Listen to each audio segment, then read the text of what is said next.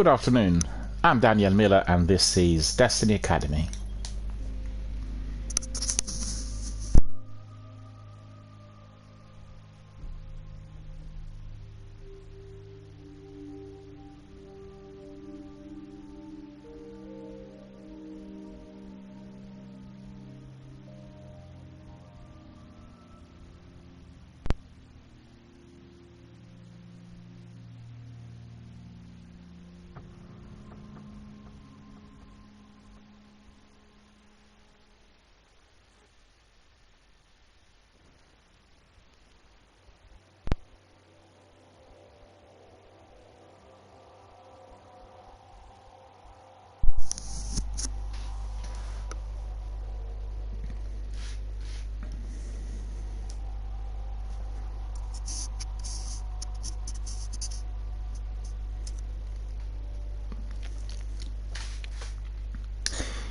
A warm welcome to all of our friends, fans, community members, participants and everyone watching us worldwide on a variety of different platforms. Thank you for joining us and thank you for being our very valued community members. Thank you for your messages, thank you for your support, and most importantly thank you for contributing to everything that we do here, and that of course includes our charitable fundraising presently for Mind, the UK-based charity that helps people who are experiencing some form of mental health problem or emotional pressure, and we are trying to raise the funds, raise publicity, and just generally make sure that everyone in our community becomes more aware of as to why these charities are so incredibly important, and in particular the charity we selected, Mind Charity UK, for the overall health and well-being of our people who live in local communities here in Britain. So very, very important to support the campaign, very important to read some of the postings, and indeed just generally to share the news and spread the word, and that is what we are going to be appreciating always the best. I'm very grateful to everyone who's already supported it so far. We had some donations already, which is obviously very early days as we had started with the campaign in the course of this month. I have not been streaming within my regular schedule for that long, so I'm very, very humbled, very encouraged and very happy to see that our friends had been embracing the new direction that the channel is taking, and we want to be as much of assistance and help as possible to the charity and also to everyone who is both involved with the works as well as those people who are their service users, because obviously any form of contribution, be it in terms of the news being shared, tweets being retweeted, postings being done on Instagram or Facebook, and obviously in particular the donations and financial contributions are going to be very, very greatly appreciated by literally everyone who works for Mind, and most importantly by the service users, because guess what, if we don't have any form of individual or group support, and if there are no donations or finance, then such charities will not be able to operate. And don't forget, for anyone who's experiencing some degree of emotional pressure, any form of assistance is always greatly appreciated, and if you are receiving professional help over a longer period of time, your life is being saved and you are taking steps in order to improve the quality of living, which is for yourself the most important thing in your life altogether, because anyone experiencing any form of emotional difficulty will feel under huge pressure to resolve that first of all, before anything else could be even considered. And I'm afraid that in our local communities these things are frequently forgotten, particularly as we are living in a sort of well-developed, highly technologized era of consumerism, and frequently people who are experiencing low energy levels or are feeling under huge amount of emotional pressure on the inside are being regarded as sort of incapable and lazy and not willing to contribute, which obviously is definitely not the case if somebody is suffering from a major outburst of depression that is causing the low energy levels. And as we've seen in recent times, these kinds of experiences can well be connected to viruses such as coronavirus that caused COVID, and then as we know we have more than 2 million people in Britain who are still suffering from so-called long COVID syndrome. And that's a dreadful syndrome because it causes various neurological and biological problems to every person differently. It means that some people will experience problems with the digestive system, others with breathing. But there is going to be quite a large number of our friends who unfortunately had developed neurological problems as a consequence of COVID infection. And these problems could vary from minor to major, could develop into very serious ME, chronic fatigue syndrome type of illness, which can be very much affecting everyone's mobility and overall cognitive abilities to do anything but simply look after their own health and invest time and effort into rehabilitation in order to get better.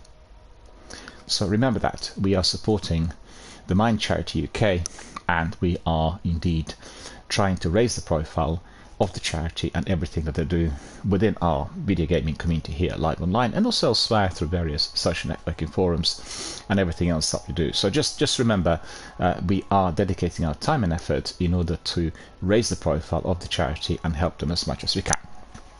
How's everybody doing today? Have you watched that Annapurna Interactive Showcase event yesterday? Well, I have to say I've been very excited to see that after so many years, must be more than 25 years, there is a company that has decided to create a new Blade Runner game. Blade Runner was one of my favorite games on PC in the 90s. I loved it. I played it extensively, and it was so well blended in within that mysterious Ridley Scott's world of that sci-fi classic, and can't just wait to see what will unravel. And what we've seen so far is definitely appetizing. I've got to say that the games like Observer and Cyberpunk in particular, they definitely have the aura of Blade Runner. So they have imported the elements and they created a world which is very, very similar. But at the same time, if you're having a game that is Blade Runner proper, then you will be more inclined to explore the open world as experienced in the film. I should say 2 films. I keep forgetting that the sequel, or the new installment, was indeed released a few years back, which I absolutely love. I've got to say, I really, really adore the film that was directed by Denis Villeneuve, and everything in it seemed just absolutely perfect, and very different type of feature to the original. It has a very different aura and a purpose. Visually, it is as appetizing, and we're just hoping that the new game will have all of that in one.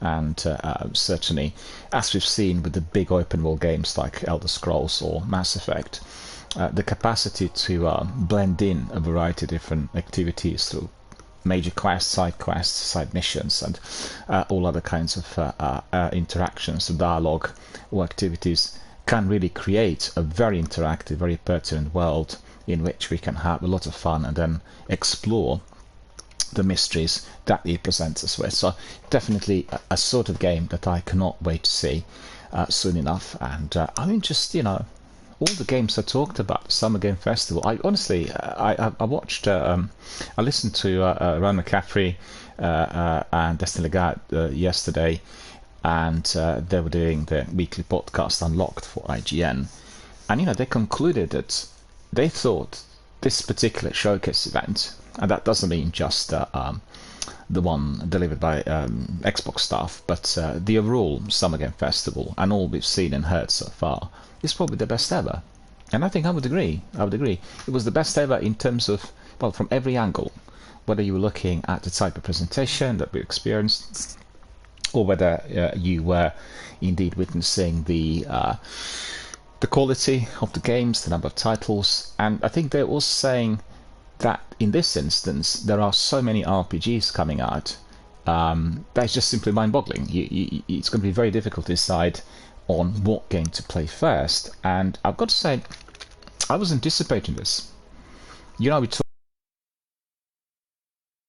RPG games for quite a while, as this became the major trend from about 2016, 2017 onwards. But I knew that the trend was going to be wearing off because it was basically blending in with a new concept. And the new concept is something that indeed had experienced in other games, but maybe not with such precision. Teams battling it out together in order to be the last team standing. I knew that the story-based elements will be prevailing eventually, and they will be coming back. maybe not within the single-player format, as we've seen with Bethesda and the games like Elder Scrolls and Fallout. I beg your pardon, I was just literally error of judgment. Fallout and Elder Scrolls, or Mass Effect, in fact. We may well have games where there will be a greater multiplayer element fully involved, and the story-driven games will always be popular and highly replayable if they're offering a variety of different interactions and choices that will create slightly different outcomes, where you can romance characters, you can come up to a different conclusion, you can resolve certain issues or conflicts within the world that you're participating in, and that is the future. I think that sort of world within the interactive multiplayer, sometimes even PvP environment. You know, the games like The Division, I thought they integrated that section where the PvE and PvP operate together in the Dark Zone so well, and I think it's been slightly overlooked. I know that we talked here on my channel several times with some of our veterans about their experience of The Division, and they all said they liked the game, but PvP and PvE in the Dark Zone in the sequel is by far the best. They just loved it because there was obviously some element of mystery and challenge presented all in one, and that is what's been seen as most enjoyable. So I think that probably is the future, and it will be down to the skills and abilities of developers to present us with such worlds. And also we probably have got to be waiting still a bit for the tech to develop, because I thought the BioWare game Anthem had that in mind, but it sort of didn't deliver. There was a problem because the tech didn't work properly, so they really jumped the gun. In fact, I think the game was released too early, and they could have spent a bit more time polishing up the story, doing the narrative, and waiting for the tech to evolve so that all these things could be fully integrated. Because obviously, if you consider a single-player game like Mass Effect, the choices will determine with the types of outcomes that you are pursuing through various bits of dialogue and interactions with NPCs, non-playable characters. When you have several people participating, the question is, how do you make this outcome to be so significantly different? Because each gamer may well be wanting to ask different questions and pursue different options. So I think with the integration of AI, this may be fully possible, and we need to wait and see how this is going to be unraveling. Because for myself, this would be a major direction, the new sort of step in video gaming taken, that will give us huge capacity for replayability and a lot more fun in the years to come. So I really look forward to it. So anyway, I certainly was very, very excited about Blade Runner and all that has been given to us yesterday through the presentation. I'll give you a rundown very, very shortly. We have quite a bit, quite a few bits of news coming in, and we really are oversaturated with everything that's happening in the gaming community. I honestly, every day I spend several hours going through the listings and the postings, and you get the major trends, like for instance the discussions about the FTC court case related to Microsoft Activision, the acquisition or the potential acquisition of Activision by the they called them yesterday $1 trillion corporate, right? I don't think I really quite like the term. By Microsoft, one of the biggest global corporations known to man, and it's very interesting that these kinds of news keep coming. And they called it yesterday in this IGN podcast to be one of the greatest, the biggest, and the most interesting soap operas that video gaming industry world has ever seen. Yeah, I mean that's true, and certainly there is a huge amount of interest attached to it, because we also want to see what the consequence, the collateral is going to be. For instance, if Microsoft have got to drop the acquisition, they will save $69 billion. And then the question is, what will they do? What will happen with the revenue? Will they be after something else?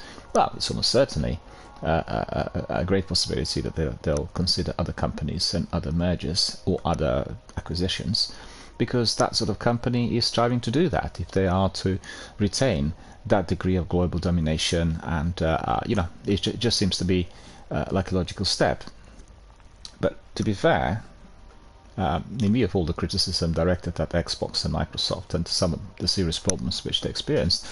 I mean, I've been following the company for quite a few years. That goes sort of spans of about 3 decades.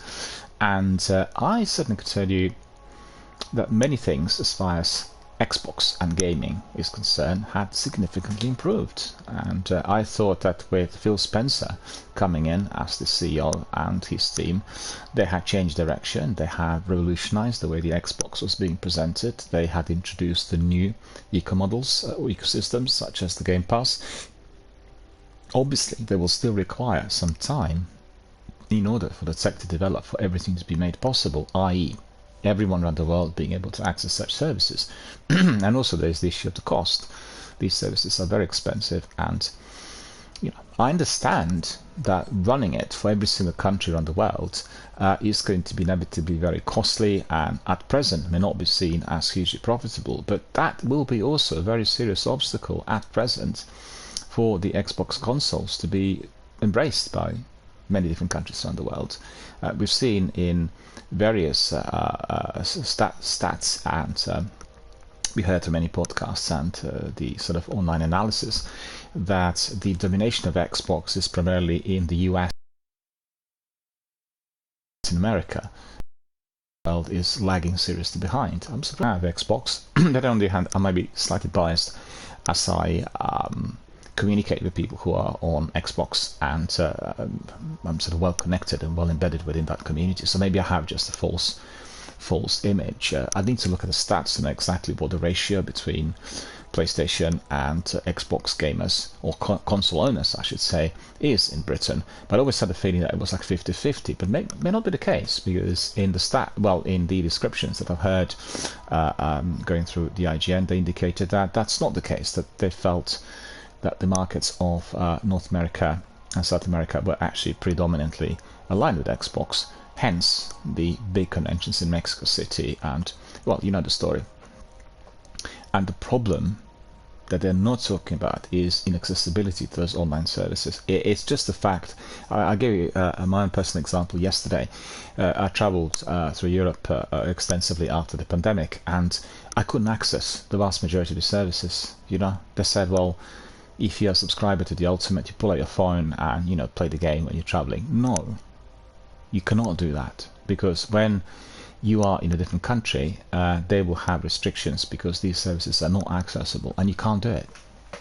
So if you spend 3-5 months elsewhere, the subscription will be completely in vain, because you are not able to access that information. You're not able to access the services. Therefore, your console is basically useless, because the console, as it stands today, is completely dependent on the access to these online services. So it is of no surprise to me that this is causing problems with sales, and as we've seen on the global scale, Xbox console had failed completely. They hold 16% share of the overall global markets, and that is astonishingly poor considering how much the console costs to be produced, and with the advertising campaigns and everything else. So obviously they have been a bit more careful with how the services are spread out, but I think it is a bit of a catch-22 situation. If they introduced the services from the word go and they resorted to a greater investment, then certainly the console would have been a lot more popular. I talked to people in sort of Hungary and Czech Republic and Austria. They're not interested. They think it's just something that belongs to the US. If we can't have the same benefits, if we are not fully accessible, the Game Pass and Xbox Live Gold and everything else, we don't have the maintenance and the support, we can't access customer support, it just seems to be completely pointless. On the other hand, it needs to be said that PlayStation do have many games that are not connected to the online services. So if you were to be purchasing a game digitally, or even you bought a physical copy, you didn't have to have that degree of online connectivity, because it is just not necessary. You play your game and that's it. But at the same time, you will not have access to the online community, and therefore you're unlikely to be able to grow your own community of participants as fast. even if you're not a streamer, you know. So there are pros and cons, and I think we are likely to see this competition still in the future, and I think we are going to be seeing very big clashes between Sony and Microsoft as they are wrestling in order to secure that degree of global domination. I think if you're looking at the sales of the consoles, PlayStation is taking the upper hand. If you're looking at the game prices and instant access to the gaming on offer, games on offer, that is certainly the ball is certainly in Microsoft's court.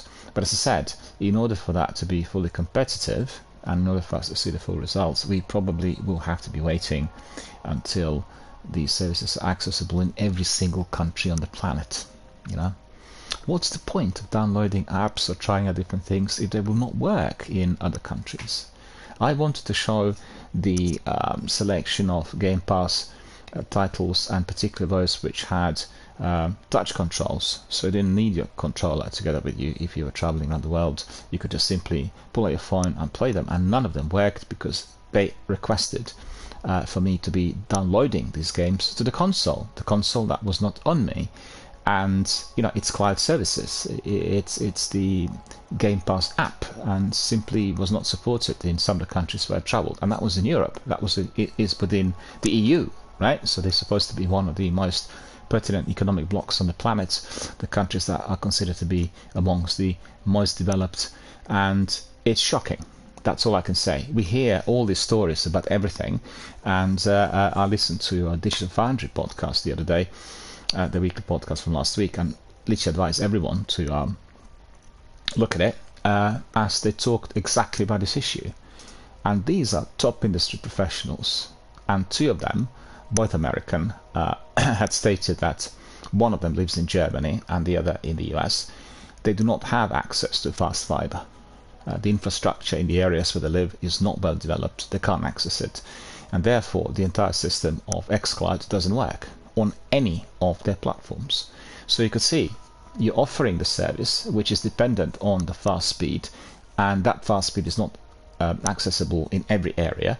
Therefore, what you're describing is something that belongs to the future. It's pure idealism. It's not the reality as it stands today. I mean, I've known of my own community members on Xbox who were absolutely outraged with the poor quality of xCloud as they played it on standard broadband. Nothing worked. You know, stuttering, crashing, they were getting booted out, the picture was constantly refreshing, the frame rate was dropping. It was just completely useless, right? And that was dependent on the speed.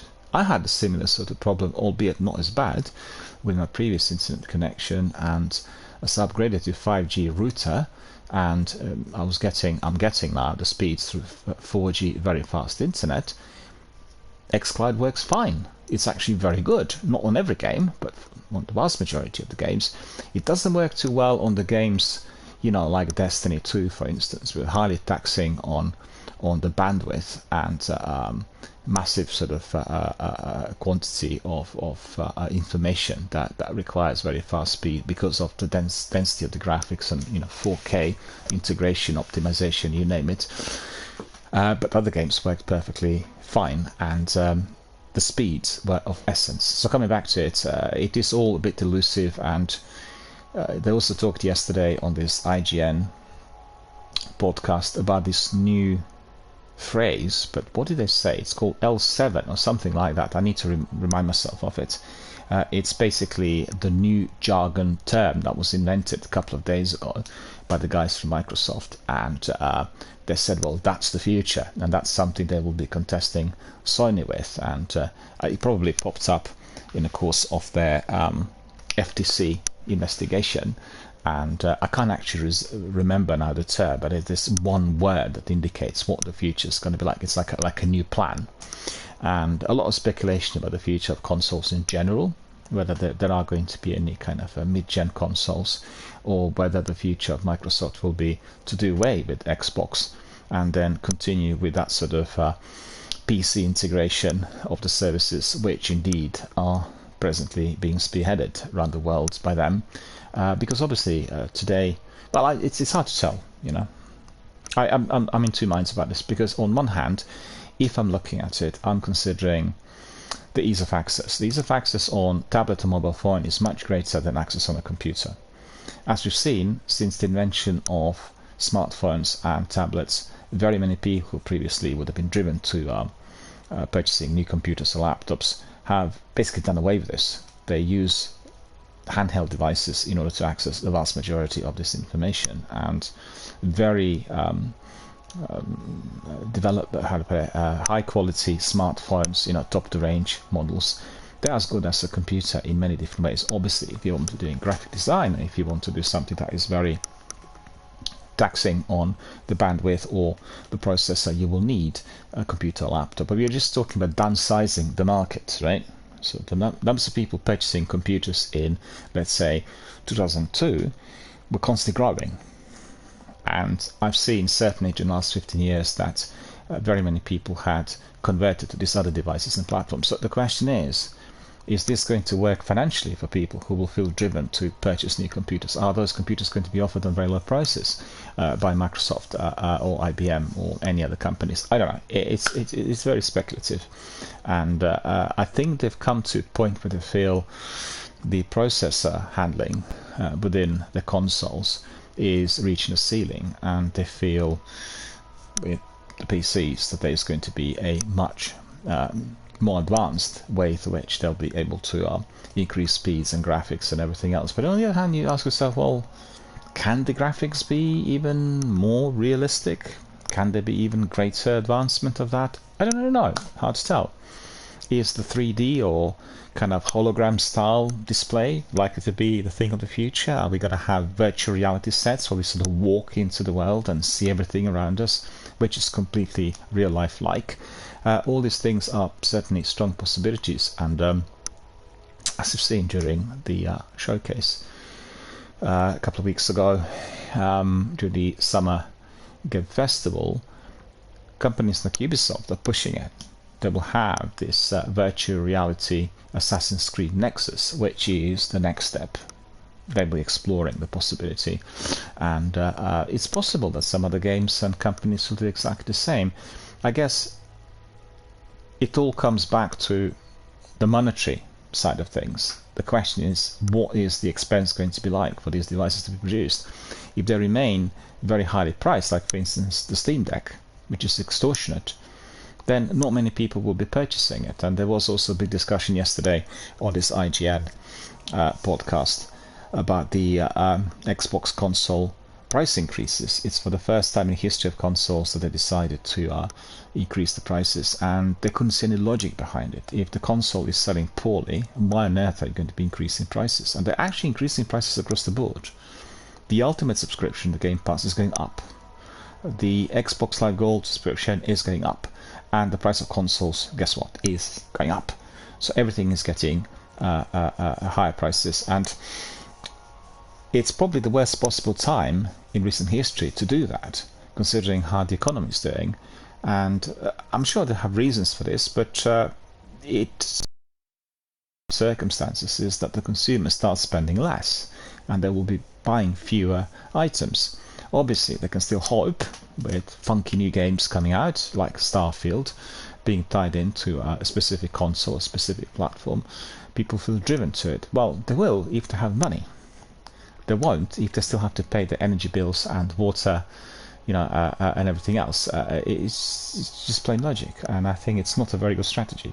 It's something that's going to blow up in the face, one way or the other, the way I see it, and it isn't going to work. Also, I find it really perturbing that out of the blue, Xbox is offering us this new Series S console, which is in this instance black, not white like the one we've had since its initiation, also on during the times of Xbox One S, and it's providing us with 1 terabyte of space.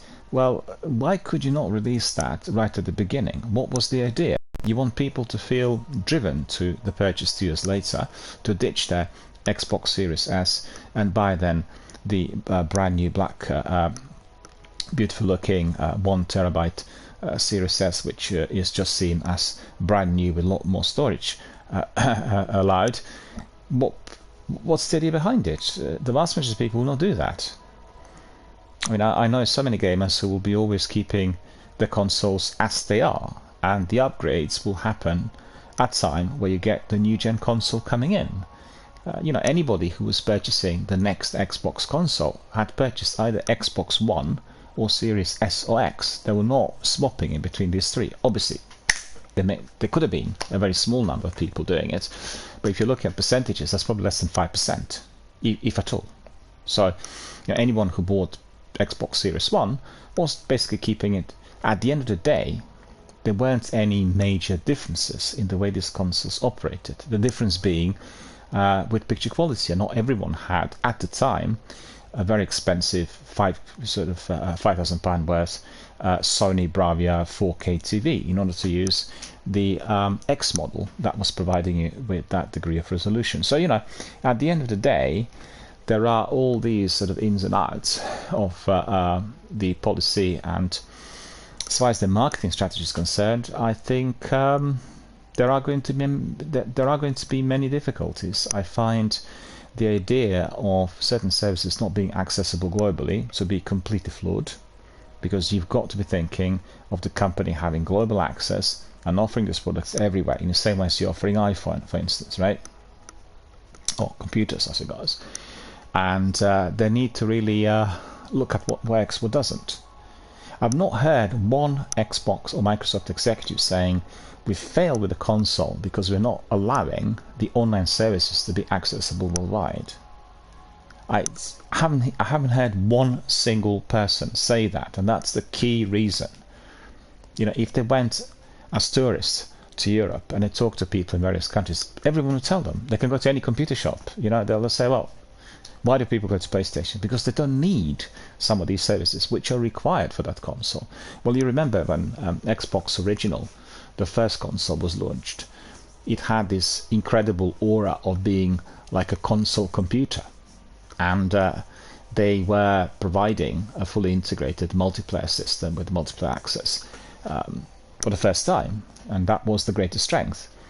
But if you couldn't access that everywhere, then obviously people would not purchase the console, and it's just plain. But I know I'm sort of ranting about this, but I'm a bit sort of under the influence of what I've heard yesterday in those podcasts, and also watching Annapurna presentation. I was just thinking, well, if you had Blade Runner as an exclusive tied to Xbox, then many people in the world will not be able to play it because you can't access these services through Xbox Live Gold, which incidentally is not operating in your country. Anyway, so these are just some sort of thoughts which I've had about some of these big news that have been coming in, and I think generally when you look at everything that comes in overnight on the wires, it is sectioned in between maybe 2 or 3 major news that are trending.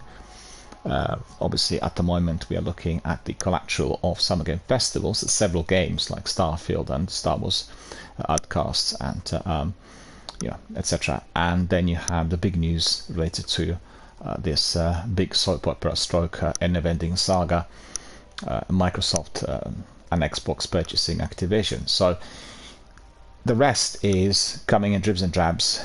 All types of news related to indie games and various other titles. So it's quite an avalanche of information, and I think it's becoming more and more difficult for us to keep tabs on what's actually happening. And every single day I discover a title or developer that I've never heard of, which would have been unimaginable in the past. It's just like a limited number of players. But today, the number of those people is almost infinite, and it makes it very difficult to remember everything. And most importantly, it's difficult to consider what is actually giving you that degree of potential. And that's the problem, I guess, present in other entertainment industries, most notably in music and film. And we just have to keep reading and then selecting. And what I do is I provide my readers and my followers with kind of curated news on Twitter. And these news generally have been very, very popular. The only thing is, as I keep posting lots of everyday news, many people depart from the platform because they do not want to be receiving the same number or very large number, like an avalanche of information on the daily feeds. And that has been a bit of concern for myself, as obviously I run services which are linked to myself being a very small streamer compared to the big guys. I mean, nobody is detaching from the Variety or the Hollywood Reporter or the IndieWire, you know, the big magazines that keep throwing in a lot of information. But what I did spot recently, and that really surprised me, and I find that to be really bad, like a really, really unacceptable. Every one of these hubs had become now aligned with the idea that the important news you will be pronouncing 3 to 4 times a day. So they have a limit on how many times you can post exactly the same content. And I've seen that some companies didn't even bother to rewrite a tweet. Like IndieWire are offering the same interview under 6-7 different formats in the course of the day. So when you look at it, you don't even realize the interview.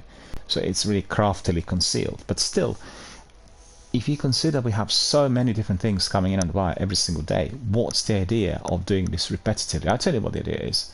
They want to draw attention to the most important news, and they want as many people as possible to read those postings and then join their community. And by doing so, they're just defeating the purpose. You want to have a variety of content.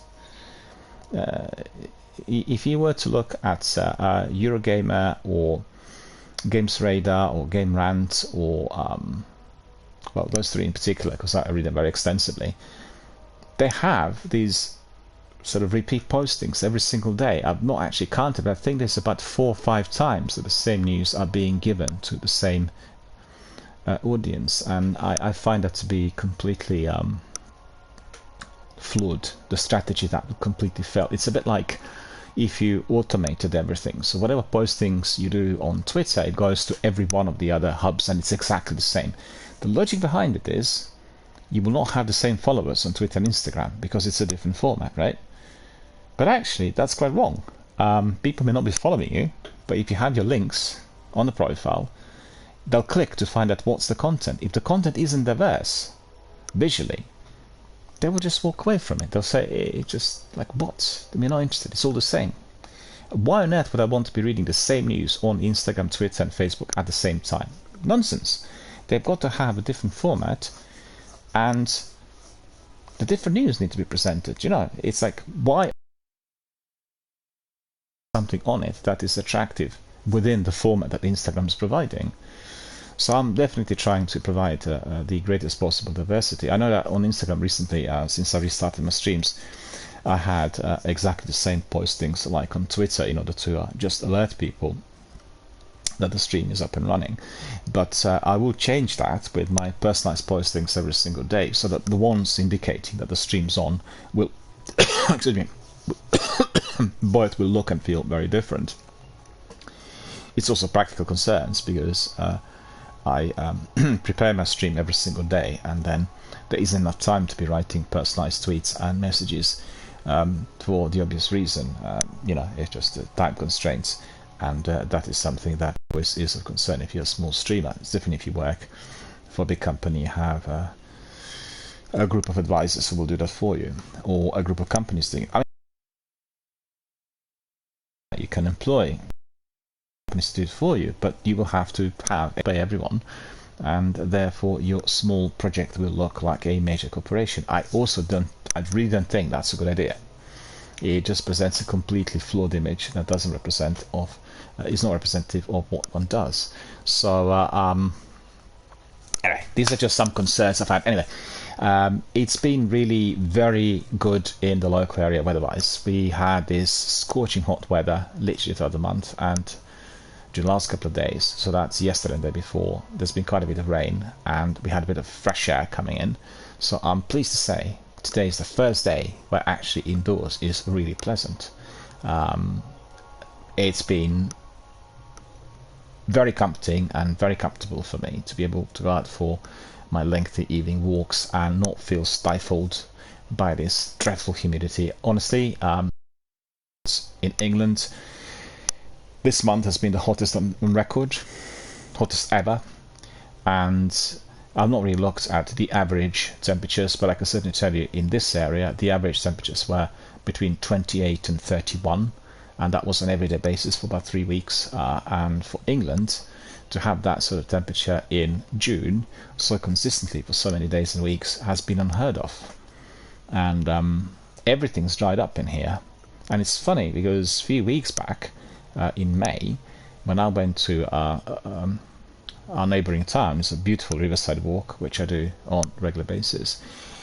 This was 2 or 3 days after we sort of concluded with that cold, rainy weather that was persisting for several months, and everything blossomed. I've never seen, honestly, in 1 week, or I should say within 1 weekend, so many beautiful flowers and trees and fields. It was absolutely astonishing. I don't know whether you watched John Bowman's Excalibur, but you have a sequence in there where King Arthur kind of pulls himself together, and he gets brought back to life.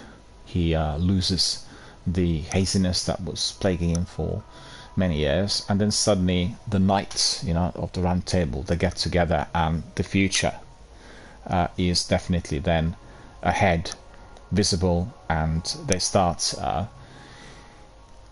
trekking across the country, and wherever they go you have all these trees that blossom and the flowers and everything, and it was exactly the same sort of picturesque, scenic, picture postcard type of environment that I walked through. It was incredible, taking loads of photographs.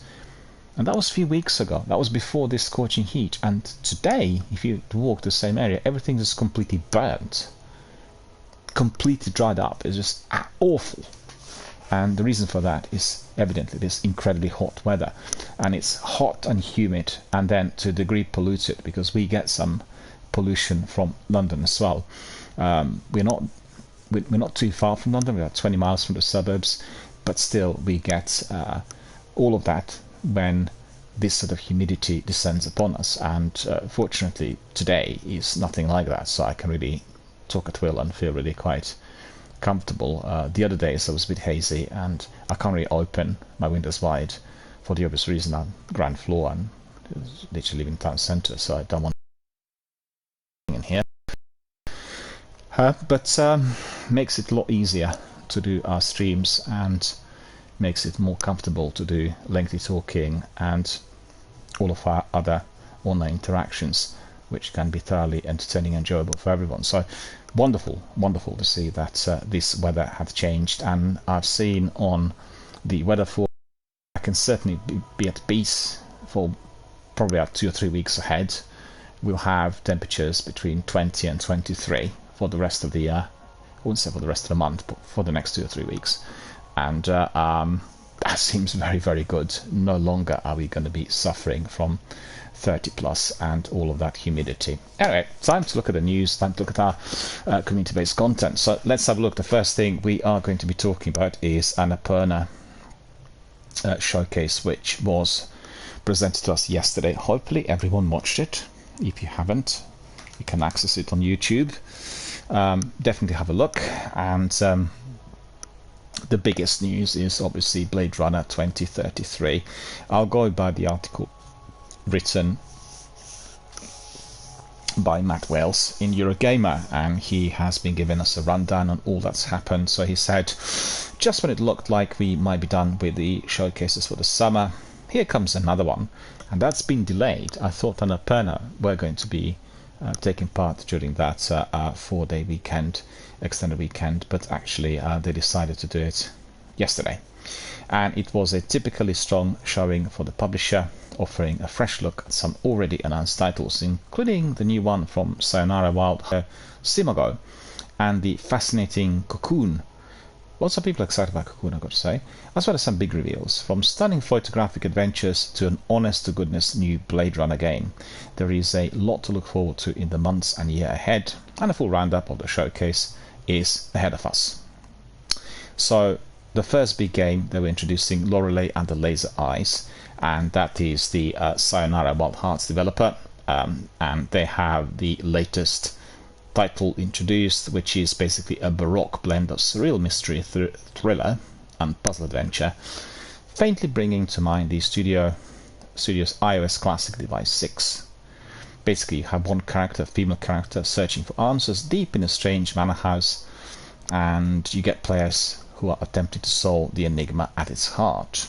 So no release date, but it looked very, very good. You can also access it through my Twitter, so anyone who is listening to me giving you these descriptions, just hit the button and go to my Twitter, and there's this article that I indeed have posted already, imported from Eurogamer, and you can obviously see the trailers at the same time as you're listening to the news here on my channel. One of these biggest hypes created in recent months was about Cocoon, and this is the work of Geometric Interactive, Studio and Inside lead designer Jeppe Carlsen. Adventure that will see players exploring multiple strange worlds, and those manifest as a hierarchical parade of orbs within orbs. Guess what? Within orbs. A bit weird one to explain, and the guys from Eurogamer were very much in awe of what they saw during the Summer Game Festival, and the release date for Cocoon is the 29th of September, and it will be released across the board on all platforms. Lush Foil Photography Sim is the game produced and developed by Matt Newell's newly unveiled Lush Foil Photography Sim, and that's the name that is definitely requiring some attention. This is pretty much exactly what the description tells you. Arming players with a camera, then setting them loose across some stunning landscapes, and then from snowy mountaintops and misty glades to weird beaches and rainy streets. These objectives are to be completed, and then you get the rewards if you are producing a very, very good snap. So that's going to be releasing on consoles and PC. They have not given us the date, so remember that. Lush Foil Photography Sim, if photography fan, if you take photographs by yourself when you stroll, and definitely a game that I'm interested in, being in my past life also a professional media photographer. I've done lots of things in my life, so it's not just like one thing, and I'm definitely curious about how this is going to work. I also take a lot of screenshots of the games that I'm currently playing, and have a huge selection on consoles, and from time to time I share some of them on Instagram and Twitter, so definitely pop in and have a look. In fact, I've shared quite a few screenshots and clips that are linked to our Destiny activity of late, so make sure you go to my Twitter and have a look at the clips.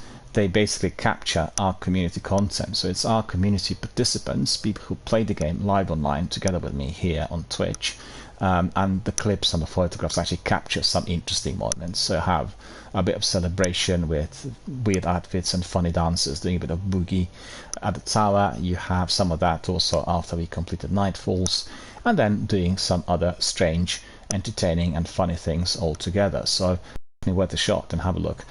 It's the new thing on my Twitter. I'm giving you a selection of about half dozen every single day, and there'll be a mixture. Some will be giving you the description of maybe newly acquired kits. In fact, I talked about Khepri Sting, you know, the gauntlet, the exotic gauntlet, which I think is really cool. It looks good because it's got an insect there on your arm, and it gives you some special abilities, and very, very useful if you are doing Nightfalls and Sievas. So you get some of these things introduced, and as I said, completely blending in with the rest of our community content. And we want as many people as possible from our community to actually get involved. I want some of our community participants to give us some words on Reddit as well, because Reddit is the platform where you are communicating directly to the developers, and they're very interested in what people have got to say. You know, so it's very important that everyone who is dissatisfied with Destiny to actually communicate that through Reddit and the main dedicated thread on it, because guys from Bungie and the guys working on the game are reading this every single day, and they're taking it fully on board. In fact, if you're questioning whether that's relevant, but I'm just pulling it out of a hat, Todd Howard was doing several interviews last week. Todd Howard is the big CEO of Bethesda and the game director of Starfield and Elder Scrolls, and he said everyone in the industry, everyone, listens to Digital Foundry and reads Reddit. So everyone who is in the know, who's creating games, is actually paying attention to what is being said there, because that is in the know. This is what, you know, this is how the gamers, the worldwide audiences are actually experiencing their products, and this is the way the community is breathing, and that's fundamental. So don't think it's ignored.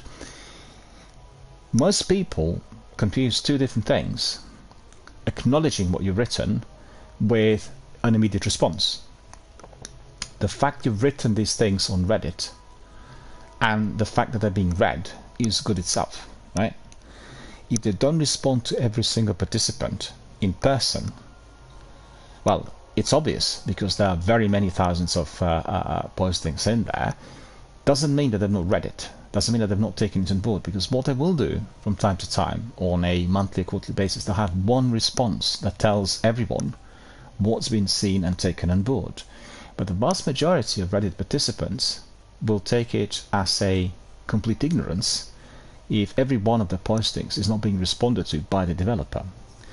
The developers do not have such resources, to be responding to every single posting. And there's been a big article yesterday, I've got it here, I'll read it a bit later, on Destiny, the game thread. So it's a dedicated Destiny thread on Reddit, at which one of the community members was asking questions. Well, what's happened to community management? Since we had a reshuffle, there's been absolutely nothing coming our way from Bungie, and community management just completely evaporated into thin air. I don't really think that's the case. I think that's taking it too far. They've changed their policy on how these things are being integrated within Bungie, and also how they're responding to whatever comes from the community. And they've got to, I guess, they're balancing on a fine line between pleasing everyone and then taking certain decisions which are incorporated within their present day and age budgets. These games cost a lot. Destiny is a very expensive game, and people forget that the maintenance and everything else is very costly. We all have problems with our energy bills at the moment. Just think about the energy bill for Bungie. Just think about it. The quantity of computers they have, the number of people that work on those computers, it's through the roof, and they work 24/7. They have 3-4 shifts a day. They never stop working on the material that is integrated within this massive Destiny universe. So what I do is I can obviously raise certain concerns which raise certain concerns which come from the community, i.e. the kinds of policies and moves that are upsetting very many gamers. But at the same time, I'm also asking everyone to be a bit more understanding, because what we're experiencing in our day-to-day life is also experienced by the corporations and the big business, and it has got to be fully understood. I think if there is one thing that will be affecting the future of Destiny, will be the cost. They will be looking at the overall cost and what revenue they have been able to make. The idealism of the concept will do it forever, and this world is going to be kind of rebuilding itself and presenting you content always. Is fantastic. I really look forward to it, and I really want to see it. But if the cost is far too great, if they don't have the resources to do it, there are going to be problems. And we have seen, certainly in recent months, and say probably within the last year, that the number of the regular gamers has been significantly dropping within the arena. And there are many reasons for, as to why that is, but that is the fact, and they will be reassessing these kinds of issues. Anyway, I've sort of digressed a bit from Annapurna Interactive presentation. So the next game I was to introduce to you is 2AT, and so that's another new game. This time is from Keita Takashi, and he's well known as the creator of Katamari Damacy. So this is a bit of an episodic 3D adventure. Starts with an off-the-wall premise, which is typical of Takashi, introducing players to Teen, a young protagonist perpetually stuck in a T-shape, goes about a daily life in a small coastal town with help from the dog and his mother. It's being made in collaboration with Able Gamers, and it's coming to Xbox One, Series X and S, Game Pass and Steam. Looks like a... And then we have Ghost Bike, so that is another game coming from developer Messhoff, and that is a sort of stylized cycling adventure. I've got to say I've played a few cycling games, and they can be very interesting. They can be very similar to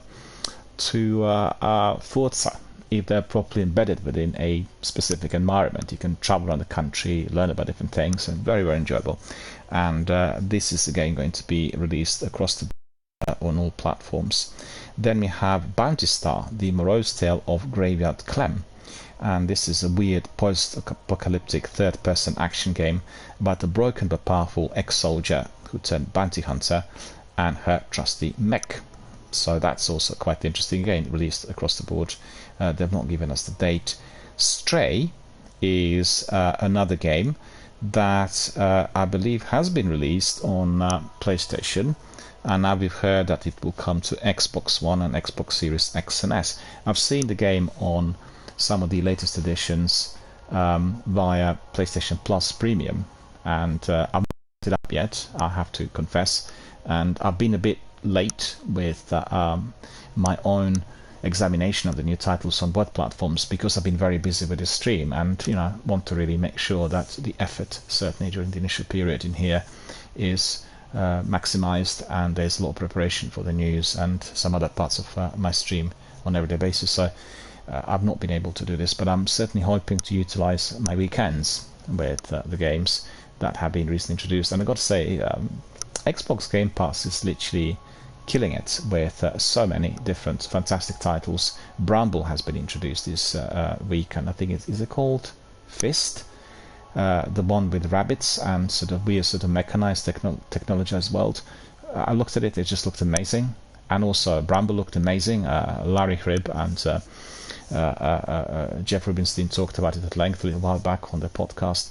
So so many games to try, and I have a system by which I play like one big massive game, like Mass Effect Legendary or Elder Scrolls Online or so, as my kind of core activity in a week. And then I have Destiny, of course. Destiny 2 is a massive game that needs a lot of exploration and time spent on various tasks.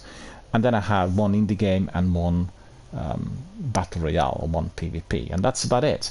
So I can just quickly skip through various titles to see what they're like, to get the flavor of what these games actually are likely to offer.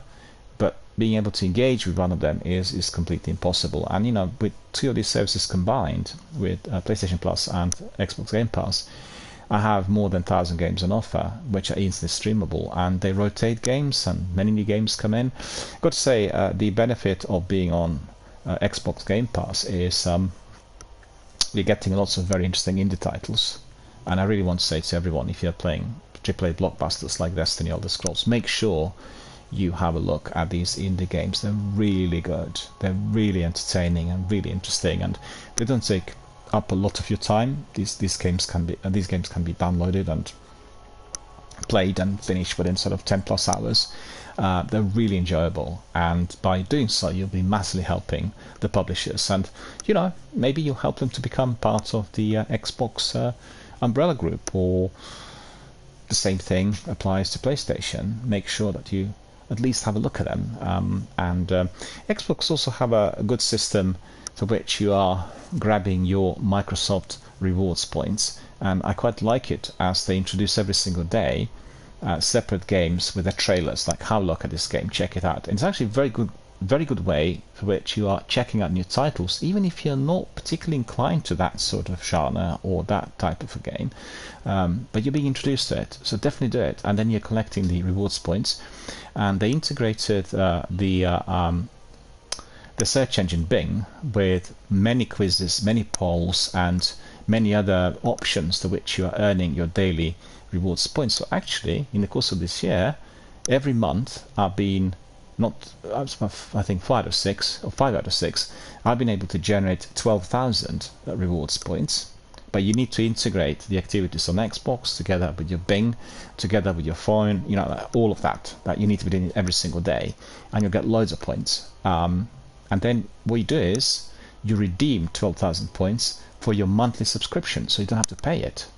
And that's hugely important, because if you consider that I'm paying £11 a month otherwise, so that would be, let's work this out, 110 plus roughly about £140 a year, and let's say if I manage to get 12,000 points 10 times a year, then I saved more than £120. So that's fantastic, and very highly recommend to everyone. Don't ignore it, don't skip it, because it's not about the sales alone, it's also introducing interesting games. they are basically giving you different types of options for you to explore what's on the Game Pass and what these stores is offering. You don't have to buy anything, just have a look. And they also coerce you into playing certain games. They'll give you maybe 250, 500 rewards points if you are completing a certain task within the game. 3 achievements, completion of a particular task, elimination of certain enemies, etc. And I've got to say, I've gone in for a few games that I actually didn't want to play. And I've gone in there just because I wanted to get my rewards points. And then I discovered the game's actually really good. It's really worth coming in and having a look. So I've become really warmed up to the idea of exploring the Game Pass and everything that's on offer through Xbox via the rewards app or anything else which they offer within that system. So, definitely highly recommended. Anyway, so Stray's coming to Xbox, and they said it will be there on the 10th of August. Thirsty Suitors, developer Outer Loop, is giving us this game. It's a wonderfully vibrant action-adventure RPG, and you have a game about immigrant culture, resolving relationships, family pressure, and expressing oneself. Again, out on all platforms. They have not confirmed a date. Storyteller, the delightful narrative puzzler from developer Daniel Bemengwai, released for PC and Switch back in March, challenging players to build a coherent yarn. Annapurna has now revealed Storyteller will now be available to play as part of a Netflix subscription. So if you are a Netflix subscriber, you'll get it for free on the 26th of September, and that is basically its mobile, which will coincide with the release of a free update on all platforms. So it's going to be on Netflix. You've heard that Netflix and YouTube are going down the route of integrating many mobile games which are instantly playable. So some of these games are very, very good, and I played a few on my mobile. I just don't like playing it on that small screen, For me, gaming is all about the full experience, the big screen, the big size picture, the fully immersive environments. To be fair, we can connect our phone to our TV sets today, and either by wire connection or any other means, and then we can play it also on the large screen. So definitely worth exploring and investigating. I played, what was it called?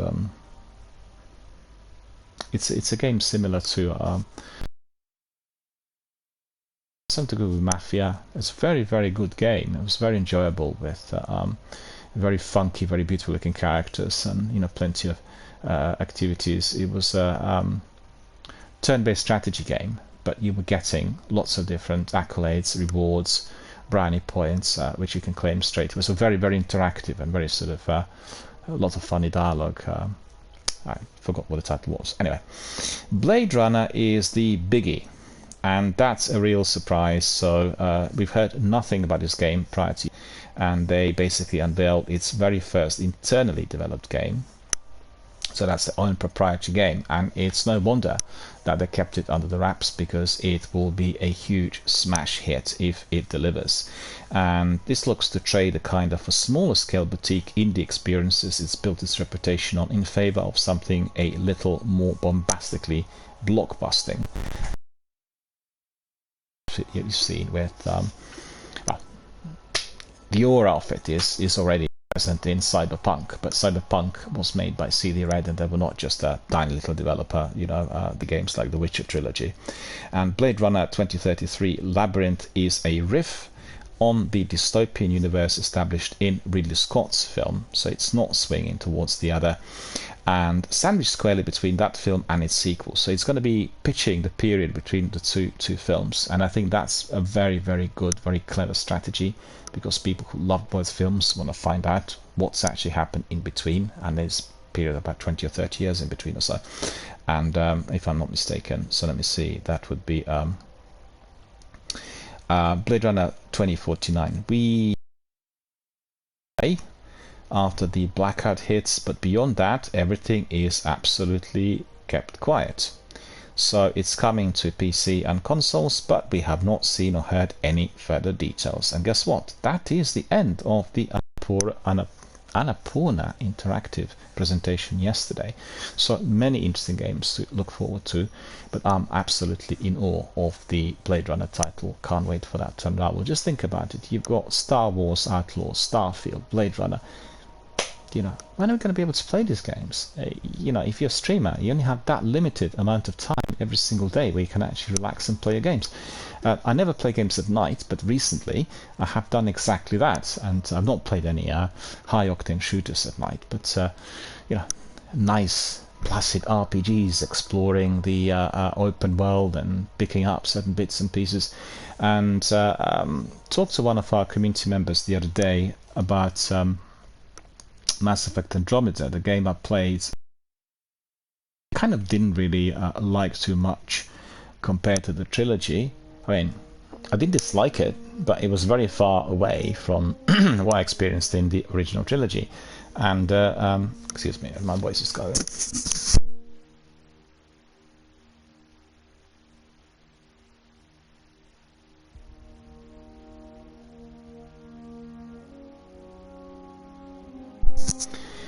The first thing I noticed was that they integrated the concept of open world, which had a multitude, I'd say almost like an infinite list of tasks. And you will know from any other BioWare game, when you are talking to the NPCs, the non-playable characters, they're frequently unlocking extra content. So it's a good idea. Yeah, the perspective on Andromeda is definitely sound, but it didn't really blend too well. You look at the new map, you come to a new planet, and you have so many tasks which are so mundane: collecting minerals, looking for some relics in secret sites, looking for some extra stuff, which is likely to be used for something within the game. And there's so many of these. They're so arduous. And then the biggest problem I had was this dreadful vehicle that you've got in there. This dreadful vehicle. We all complained about Mako in the original trilogy because it was a bit crude. So they really should have known that creating a new vehicle should have been a lot more flexible, a lot more adaptable, all-terrain type of vehicle. But in this instance, it's a vehicle that actually can't go uphill. So what do? And then you sort of dip into a hole and you can't get out. And you're stuck in there. Unless you are saving all the time, you need to replay the whole section. So that was incredibly infuriating. I thought it was a mismatch between the main story and the narrative of the main story and all these minute tasks. It blends in reasonably well with the dialogue, but it feels disjointed. When compared to the games we had from Todd Howard's team, like Elder Scrolls in particular, you have a multitude of tasks. You can pick up all sorts of different sub-quests and side missions, but they always blend in well. You don't have a feeling that you're walking through the wild and there's like nothing going on. You're just literally legging it for many kilometers, many miles, in order to get some completely irrelevant minerals. And then the problem with Mass Effect is they try to integrate the modding, and I'm talking about Andromeda.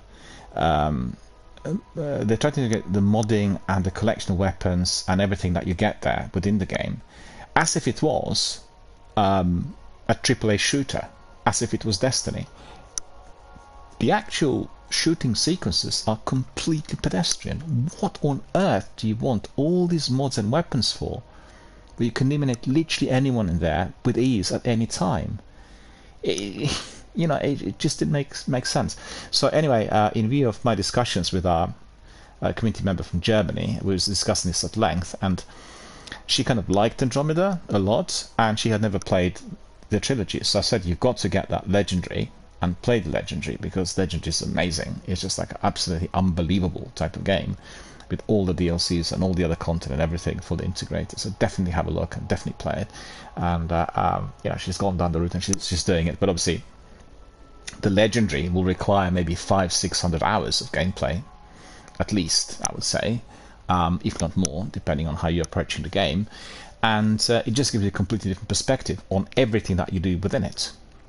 I mean, I didn't find in Mass Effect Trilogy anything which was just completely pedestrian and mundane.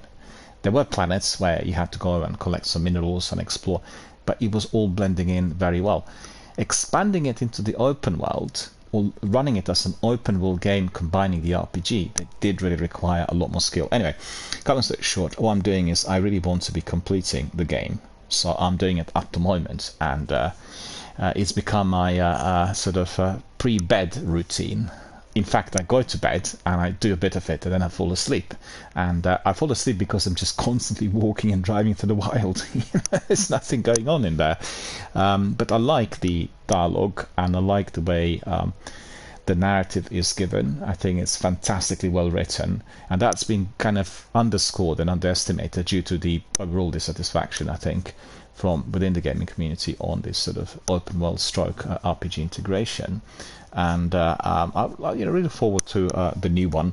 In fact, as we are talking about the new one, I have some news on Mass Effect, and we've heard from Games Radar today that they're asking us, well, just imagine if you were to be playing various characters in there, and we heard that the Mass Effect 5 is steered in a spectacular way, and they think, the guys from Games Radar, it needs to learn from Dragon Age Origins. Well, I agree, because the first Dragon Age Origins, the first game of Dragon Age series, was phenomenal. It was just absolutely pristine, and you could see how, for instance, for that game they imported the concept of Mass Effect into the environment of Elder Scrolls, but they made it so original. The characters are so different to Elder Scrolls guys, and I really loved these funny characters with their puns and misdemeanors and silly things they do. Very, very highly entertaining. You can always replay it. Also, it's a massive big game. If you were to purchase the game with all the DLCs, it's massive. I mean, you can play several hundred hours, and you always get extra content, and you can unlock extra missions. Just remember, if you're a BioWare gamer, if you're entering that one, make sure that you don't rely on the cues that you're getting from the menu. Just make sure you walk everywhere and you talk to everyone. More characters you talk to, greater the number of quests will be, and you'll be unlocking sometimes secret missions or secret side quests, and everything will be affecting the overall outcome in the game, and that is what makes it so thoroughly enjoyable. And I've done it several times. I'd rerun on certain sections of the game, always interesting. I was like, oh, hang on a minute, I've not seen this before. Oh, have I actually played this? Has this been present before? In fact, that was my experience of both Mass Effect 2 and Mass Effect 3. Mass Effect 1 was pretty much similar to what I've done on the original game during its release, but for the sequel and for the third installment, there have been different outcomes in the course of the gameplay, because I was pursuing, I guess, a different character or a different sort of perspective on certain. I definitely felt that replaying Mass Effect 2 on Legendary was like playing a new game altogether. I did recognize some story missions, but overall it just felt like a completely different game. So that's the beauty of BioWare's Mass Effect, and certainly the beauty of its own capacity to be replayed. Anyway, let's have a look at what they said through Games Radar. They said, with Mass Effect 5, well, we all should be now ready to move on from Commander Shepard. Well, Commander Shepard was not in Andromeda, but he still always had this aura of N7, because the protagonist's dad was aligned with N7, so you always have this sort of remnants of the old world, and you also had remnants of some characters, like for instance Liara Sony. She is being seen and heard in Andromeda as well. So the guy who's written this, actually I should say the lady who's written this, she said, as a diehard fan of the series, it takes a lot of me to actually write those words down, let alone admit it, because obviously everybody loved Commander Shepard. But she says, well, following the iconic protagonist's journey across 3 games, we are given the chance to form a solid and endearing attachment. Absolutely, I completely agree with this. At this point, I feel like I've been through so much with the cast of Mass Effect, both in terms of the events of the trilogy and the way the series has helped me through difficult times in my own life. Well, you see, that's very important. Obviously, this channel is supporting charities and mental health, and I think this is one of the greatest values of the RPGs in general. They are really created to create an environment where people can feel completely at home, and they will be also then exploring all different sections, different layers of the story, and they will never feel alone. You know, you can connect with Twitch channels with somebody streaming Elder Scrolls, and you can connect with gamers and the community members, and you kind of move on, you move forward. And if you're experiencing a difficult patch in your life, first of all, you enter a fantasy world where you're going to be detached from everyday ills, and then you go to Twitch and you talk to other community members and you become very socially interactive and very engaged, and it just changes perspective on everything. And I think it's absolutely wonderful. So great to see that she's writing about that as well. And I feel like I've been through so much with the cast of Mass Effect, both in terms of the events of the trilogy and the way the series has helped me through difficult times in my life. My Shepard will forever claim a corner of my heart, but with a new Mass Effect game on the way, recent news has once again got me thinking about the direction of the next installment. So BioWare has given a very small update on Mass Effect 5 as part of a blog post about the development of Star Wars: The Old Republic, and alongside confirming that the next Mass Effect game is still in pre-production. There is also mention team of veteran storytellers who are bringing the deep franchise history forward in a spectacular new way. The new way it touches on could mean any number of things, but she says, I can't get away from one particular idea I would love to see realized, and that just is basically it happens to draw from Dragon Age Origins and Dragon Age Inquisition.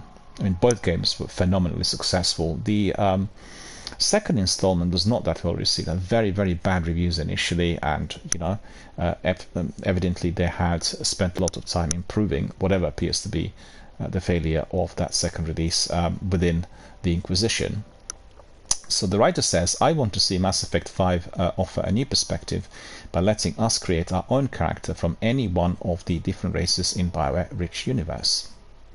And the return of Shepard in Mass Effect 5 has been a topic of debate and discussion since the teaser trailer revealed first dropped back in 2020. Liara picking up a piece of an N7 helmet set fan theories ablaze about perhaps Shepard's presence and whether or not they will be a playable protagonist. All we can do is speculate, but as time goes on, I find the idea of playing as someone new far more appealing. I absolutely agree.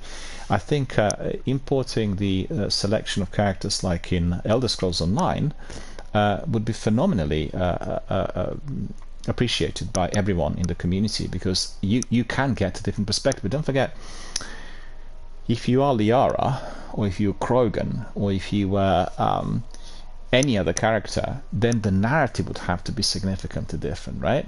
Because you would be triggering off a different sort of outcome. You trigger off different sorts of reactions from various characters and NPCs who you meet throughout the game. So it would be really massively massive, if you know what I mean. And that's not impossible. We've seen also that the outcomes were significantly different if you played the trilogy, Mass Effect trilogy, as male or female Shepard, right? So what you got was different. And I think, considering that we moved on technology-wise, and there are other options available or at the table for the developers, this certainly could be seen as an option. And I just wonder whether they can introduce the multiplayer element, you know, like we've got here in Destiny. But I don't really understand how this would work really with the story, whether they would require like AI integration or something. Do you know what I mean? Because we can have characters who are obviously different, and different people can be a 3-piece or 4-piece or 5-piece or whatever, but whether they would be getting a different sort of outcome through the narrative is certainly the question mark for me. I don't know. I need to talk to somebody who is in the know, who'll be able to tell us whether this is presently possible. But certainly I foresee that in the future. I've had quite a lot of talk about the AI integration within the gaming concept, and I think with the capacities and possibilities that this might open, that may be certainly one of those solutions, but we'll have to wait and see. So it was all about that helmet that Lara picked up, right? And I agree with her. I think I want to be playing different characters as well.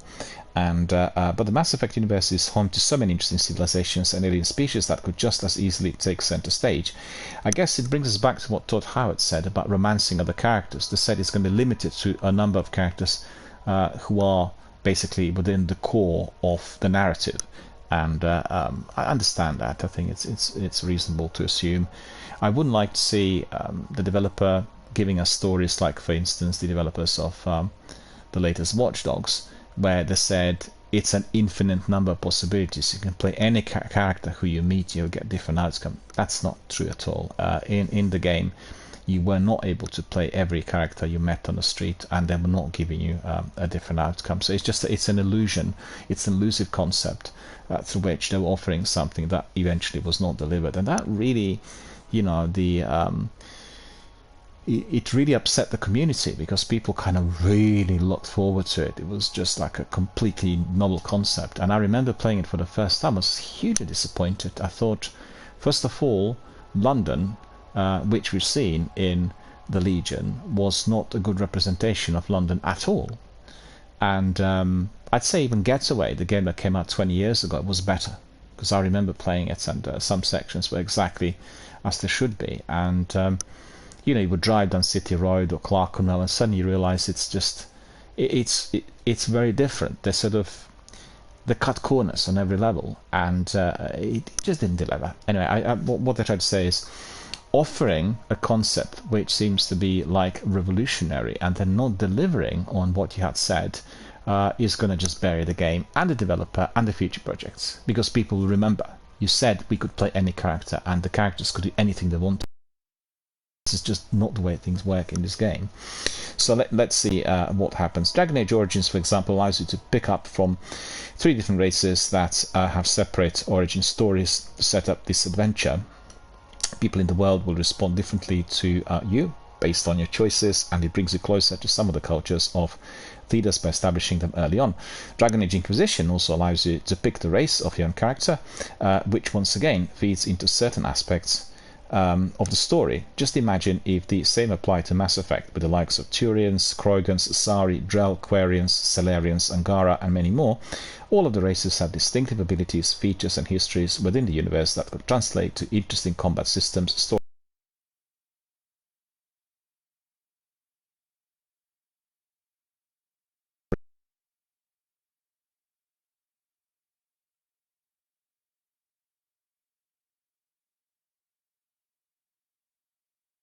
game. We can choose from all these characters, and they can have different abilities, and they can do different things. Also, customization of these characters and being able to play them with maybe some of your mates would be of huge interest to everyone. So, we can fantasize, but I'm sure that BioWare team are very seriously considering the latest options on the tech side of things, and also reading these articles very carefully, because they have been very, very disappointed with that Andromeda reception. I don't think the game is as bad as described, and I don't think it had failed on every level. It just felt like the game that was unfinished, the game that was still evolving.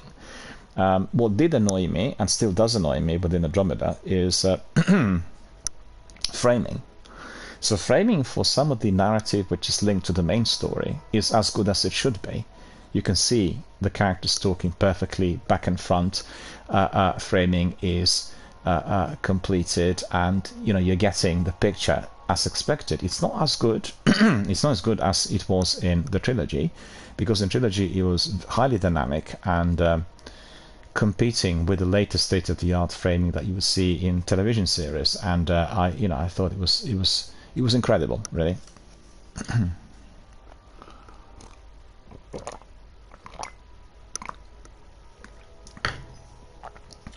What happens in Andromeda is that as you're walking around the open world and you're approaching different characters, the framing is appalling, and that's all caused by the engine, allegedly. You can see just the space in between 2 different characters, and they're at separate corners of the picture.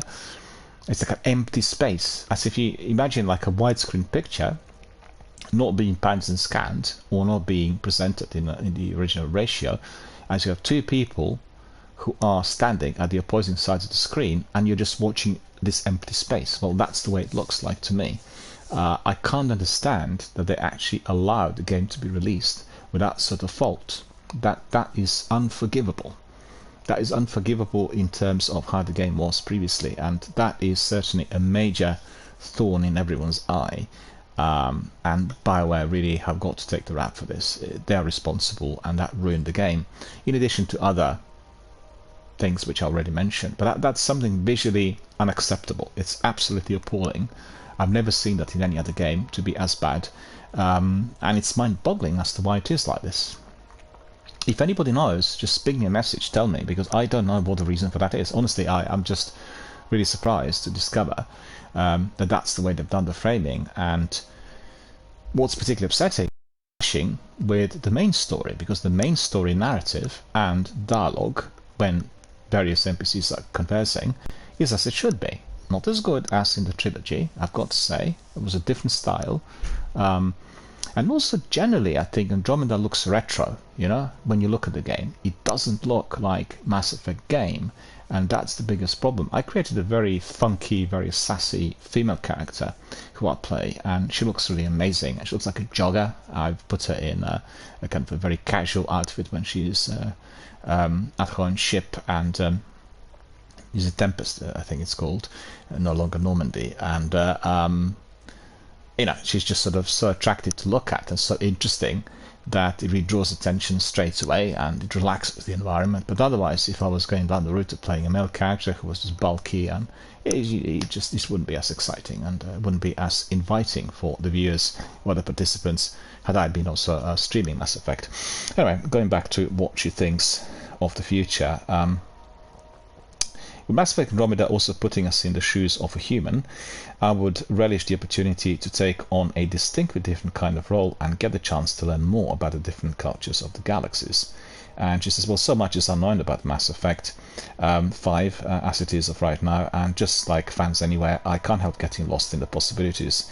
And however, the spectacular new way takes shape to bring the series forward, and she says, well, I just can't wait to see more of Mass Effect. I agree, and I think all of that is highly speculative because all of us are just wondering what the future will bring. I'm quite certain that after 2 flukes and 1 disastrous release, I say 1 fluke, not a good description, after 2 unsuccessful releases of Mass Effect Andromeda and Anthem in particular, BioWare, the head is on the block. You know, they have got to deliver with the future installments of Dragon Age and Mass Effect, and if there is a serious problem where there's something backfiring, the studio will be basically sent to oblivion. So they really got to spend time working on it and making sure that everything is as it should be.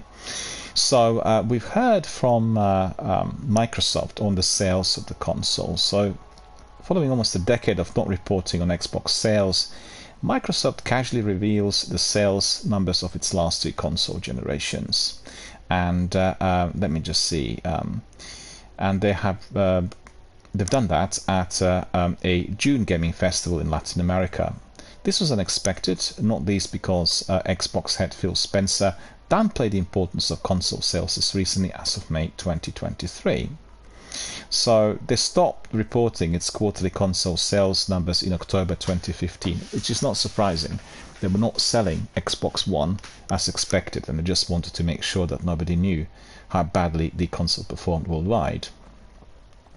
Since Microsoft recently admitted that Xbox lost the console wars, a few people expected it to resume the practice. Well, you know, they probably are giving the information in view of that FTC court case because they were worried that if they said nothing, the court case would illuminate some sections and therefore there would be serious issues for the company. You know, for instance, the court case is going badly and then the figures come up how badly they're doing with the sales. You know what happens to the investors, don't need to tell you. And while Microsoft's recent financial reports remained free of hardware sales figures, the company is now opted to disclose its latest numbers in a more casual setting during the second day of the 2023 Best International Games Festivals in Brazil, the largest gaming event in Latin America. Hence saw Microsoft reveal that the Xbox Series X and Series S currently boasts over 21 million in lifetime sales. So that's Xbox Series X and Xbox Series S. That is not the X and S models of Xbox One. And its last 2 console generations sold more than 79 million units combined, which actually greatly underscores the numbers that we've seen with Nintendo and PlayStation. That places the total sales of the Xbox One at approximately 58 million as of June 2023. So that goes back in years, don't forget that. So that's really you've got 58 million Xbox One consoles sold. I'm just wondering whether this number also includes second-hand. In Britain we can buy second-hand as well in CX, for instance, and some other stores. Hard to tell. I probably think not. I think they're looking at the sales of the brand new consoles. So Xbox Series X and S is 21 million and Xbox One is 58 million. So obviously Xbox One's been around for almost 10 years now, I think, and therefore the figures are much greater. But I wouldn't be too disappointed with 2 years on 21 million, you know. I think this is a good figure, considering that it took 10 years for the Xbox One to be sold. Doubling up on sales, really, as far as the new consoles are concerned. While Microsoft's decision to publicize its hardware sales broke an 8-year precedent, the figures themselves aren't surprising, as they're largely consistent with the latest unofficial estimates. For example, VGC reported the Xbox Series X and S the sales hit 20 million in March 2023. The official numbers also indicate that Microsoft managed to maintain its hardware momentum from 2022, when the company announced that Xbox had its best sales ever. What they're not saying is they're not comparing the figures with PlayStation, I don't think. Let me just have a look. It's still barely half of the massive PlayStation 5 sales that Sony reported in Q1 of 2023, so less than half, so they're selling probably 50 million. Likewise, the newly shared numbers also reveal that Sony and Nintendo sold just over 2 PS4s and Switches for every Xbox One. Well, that's not surprising. I told you as to why I think that's the case, but doubling it up, you know, it's a huge difference. So it's no surprise that Xbox had been pushed to the third place compared to Nintendo and Sony. This all underlines Microsoft's aforementioned point that Xbox lost the console wars, which could have been the reason why the company suddenly opted to disclose its hardware sales numbers in the first place. Let's see. The biggest news obviously are linked to FTC case and Microsoft trying to get Activision, and that's just we are getting it every single day. In the video game industry, courtroom drama does not get much bigger than this, and we had Microsoft's Phil Spencer and Satya Nadella, and then Sony's Jim Ryan and Activision boss Bobby Kotick giving us all and giving the evidence as the US weighs up whether to allow Xbox's enormous Call of Duty buyout to proceed. So this week has brought us some eye-opening opinions from these top industry executives, as well as a treasure trove of emails to pore through, and some badly redacted documentation. You really wonder whether this so-called redacted documentation was simply allowed to sort of hit the public sphere, you know, because they know what kind of collateral there will be when certain information comes out of such court case, and you know, it's probably all prearranged. I can't believe that they would just be making such mistakes, considering what's at stake. Today we recap the biggest stories of the week, including who else was on Microsoft Studio shopping list, why Bethesda is upset, Call of Duty not being platform exclusive, and I think they've got a major podcast in there, which we are not going to be paying attention to. We've heard Ubisoft announces its first ever blockchain game, and that game is called Champions Tactics Grimoria Chronicles, and that's going to be launching on the Oasis blockchain. So it's a blockchain which was established in February 2022, backed by multiple companies including Bandai Namco, Sega, Ubisoft and Square Enix. It's marketed as a specialist blockchain for games. Ubisoft described Champions Tactics Grimoria Chronicles as a PvP tactical RPG experimental game, and it is currently development for PCs. So have a look at the trailer. We have new games for free given to us by Prime Gaming titles. That is on Amazon Prime. We got some free games given to us, and that's going to be in July 2023, so that is the month ahead of us. You can still claim Prey and Baldur's Gate 2 Enhanced Edition until 11th of July as part of Amazon Prime Day celebrations. In fact, that is a good reminder to myself, because I was considering whether to buy Baldur's Gate yesterday, 1 and 2 Enhanced Edition for $14.99 on Microsoft Store. Looking absolutely fantastic on Sony Bravia, and really definitely a game I want to have on Xbox. But I discovered now that I can get it for free through the Amazon Prime Day celebration, so I definitely will take advantage of it. So make sure everyone who has a PC, or even if you don't have a PC, just take advantage of the offer, and then eventually once you get a PC you can simply download. You can create these accounts even if you're not a proud PC owner, because I download and I claim the games on GOG, which is Golden Horde Games, on Epic, on Steam, and on Amazon Prime Gaming as well. So Prime Gaming gives you sometimes really good loot, which can be integrated within various games, and I did pick up quite a few items for Apex, and I was very grateful to Amazon for that.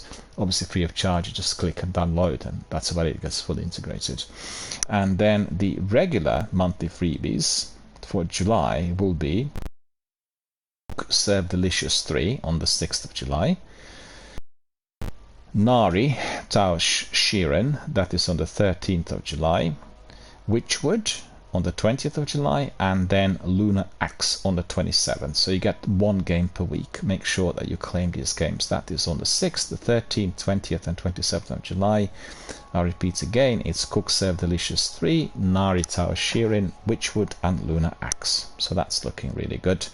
And a lot of hype about Baldur's Gate 3, and that is going to be a PC release. In fact, will be now forwarded to early August, and PS5 will get a delay. The game's not ready for PS5 by the looks of it, and they will be launching it in September, so okay, I guess it's going to be clashing with the 6th of September. It's not going to be too good. Everyone will be gravitating to Starfield, so much better for people to consider some other date, maybe later in the year. So discussing this release reshuffle, the Ryan Studios executive Michael Dowse explained that while the PC version was ready to go, the PS5 edition still needs a bit of work. They need to be looking at the frame rate and all else. We have some games given to us for free through Xbox. Let's see what these are. July's Xbox games with gold include nightmarish top-down survival horror game Darkwood. But that's quite a good game. I played it and definitely will relish to pick it up. I don't think I own it just yet. And that is going to be Darkwood, available between the 1st of July and 31st of July. Released on PC in 2017. It's a frightening experience that combines crafting and survival, and it's also called a masterclass in how to undermine the audience in a tiny lengthy grinding types of ways, when he played it back in 2019. So joining it on Games with Gold later in the month is also When the Past Was Around. Well, they kind of cut down on the number of games, because in the past we're getting 4, and now we're getting 2. So I've noticed that recently. I was getting 4 games in the past. Nevertheless, some of the games offered are very good. Darkwood, definitely thumbs up. We've seen everything related to Annapurna and to Mass Effect, and we've seen that they are introducing, I should say they already had introduced, the anti-cheat software for Call of Duty, and they said that the Call of Duty Modern Warfare hackers are losing it, because Team Ricochet, the guys who were doing things for COD developers, and they had this sort of unenviable task of foiling the game's many cheaters, and they've just released an update detailing a new bit of anti-cheat tech. It's called Hallucinations, and it does exactly what this title suggests.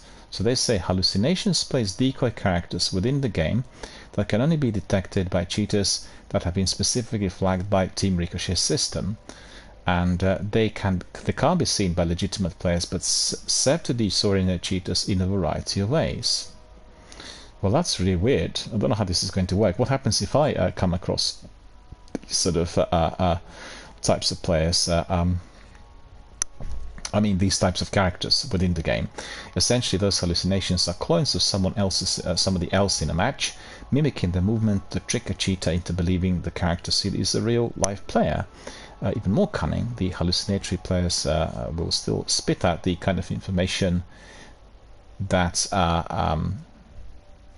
hackers can pick up using various types of tools. So I think that's a sort of idea that needs to be explored and analyzed. And they said also Baldur's Gate 3 will promise another cap. Let me see what that is. And that's level 12 cap, I think. Promising level 12 cap, new races, 22 new subclasses, and a kind of a whopping 174 hours of cinematics. 174 hours of cinematics, that's unbelievable. In community update. So they said that the Baldur's Gate 3 just keeps getting bigger. Larian Studios dropped a new community update today, revealing a new release date as well as a huge package of features that will be included with the full release. For all of you who are not familiar, Baldur's Gate is an older PC RPG game, I guess sort of similar to Diablo and to particularly Elder Scrolls. And I really look forward to the third installment, because we've not seen anything from the developer for quite some time, and the magnitude and the scale of the game as described is absolutely eye-watering. So we definitely, I mean, in a positive sense of the word, and we really want to be definitely seeing. Oh, we have somebody popping in and saying Mysterious Pirate is here. Hello, Mysterious Pirate, how are you doing? Hello. And I can hear and can see that you actually popped in for the first time. I have some very sophisticated tools now provided by Stream Elements and Lightstream and Rainmaker, and I can see exactly who our new community members are. So that's great, and I want to say hello, Mysterious Pirate. How are you doing? Good to see you. And first of all, I want to thank you for all of your likes on PlayStation. I know you're on PlayStation, and you are approving and liking some of our recent comments and inclusions, so thank you so much for that. Very good to see you here. Let me just crack on with the news. We'll talk to our community members in a bit. And they said that well, loads of different things happening with Baldur's Gate 3. Level cap raised to 12. Then you have the Baldur's Gate is going to be giving you, let me see, while we originally planned for level 10 to be the highest character level in the game, too many high level spells would have been left just out of reach. So we've done so instead. Baldur's Gate 3 players will be able to reach level 12, unlocking planar allies, auto-irresistible dance, and chain lighting. So they're just giving you all these different types. I don't want to bore you with the additions, but I guess I've given you the idea that we have 174 hours of cinematics, new races, 22 new subclasses. Just think about it. Every time you replay, you can have a new subclass, and then the level 12 cap. And then also I'm excited to hear that there is a major Dying Light 2 update, which is adding some big features and tweaks and tweaks that players have been asking for. It's had a bit of a troubled release, but I think the updates will be resolving the game, and the game has quite a lot of fans and followers and quite a large community attached to the original. So Dying Light is giving us this a new ability, I think, and let me just see, the ability that was promised first in a 2018 trailer. I think that was one of the biggest complaints, that what people have seen in a trailer had not materialized in the game. And the Mysterious Pirate says, thank you, Zenith, for gifting a sub to Mysterious Pirate. And we can see that Mysterious Pirate indeed has been the subscription by our very dedicated community member Zenith, and I want to thank Zenith for doing that, and also want to thank Mysterious Pirate for popping in and indeed receiving the gift, which is terrific. So this is the way our community works. We are all inclusive, community based, very friendly, very attentive, and very supportive to everyone. Also a community that supports gamers who are experiencing some form of difficulty, alienation, loneliness, emotional pressure, mental health issue. We are always more than open and always welcoming every one of those participants who come from that section of our community. So thank you for your interactions, and thank you for gifting. Thank you for the inclusion of our new community members here. We are going to be cracking on with the gameplay very, very shortly, so just bear with me. I just want to finish with the news. We have, yeah, so that was the main thing. And I certainly hope that the developer was taught a lesson through this, and you know, talking about one thing and providing it through the visuals in trailers or vidocs and then not delivering is no longer acceptable in the present day and age. Any developer who does that will suffer huge liabilities, and there will be consequence. All right, so let me see. We have a bit more on. Well, I'm having a look, and it does seem to be. I still have quite a few. Well, not quite a few. I have still a few inclusions that would have come in overnight. I really have been very surprised to hear that there was a section of Sea of Thieves community that turned out to be highly toxic, and I can't understand this. Sea of Thieves is such a family-oriented game. It's so friendly, so inclusive, so relaxed. I mean, what on earth are those people doing in that kind of environment is truly mind-boggling. And we've heard today from the developer Rare that they had suspended 15,000 players, like 15,000 people who've gone to a family-friendly environment, had been doing unpleasantries and upsetting others. I mean, I honestly, I really feel that this is prosecutable. This is something that needs to go to courts. You do not do that sort of thing if you come to a playground. You do not do that if you go to a school, right?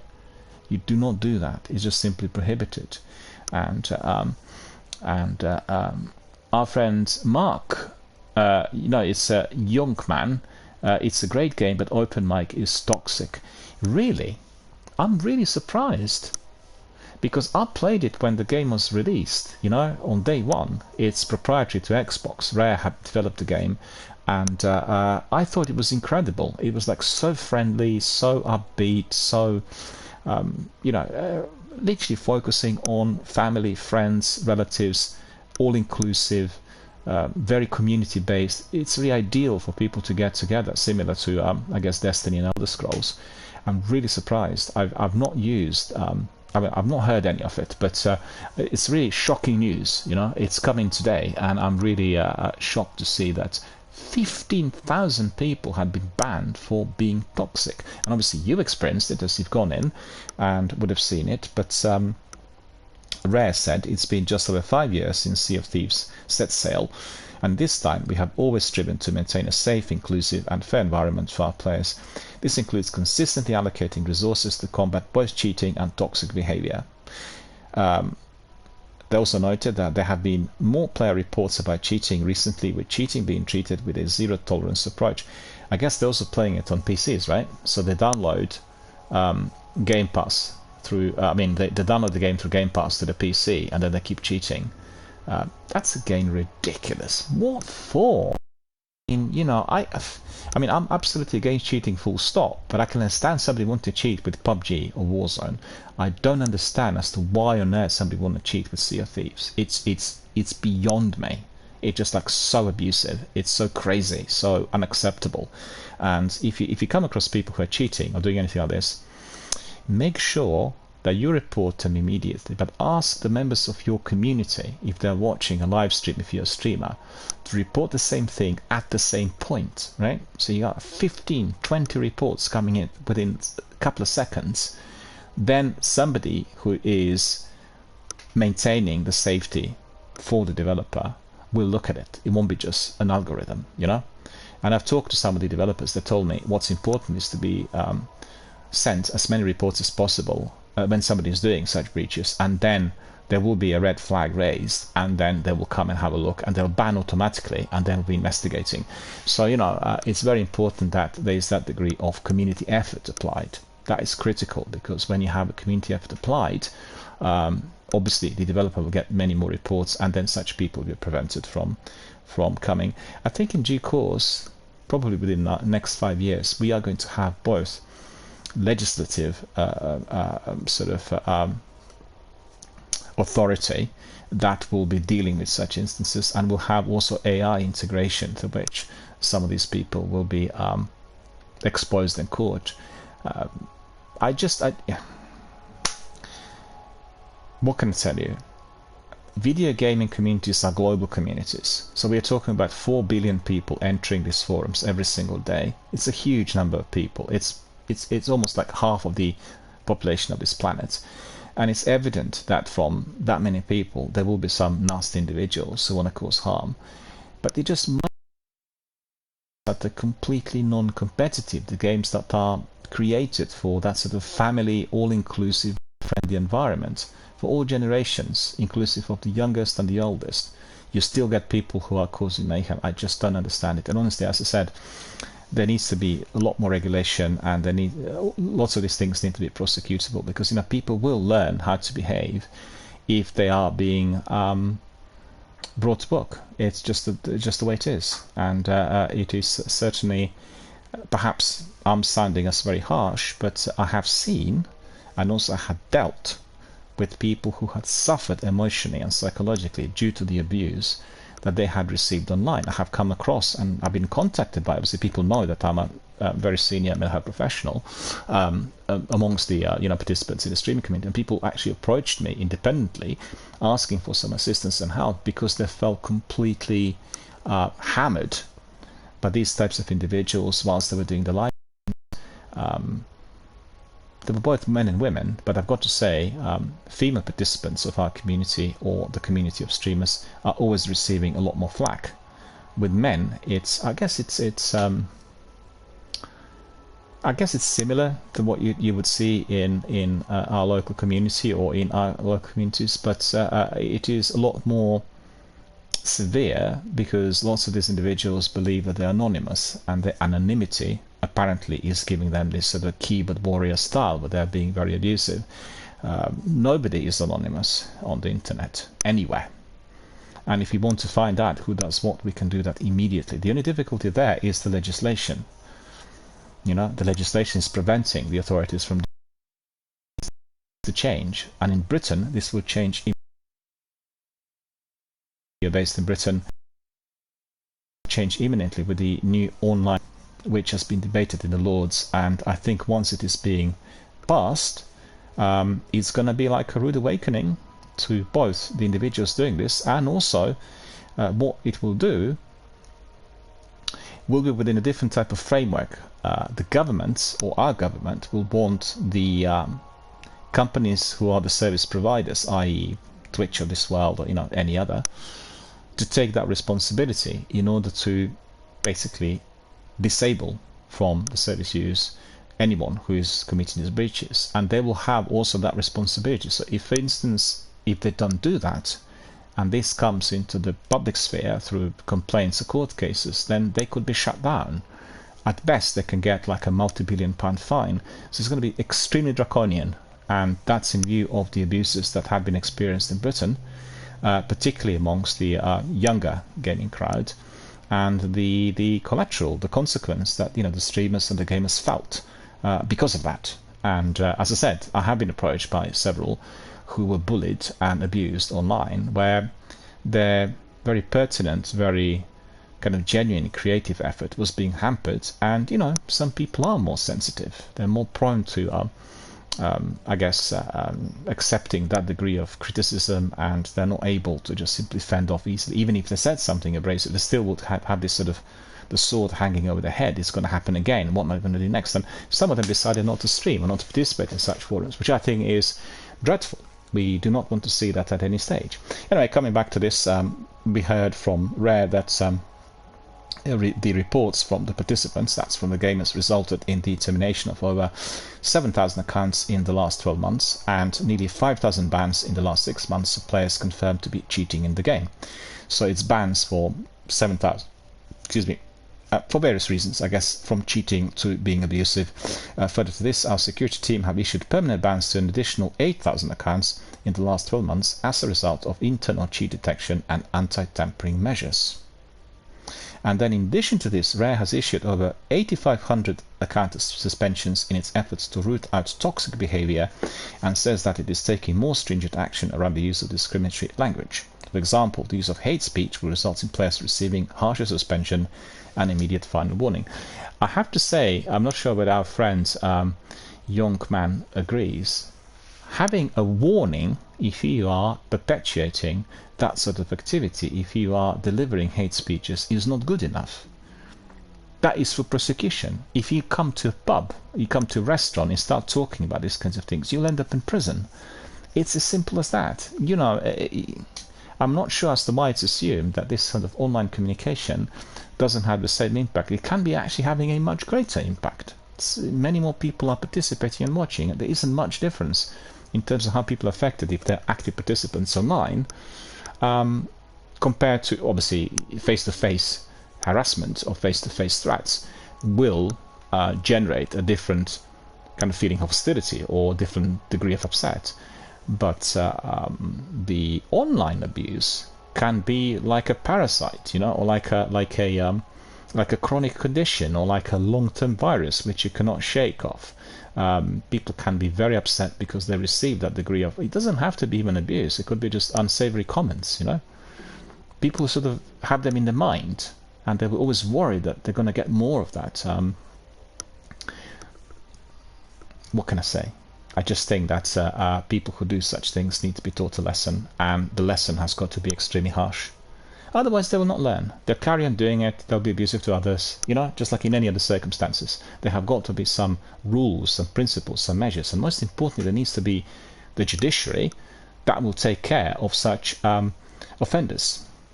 Anyway, so that's probably all that I have for you. The last bit of news is Destiny related, and we'll crack on with some Destiny gameplay, because I could see that maybe our friends are getting a bit impatient. I've talked quite a bit. In fact, I'm getting so many news feeds every single day, and quite a few of these things are highly important, and I always want to illuminate on some of those most important parts of all that is happening in the video game industry. Because you know what, even 3-4 years ago, before the pandemic, the video game industry did not have as much muscle as it has today. It's just incredible how everything's evolved. This industry is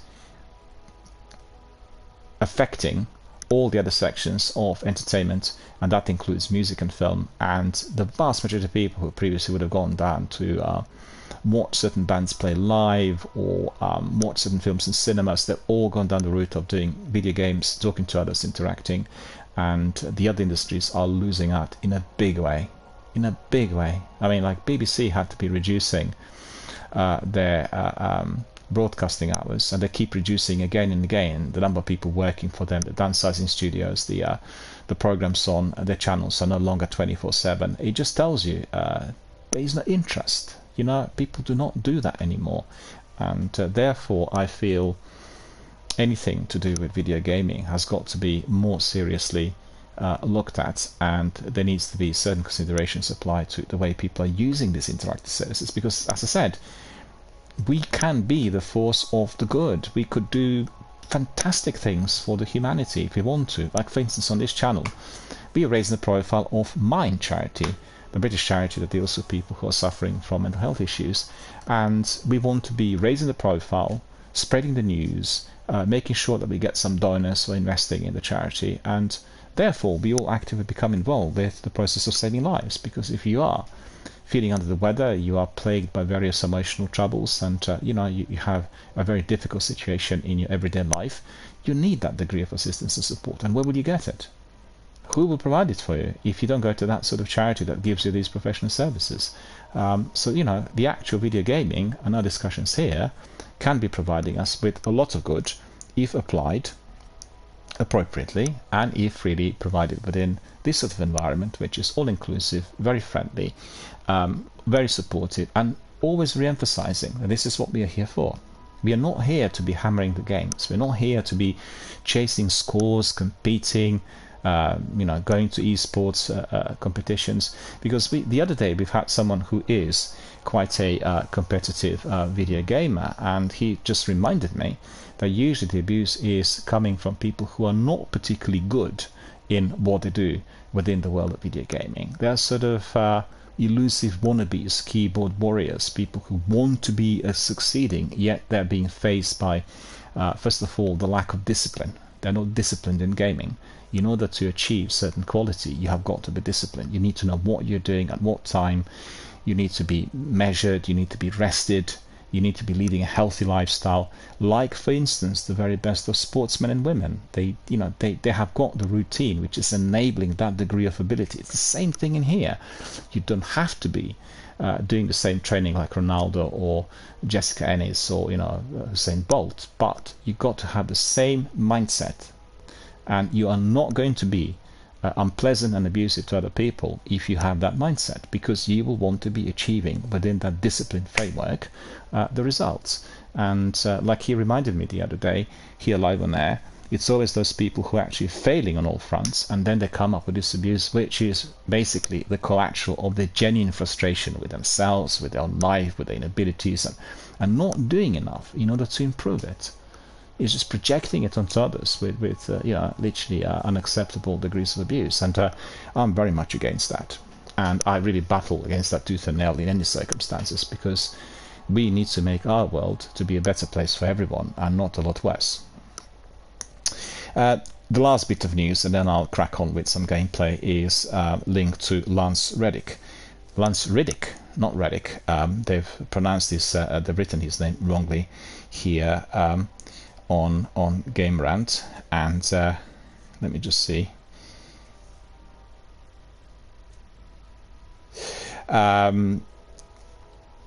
They confirmed that they are going to be releasing some of those final recorded lines of Mr. Reddick's, which indeed I think were coming out in the course of this week. And they said the passing of actor Lance Reddick hit Destiny 2 players hard because of his popularity with the community for his love of the universe and performance as Commander Zavala. And now they know his final lines as the Vanguard Commander thanks to Bungie. While Reddick was originally part of an ensemble cast with names such as Peter Dinklage and Bill Nighy, he became one of the series' longest-serving actors by the start of 2023, and we all know the dialogue that has been here in the Season of the Deep, and we know that it's been in a can, with Reddick recording it well before his passing, and his final lines coincide with the end of the seasonal narrative. So really, the biggest question that the community is raising is Reddick, or Zavala, we should say, going to carry on, or whether Zavala will, at the end of this season, suffer the same fate as Amanda Holiday. This is obviously open to suggestions, and a lot of people expressed a bit of a concern if, for instance, he was being substituted by another voiceover actor. They felt that his contribution to the community was so great that the actual game needs to reflect what's happened in real life. So this is an open question. We'll see what happens next, and I'm very, very excited to see whatever the suggestions are going to be.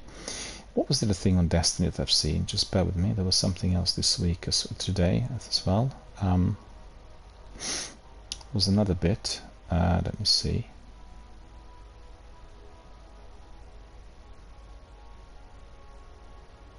I gave you that yesterday, actually. These were the complaints about the Nightfall Strike, which actually is not a Nightfall Strike, but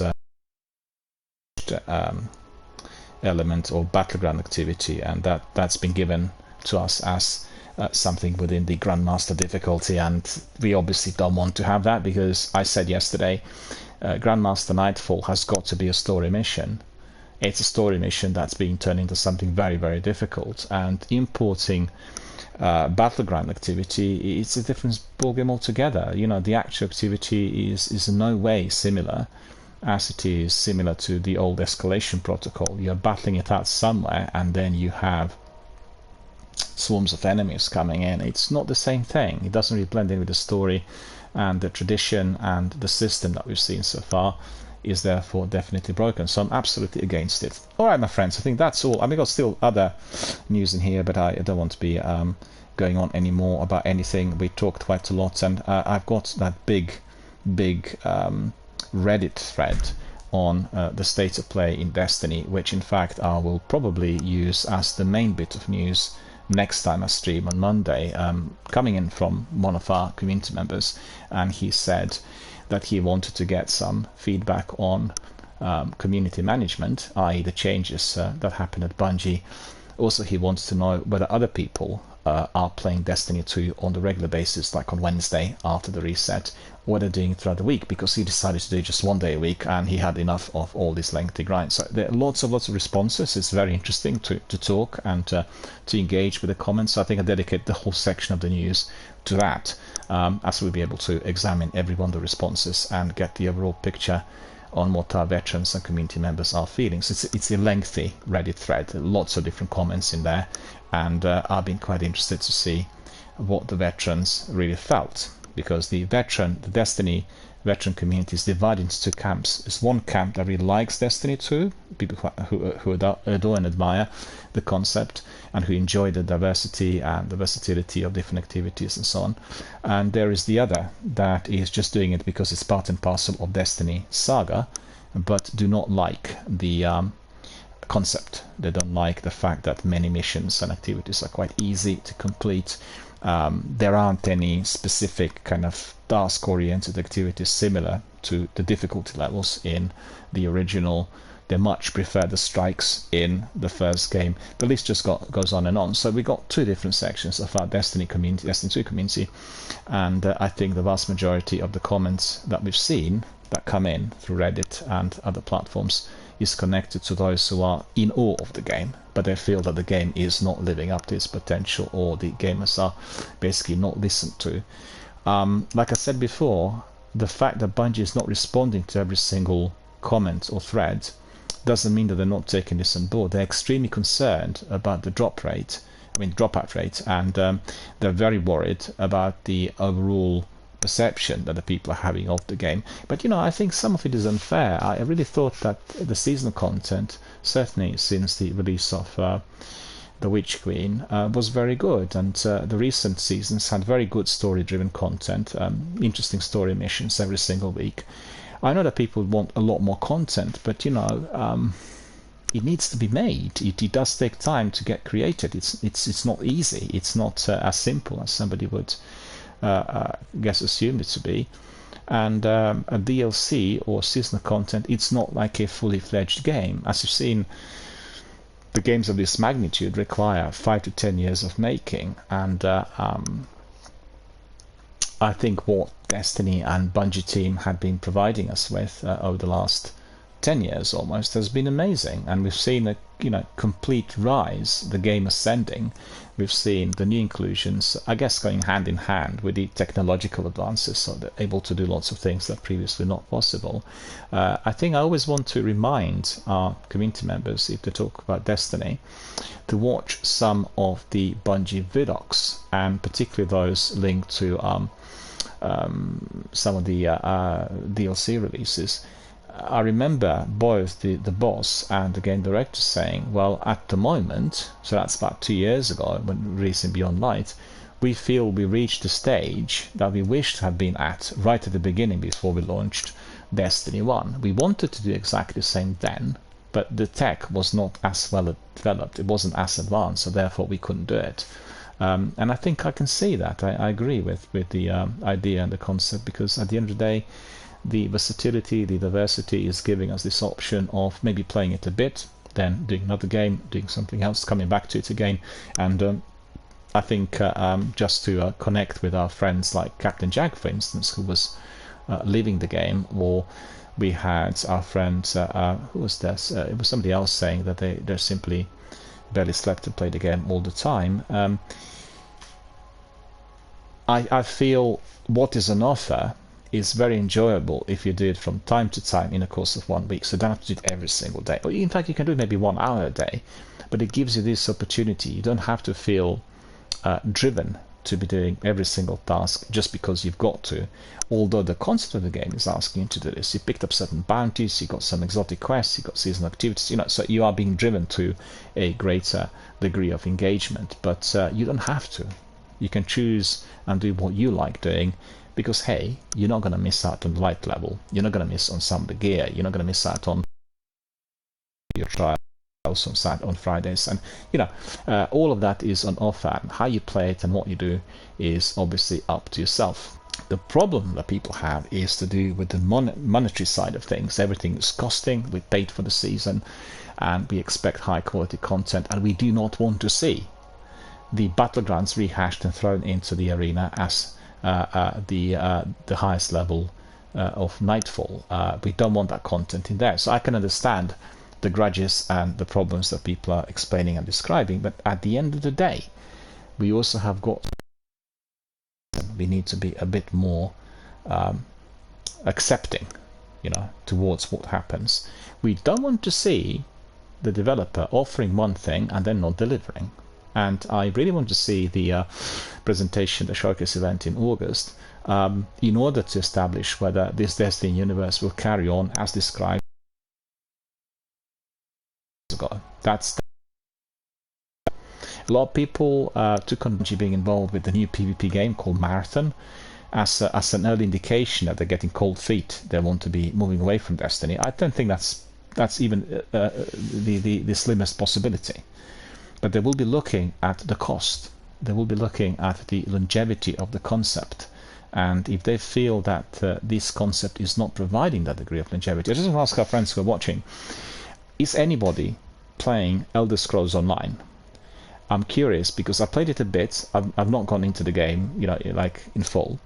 And I'm really curious to see whether that game that's providing us with a similar concept of kind of ever-growing, everlasting, massively developing open world is having that degree of concern that is emerging from the participants, or is that game delivering?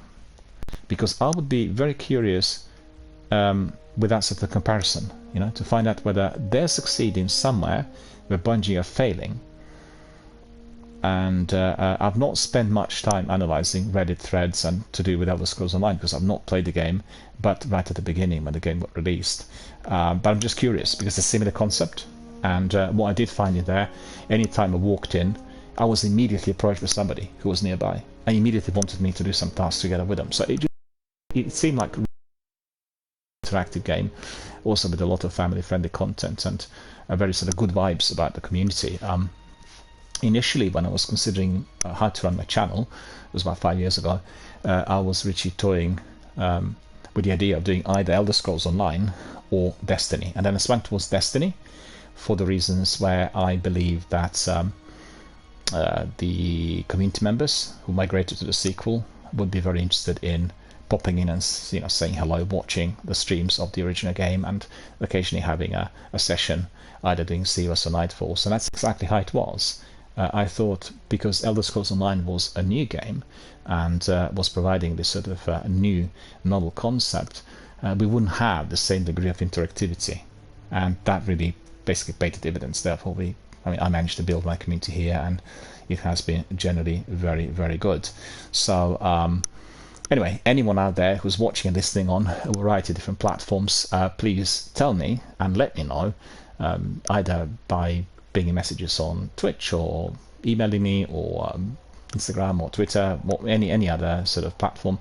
Let me know what you think if you compare those two systems in those two games. I'm quite curious to hear what your idea is and whether you think that perhaps ZeniMax, the guys that are running Elder Scrolls Online, are doing something better, or indeed if there are some problems, liabilities, let me know what these are. Because I would suggest it to Bungie. I would sort of write to them and say, hang on, let's just make sure that this is improved, this can be run better. The first thing I noticed in Elder Scrolls Online, and that's similar to what Todd Howard talked about, was that the integration of the narrative, the story, was done better than what we have in Destiny. So there would be inevitably history of Elder Scrolls from before, and people would come in and anticipate that certain characters and certain maps and certain activities would be present. And I felt that from what I've seen, this worked really well. So it was blending in better. I think with Destiny, right from the beginning, this was a shooter that had the story on top. They started that similar to Halo, if you remember the original trilogy, but then they began to engage with the narrative and the story. I think therefore there is some dissatisfaction among some of the veterans, because I've seen we have quite a number of people in here who will skip cutscenes. they never watched story thingy. You know, they they do story missions, but cutscenes they just don't want to watch, and they just want to crack on with the activity. And I guess it's the old school mindset where we played, you know, the shooters on our PCs. There weren't any cutscenes; it was always action. I think that the longevity of this game will be determined by the success of that story incorporation. I think that's my certainly perspective on the future of Destiny. If they don't manage to incorporate the narrative well, and if they don't really carry on with what we've seen certainly during the last couple of years, and the most recent attempts I thought were very successful with the seasonal content, then we are going to have that problem. People will bail. And yesterday in these IGN and Digital Foundry podcasts, they all illuminated or exposed the fact that the next big thing is going back to RPGs. So many RPGs coming out within the next 12 to 36 months, and the list of the titles is almost infinite. And that's because people will replay the games for that purpose alone. It's the story-driven content, it's the characters, it's the emotions, it's the overall interaction you get with the characters. And also I think with the games like Elder Scrolls, or particularly Mass Effect and the Outer Worlds, for instance, is the other game that has sort of decision making highlighted as determining what sort of outcome you'll be getting. These are the factors that will certainly definitely bring in many more community members. And in this article I just highlighted earlier during my news section, the writer from Games Radar was even speculating whether we'll have very many different characters who will be highly interactive with different abilities, skills and skill trees within the new Mass Effect 5, because that is going to be very much part and parcel of the narrative as we've seen in Dragon Age Inquisition. So, you know, a lot of that is food for thought. Anyway, I talked quite a bit. Let's just crack on with some action, shall we? Let's do some online activity. Zenith and myself yesterday were, for the second time this week, doing that dreaded Alark Hul Nightfall Strike, and we were not successful. I have got... Oh, Lupus Arius is there. All right. I want to know whether Lupus Arius wants to come in. Let me just see if he wants to come in. We can invite... Are you watching, Lupus Arius? Are you watching us on Twitch? I'm quite curious if you want to pop in and join us. If so, just let us know and I'll bring you in. We'll crack on with some of our activities, and maybe Zenith wants to join us and we can complete that Nightfall Strike within the time limit in order to collect the bounty, get some good loot. We even did get to the loot. We got to Alark Hul yesterday, but he seems to have been very mighty and the exploding thralls were destroying us, so that was the score at the end of the day. Alright, so let me see if our friend Lupus Arius wants to join us. I will just ask him to come in. We'll see whether he wants to come in, because I've not heard anything from Lupus here on Twitch, but usually our friends are watching us and listening to the broadcast stroke podcast, and then they pop in once we start with our online gaming activity. Okay, we invited our friend Lupus Arius. See whether he wants to join us. We'll go to the tower. We need to do some admin. I think yesterday there wasn't enough time to clear everything up, and we have some people asking us to connect on Instagram. And I know why, because I posted today the announcement link to Zenith says he'll be available in 15 minutes. Fantastic. I'll do some admin and then I'll bring you in afterwards. No big deal. No worries. We'll do exactly that. We'll have a 3-piece, I think, so that's really wonderful. Really look forward to that. And let me see, that needs to be always adjusted. I'm reminded of this because the game's just bringing it back to friends rather than invitations. Anyway, what was I telling you is what? No, I lost the mind. Oh yeah, I said that I had somebody communicating on the internet. Somebody communicating on Instagram. Oh, Zers by the speaker. Okay. Zeus at the tower. Well, we can do that together. When you pop in, we'll go to Zer, and then we'll have a look. Because I've not bought anything from Zer last week, I don't think. As far as I remember, I couldn't find him. And therefore, I always have to do it on Friday, because I don't really presently stream Destiny on weekends. And so it's always the best if we have somebody else in. Anyway, somebody was contacting us on Instagram about the graphic design and avatars. And I know why, because today, for the announcement that we are going to be streaming at 13:30, I also posted the image of my hunter in a completely different outfit, which is I've got some messages from Upserius. Let me just see what he said. Well, thanks very much for popping in, saying hello. Lupserius is saying that he is kind of busy today and he will have to jump off, and he's asking whether he can join next time.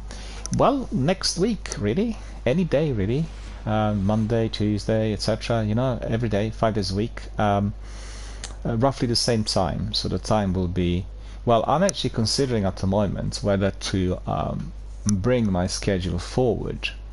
I'm not sure where I'll apply that on Monday, so I was thinking of streaming earlier in the day. I know that's going to cause difficulties for our friends in the US because of the time difference. I'll need to decide, but as it stands today, this would be from 1 p.m. to 6 p.m. British Standard Time. So you are 8 hours back, right? So that would be, well, we actually did say, didn't we? No, actually, just remember. Excuse me, I was suddenly getting muddled with the messages from yesterday.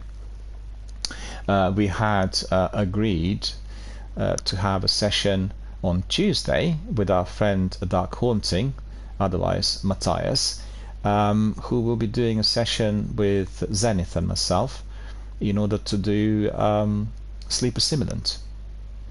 He's quite an expert in Sleeper Simulant Quest, and it's fantastic we'll be able to set up a meeting for 5 o'clock p.m.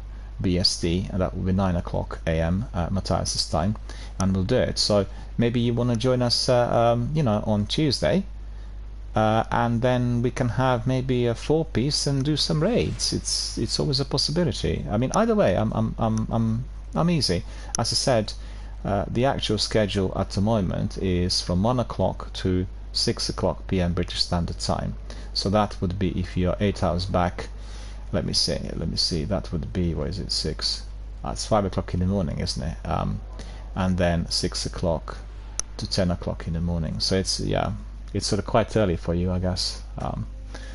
Anyway, that's the actual that's the schedule. You know, from 1 p.m. BST to 6 p.m. Be, as I said, delivered daily. It's the same time like the last time, if you remember, when we were doing it on Monday. And I just want to say thank you for your participation and contribution on Monday. It was extremely fertile with a variety of different tips on 2 major topics that I have here on my channel, and that's to do with how to live healthily and how to game healthily, and how to connect mental health, emotional health, or health overall, biological health, with the activities linked to video gaming or overall online gaming communities. So that was absolutely fantastic, and it's been very well received, and lots of people have watched it on playback. So really cool, and we look forward to having the same discussions in the future. So anytime next week, the same time, really. All good, all good. Let me just see. I was telling you about the Instagram, and I wanted to say that on Instagram I have posted the outfit from a hunter, which is from the raid Wrath of the Machine, and that's been picked up straight away.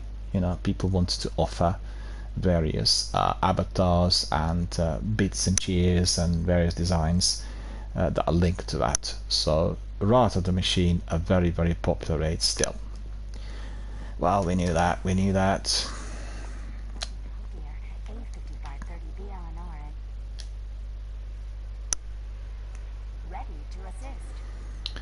Plenty of stuff in my inventory, and let me see.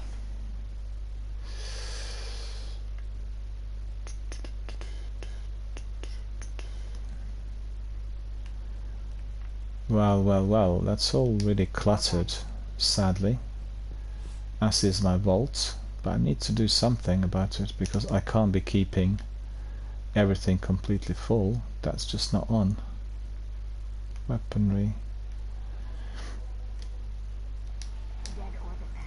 We need to get rid of some of these items.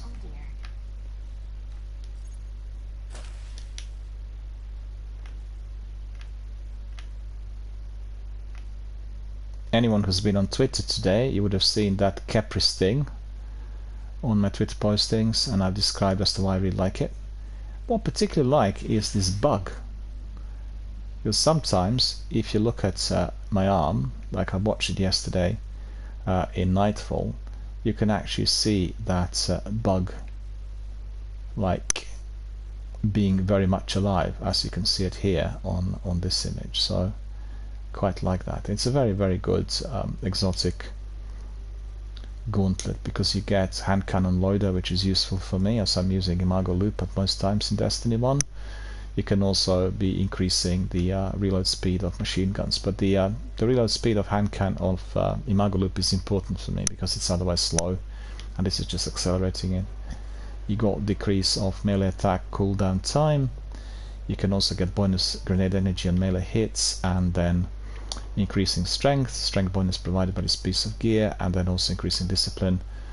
You have invisibility at times when you crouch, and that's really very important in of the other pinnacle activities, and all of that is definitely much appreciated, and you can pick it up. Well, I picked it up after doing the Nightfall strike a couple of weeks ago, so that was my reward. Let me see. Caloric Dragon Launcher. Blast radius terrific, look at that. The Comedian Shotgun. Okay, we'll take that and then delete it.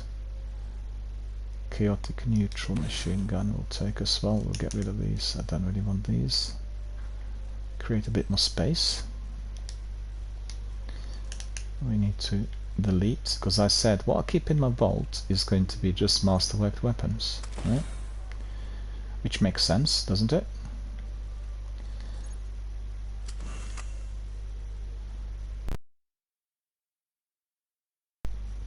We need to have a lot more space. That's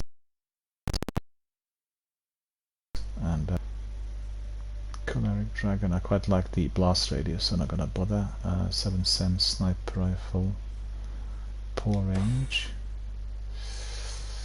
Let me see what else we've got. Disassembly required. Okay, that's pretty good. But actually, the blast radius is quite good on all of these. But I know that I was getting this one all the time. Hang on a minute. What am I doing?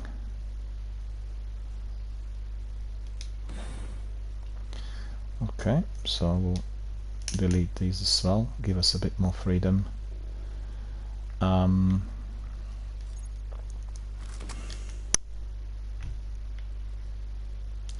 Well, that's masterworked, so we are not going to be deleting this. I couldn't see it. Unfortunately. I apologize for that. It's my fault. We need to store. Masterworked weapons need to be also locked. What's this? Rocket launcher. Okay, take that one. Ash Factory. That's not been... okay, that's fine. If you're worried that perhaps you're not getting... I'm deleting something which is rare, etc., we'll be just looking for legendaries that can be masterworked with the very best capabilities, and then all exotics, and that's, you know, that's the idea. What's the point of keeping something in the vault that you're never using? It's, you know, it's not really something I really relish. Right, so that's that in here. Okay, we've got some space, so let's just do a bit more here.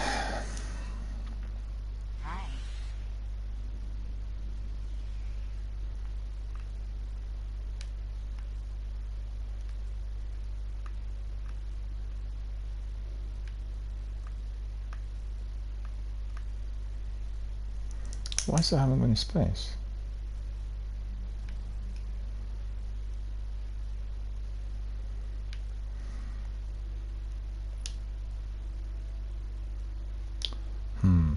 Okay. No, I'll tell you what we'll do. We'll put some of those. I don't really use Juju that much, and I'll put Juju in the vault.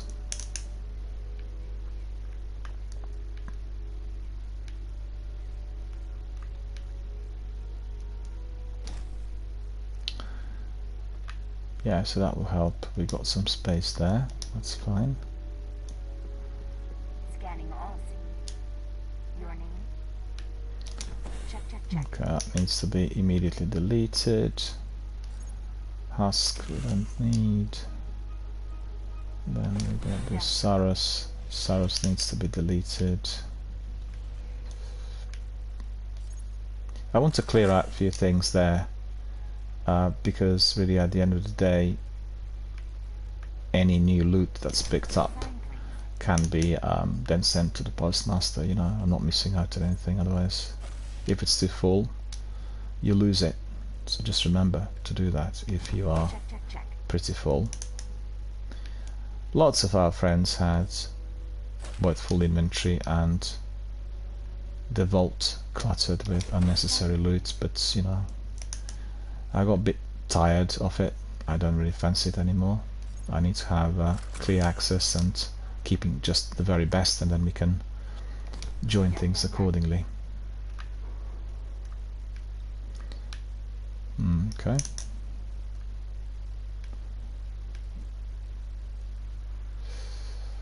That was there, wasn't it? Yeah. If you're wondering why I'm deleting these blue engrams, well, I'm just no longer fan of any of these. I don't want them at all. Okay, we need to get rid of one of those cloaks. Need to see which one though.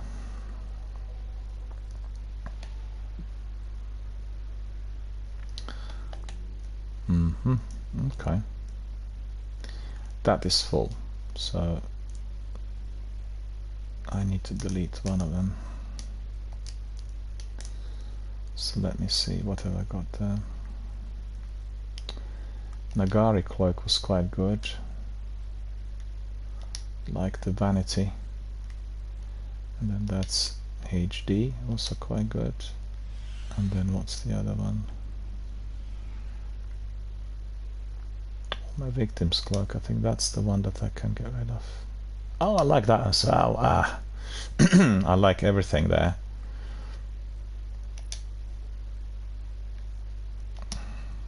They all look really great, don't they? Novgorod. Okay, we'll get rid of Novgorod. I'll get rid of that one.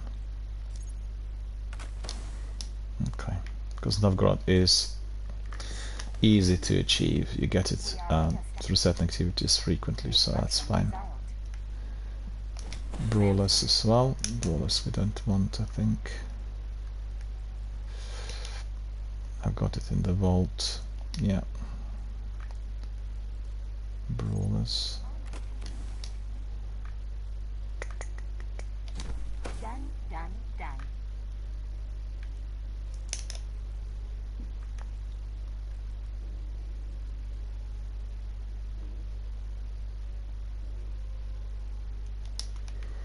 Rare item.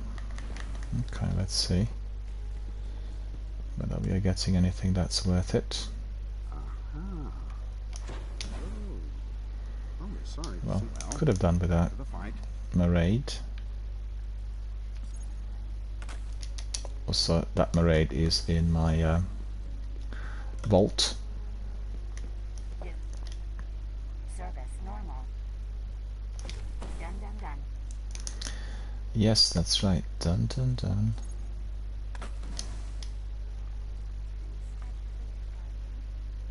Item. Helmet.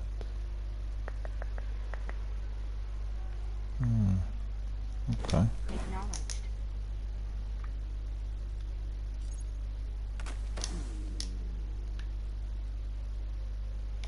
All done.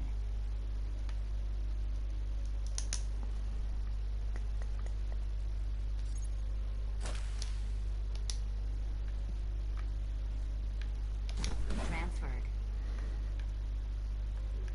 Okay, let's just take our pick, see whether we are getting anything better These engrams will from vary. this one. Looks very solid, Guardian. No.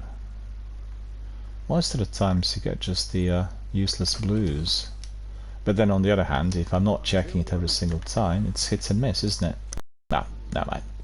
I am instructed. All in good faith and all really in order to liberate the space there for us, and haven't got any space there on the inventory front, I don't think.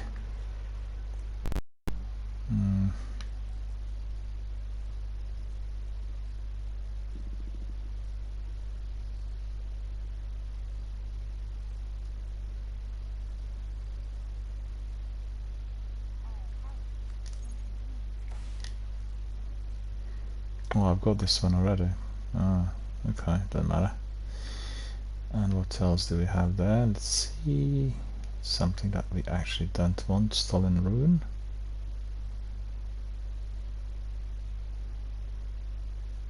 Ah, that's the Court of Oryx. We could do that sometime as well. Keep it for that.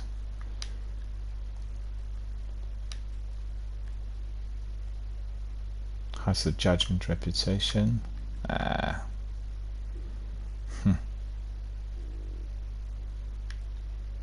Weapon core, armor core. Okay. Well, we'll give it a miss then. We'll pick up this one. That's green chroma, and I need the strange coins. I need the strange coins. I need them.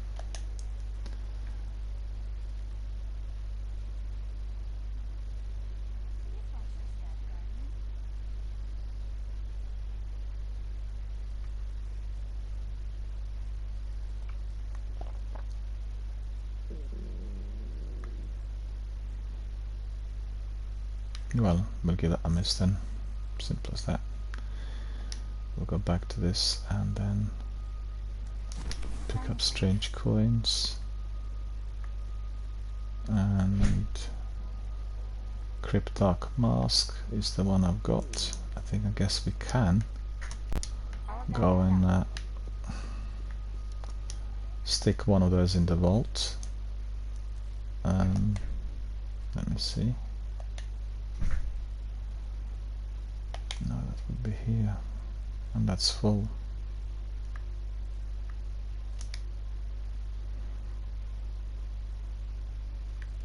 See, I got another Malak there. Okay. Double check here. It's masterworked. Rack of Poltergeist. Okay, not gonna bother at the moment. And what else do we have there? Guardian. Cloaks. Yeah, that's for Titan, isn't it? I can't pick it up. Mask. Doesn't matter. We don't have to do any of these. Anyway, let me just bring in our friend Zenith. Oh, he's not there. Okay. We'll just wait for Zenith to come back in. And I'll do some Sievers as I'm waiting for Zenith to come in. So Zenith, I know you're watching. You can really tell us when you're ready, and then I'll bring you in and see what bounties I need to pick up. I think I have some space here for Sievers. I'll do some Sievers, and then I'm just curious about something. I want to double check.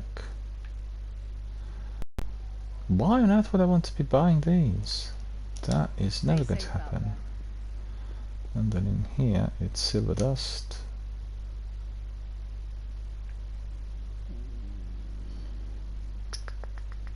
Let me just see. Ornaments. Reputation. Vanguard reputation booster. House of Judgment.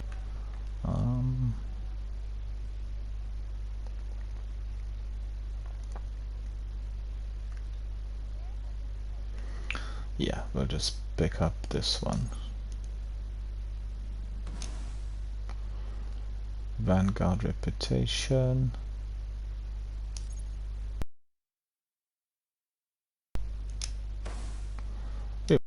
bit of that silver dust, really. Bounties will pick up.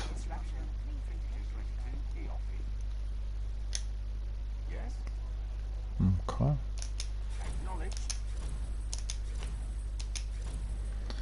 Cool. That's all good. Mind you, I just reminded myself of something. We need some synths. Alright. Let's go.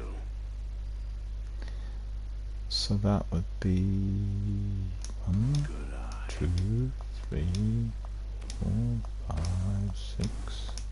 Good choice.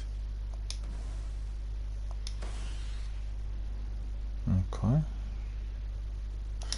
And then we'll double check to see what really... Ah, they're just individually. Okay. I've got to say, I've been using synths massively for my heavy as we were doing Sivas and Nightfalls consistently, so I've really almost run out.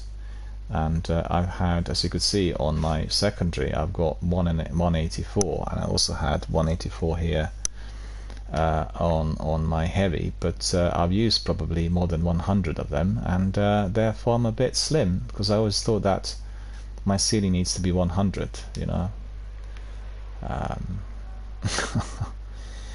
And we've heard that Zer is near the speaker, so we'll go there and have a look.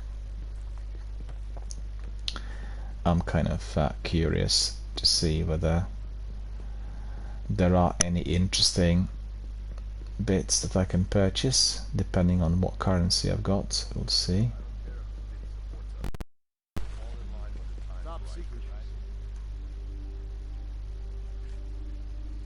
You're not interrupting anything, Guardian. Come, sit with us. I've not talked to him for a long while, Executor Hirio.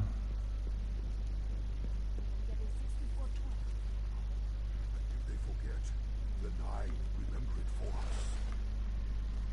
There he is.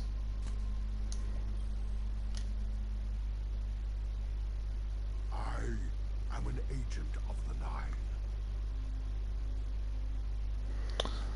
That's for Titans. That's all I've got, 13. That's terrible. That's terrible. That is just not good, is it? What's this? Hereafter.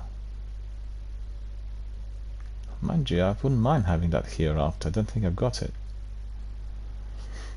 And what's this? That's for Titan. Mask of the Third Man. Yeah, I think I won't spend anything at the moment. I'll grind a bit, and then I'll try to get a bit more. Try to get some strange coins, and then we'll... I thought I picked up a few more strange coins by 13, you know? Maybe they were not registering as my Postmaster was very full. That's certainly a possibility. I don't know. Doesn't matter. Is not my own. Looks like Lakshmi. Is it Lakshmi? Let me see. Or is it just our Postmaster who wants us to come there?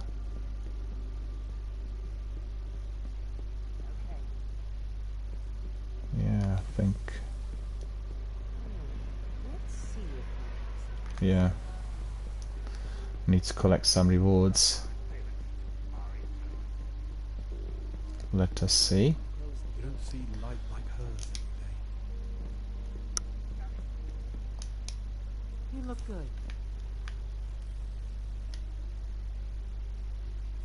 Need some new gear? We'll go for, let me see, weapons, chroma, strange coin 4. Okay, got Tower Watch, we don't need that. We have plenty of these. Ghost. That would be Bogatire. Talus Stridus.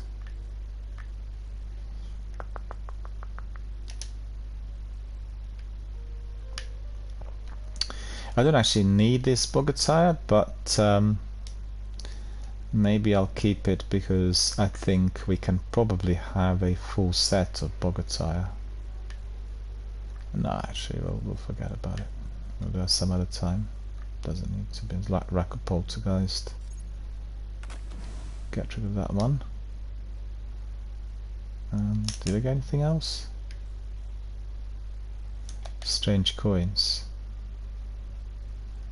Well, we definitely want to get a few more. And then we can purchase some of that exotic gear. So that's good. That's looking promising.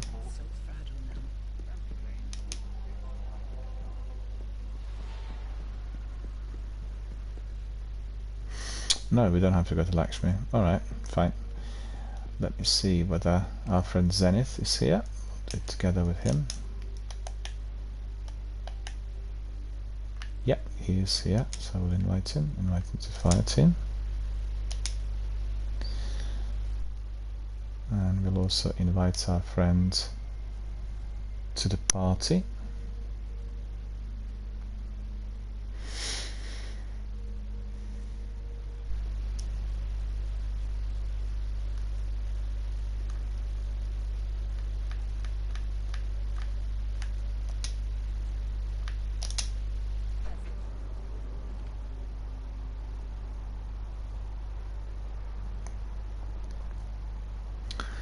Zenith has sent you the party invite, so you can also join us if you can hear us. Yeah, it looks like you joined us, so that's good. Let me just see whether we can hear Zenith. Just wait until his party begins to work because we can't hear Zenith at the moment. Hello, can you hear me? Let's see. I can't hear Zenith yet. Maybe your mic's muted or something, I don't know.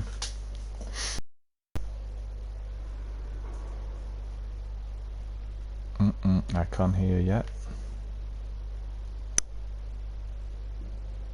Can you hear me? Yes, I can. Oh, cool, I can hear you. Cool. Hey, That's Daniel, all. how's it going? Yeah, not bad, not bad. It's been a bit sort of breezy out here, considering we had almost a month of scorching weather. So last couple of nights have been so pleasant, and you know, no humidity, easy to sleep, and so it's been a very, very good day so far. I've got to say, I slept like a baby last couple of nights, which really massively enhanced my kind of quality of sleep, considering all that humidity and everything else, which had been dreadful. What's the weather like where you are? It's summertime here, so it's Hot. northern Is it- Minnesota. Oh, you're in Minnesota. Okay, Mhm. okay. And what's the temperature like? Because in here we've had like 30 to 34 degrees Celsius. You know, it was like really scorching hot and very unusually hot so early for us in England, in my area, because you get sometimes maybe a day or two with very hot weather, and that's about it. This was the whole month. You know, the average temperatures in my local area, which is just north of London, have been 28, 29 on average, 30. So humidity and everything made it so difficult to do anything really, and I'm so happy that we had plenty of, well, not plenty, but you know, a bit of rain, and that's really made it a lot more breathable. Because you know, being in a huge city, it's pollution and it's everything else, I mean, I lived in London most of my life, but I moved here recently, and well, recently it's already about 6-7 years, but in here we have nature reserve and forests and lakes, and it's very pleasant. And also the area of London where I lived, which is called Alexander Park, has a massive park with a bit of water, and you know, it was pleasant. Still, humidity, heat, and particularly pollution in London have always been dreadful, and so we don't get any of that in here. It's not as bad, but you just wonder, for somebody who is living in sort of inner city areas of London, you know, For me, it's a no-go area when it's so hot. I don't want to go in there. Getting on a tube, totally packed out with people, you can't breathe. And you know, there are incidents where people faint due to heat and lack of air, breathable air and everything. So, but I can't complain today. It's good. I'll take a screenshot of this. There are several screenshots of ours on my Twitter. You can have a look. And yesterday, Twitter had a glitch, so everything I posted was not popping up on the regular feed, but it was popping up on the second section, which is, you know, the tweets with comments. And then obviously they worked on it and it's come back to the normal. So anyone who wanted to see all the tweets from yesterday, which were based on our community activity, can easily see it today. But it was just really annoying that people couldn't see all the clips straight away, and some of those were very good. I have one clip where Sekapupu and Spurs, after completing dungeon, and we're grinding in that dungeon for quite some time, were so happy they were just literally killing each other. So I have a clip of their firing, literally the full load into each other behind me, and it's so funny, and I'm sure they enjoyed watching this as well. It wasn't recent, it was a while back, but it was also in Destiny 2 rather than Destiny 1, and we were grinding that dungeon. And Sekapupu is a great fan of dungeons, you know, and Spurs and myself we're not having like really good kit or anything, so it did take us a long while, but with a good sort of result right at the end, and it was good fun. It's always good to have a bit of community activity given to others, because you know it's interesting and it's fun and it connects other people with our. So if you're ready, we can crack on. What do you fancy doing? We'll do some. Do you think? Or, yeah. Whatever you'd like to do. I think I have all the bounties that. Yeah, same here. I just picked up 5 Siva bounties, and I think we can warm up with Sivas, and we'll see if anyone else pops in. Our friend Lupus Arias popped in, and he said that he is kind of busy today. He won't be able to join us, but he asked about any time next week, and I said any time really during the stream from Monday. And I said also maybe if he wanted to come in on Tuesday, and if he was able to come in a bit earlier, then you know when we have Matt with us, we'll do the Sleeper Simulant quest. You get Sleeper Simulant, and then maybe we do another raid. Maybe we do another raid, you know, more difficult one, if there is going to be the 4 of us. So I'll see what he says, because he had to probably go to work, and then I've not been able to type messages through his private PlayStation DMs. We'll do that afterwards, but that's looking good. Alright, so I think I'm ready. We'll have a look at Sivas. There's a friend of Lupus Aries that sent me a friend request earlier in the tower. So I accepted that just because they were friends. That person is live right now, but they're doing the Wrath of the Machine raid with the right now. So well, if they're on later, or 10, 15, 20 minutes from now, a half hour, we could try inviting them, I'd imagine. Probably nice like Lupus Aries. Oh, he's there as well, is he? Lupus is not, but this Lamat, I'm gonna murder this name, but it's Lamagez Mods GTA 4. Yeah, that's hard to pronounce. People choose really weird. People choose very weird user IDs, you know, and I usually shorten them significantly. Yeah, yeah. Well, I don't really know what the idea is generally. Instead.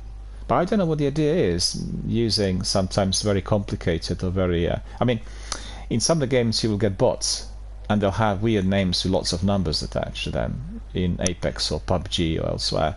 But for this sort of game, it's much easier to remember something which is, easy to pronounce, or something that sounds audible one way or the other. But people do it for the different reasons. And I also have seen that sometimes there are people who are resorting to a certain degree of alleged anonymity, and they use such weird user IDs. But you know, as you heard today during the broadcast, I couldn't believe, it's such a family-friendly game. It's a game that, you know, parents who play with children. 15,000 bans for aggressive behavior and for cheating. 15,000. I mean, this is not the game that's within the range of Destiny or Warzone in terms of the actual overall number of participants, you know, but 15,000 with that community. I just couldn't believe. So what's the idea? Why are those people going to Sea of Thieves, which is a family-friendly game, to behave in a way which is completely outrageous and unacceptable and abusive to others? I don't get it. It baffles Well, me. I think some people just like that. That's how they get personal satisfaction, is by belittling other people. Harassing other people. But do you know what's happening in the US in For terms whatever of reason. yeah, Mental what's up? health, or just Yeah. bad attitude, or bad upbringing, or rough experiences, tough life. Who knows why? But Well, generally, the way I see it is just like someone said the other day on my broadcast, you will get people who are not particularly successful within a specific PvP game, and they're not disciplined. They're not putting enough effort in either mastering skills or being sociable or anything else. And then what they experience generally, due to the lack of discipline and non-consistency and no effort, which is present in other areas of their life, right?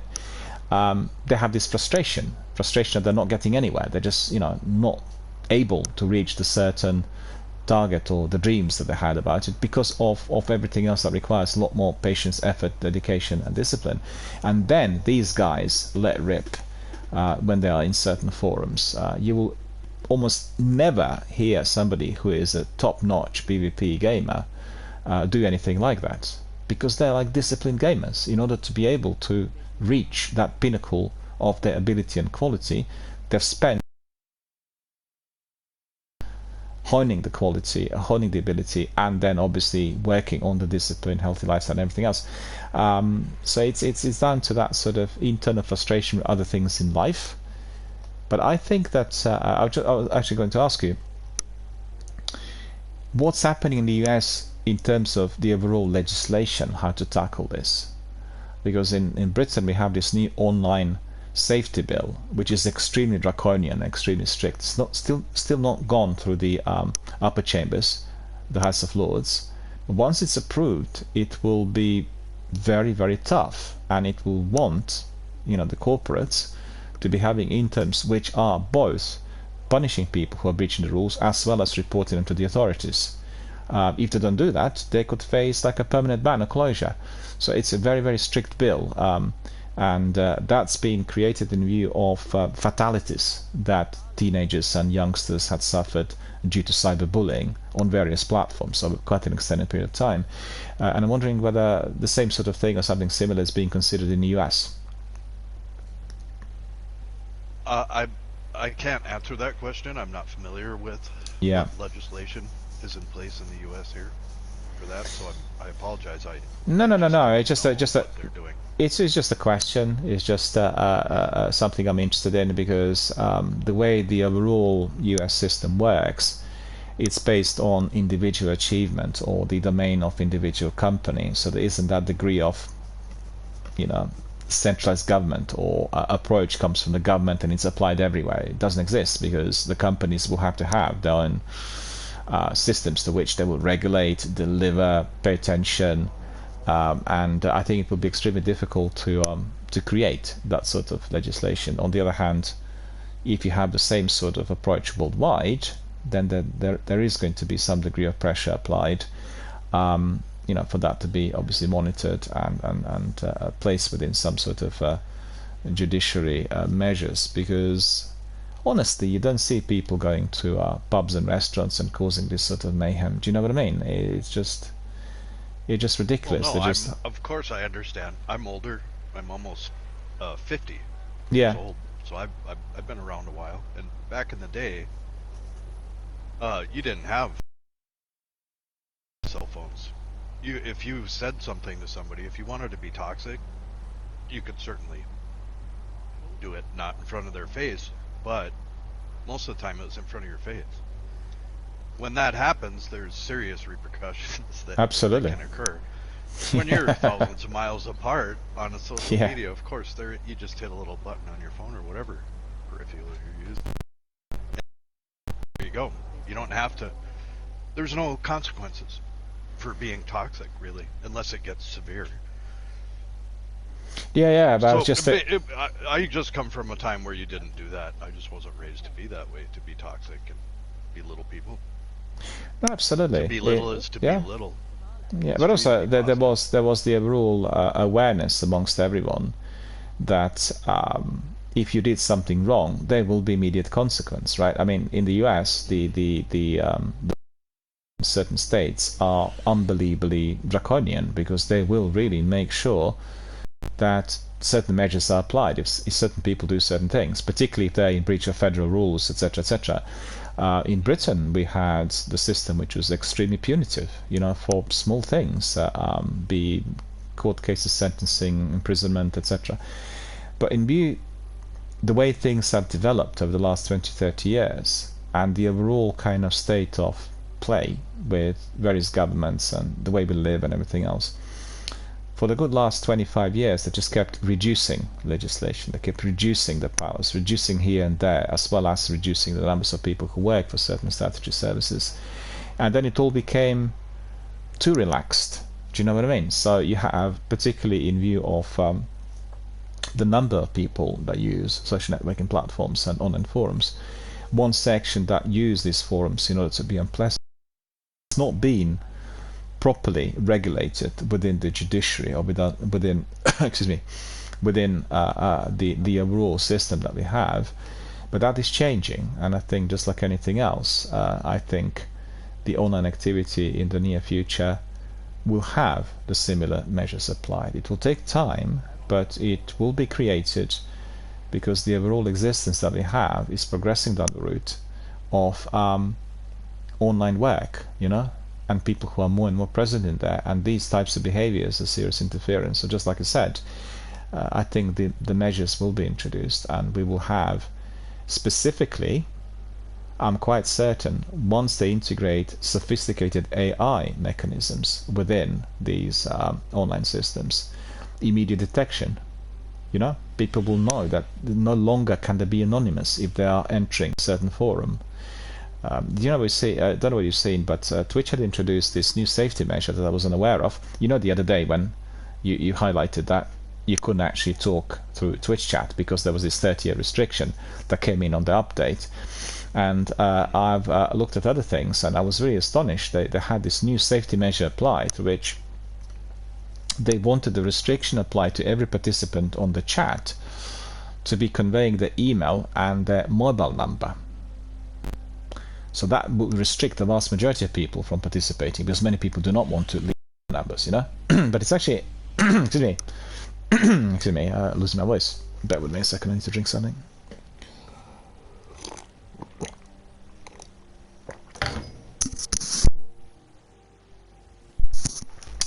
I want to say that this is a very good measure through which people cannot be anonymous, right? If they left their number, which is obviously kept private, who this person is, and the email, they're instantly detectable, and that will completely kill off any form of abuse on their channel. So it's a very, very good measure, in fact, that had been introduced. On the other hand, somebody who wants to grow the community, if they put this in, I'd say probably 99% of people couldn't chat because they've not submitted either email or telephone number. Do you see what I mean? It works both ways. But I think certainly for the members of our community who are more sensitive, who are more prone to any form of, if they received something which was abrasive or harsh, and therefore they would feel more sensitive, they need to apply these measures. And I want to recommend that to everyone who is from that community. If I have other approaches from other streamers who are suffering online abuse, I'll tell them, well, actually, set it up like this, and it will prevent that from happening. It will not happen at all. Nobody will want. Well, first of all, they won't be able to participate if they submitted unless they submitted their mobile phone number, and that will just cut down on that degree of abuse. It's as simple as that. All right, I talked quite a lot. We are ready to crack on with some SIVA, so let's just go to orbit and have some action. Must be very hot there where you are as well, because I have a community member from Las Vegas, and we played Destiny 2 a little while back, and he was saying, well, 46 degrees over here. At night it's like 38. I said, well, that's a bit too hot for me. But we are going down that route as well. We are getting hotter and hotter in England, Yeah, you know? Vegas is a lot different than where I'm at. I know. Big Now- difference. So I'm in the middle of the woods, way in the north, just south of Canada. So it's mosquitoes and maybe 75, 80 degrees Fahrenheit. That would be pretty hot. Every 78. once in a while we That's in the... Fahrenheit. Yep. Yeah, it'd be about 25 to 28, I think, roughly. So That'd be, every once in a while it might hit 90 Fahrenheit. That would be quite hot for here. yeah, But it's usually that's about 30. 75, Mm. fairly humid. And also having the woods nearby with Totally surrounded. fresh, yeah, it really helps Forest. because I have the forest in here and, you know, woods and parks. The only difficulty we have is we are on 4 rivers, so when it's so hot you get this humidity coming directly from the rivers and it gets very, very humid, so that's the trouble. But if I sort of go further away, go to the nature reserve, then the air is very pleasant at night, you know, because there's woods, trees and everything, and it's very different. But otherwise, well, being in a town centre, you know, it's obviously causing these kinds of concerns. But I'm just worried that we're going to have a very long, very hot, very unbearable summer, and you know, we'll have to wait and see. The weather conditions are changing worldwide, globally. I've seen, for instance, our friends from Finland said it's been much hotter in Finland than usual. And you know, Finland's a really cold country, and snow and everything else. But I can see that the glaciers are melting and the North Pole is disappearing. So you really wonder what that's going to be like in due course. You know, they've got all the servers up there for the big companies, and these servers must be producing massive amount of heat, considering they keep all the data, all the photographs, audio files, you name it. I'm not sure how this will be resolved, to be honest with you. It's a huge threat to humanity. Yet we can't live without it. We can't have now, you know, no power, so to speak, but everything is based on the use of the energy. The Vex still mourn the loss of Are the energy bills very hot, very high in the US at the moment as well? In one moment, a construct is lost. I guess, in my opinion, When a I don't powerful think part so. of the network is lost, Yeah.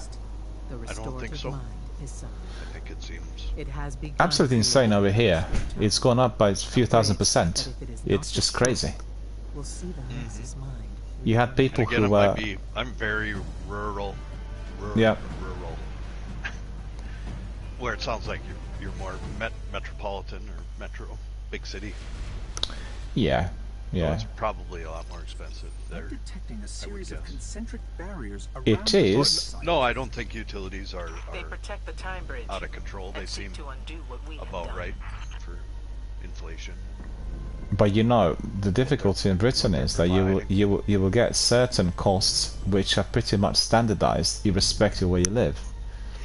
In the past, it used to be that you lived in a very rural or very sort of faraway area, then things would be significantly cheaper. I mean, some things are cheaper, but those energy bills, they seem to have standardized everywhere, so it's crazy. You know, you have people who run fish and chip shops or kebab places and that, and their bills have gone up 2,000%. It's crazy. It's like really unmanageable. And on the video gaming front, Microsoft told everyone this week that they're increasing their prices across the board. So the consoles are going up, the Ultimate subscription is going up, and the Xbox Live Gold's going up. So really, I think they couldn't have chosen the worst time to do that, which is the overall She's right. Find an feeling artist amongst who the can use it to short out the US barriers. kind of gamers and people who work in the industry.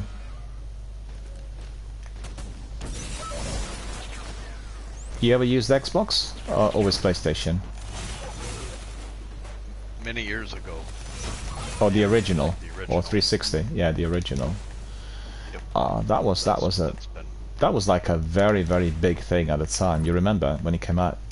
It was well, they advertised it as a console computer, multiplayer, Halo Combat Evolved, and it really attracted a lot of attention. And PlayStation connected with the multiplayer a lot later, I remember, because I had PlayStation 2, and you had to be buying extra adapters and add-ons and all sorts, and then that didn't seem to work too well for some time. It was only on PlayStation 3 they resolved the issue. I listened to a podcast yesterday by Ryan McCaffrey and the guys from IGN, Best in the Garden, you know, the crew that usually do Unlocked, and they were talking about Xbox One being a complete fluke, like really unsuccessful console, and they said, well, quite good to hear that no games will be produced for the console anymore, which was the news this week, also coming from Microsoft.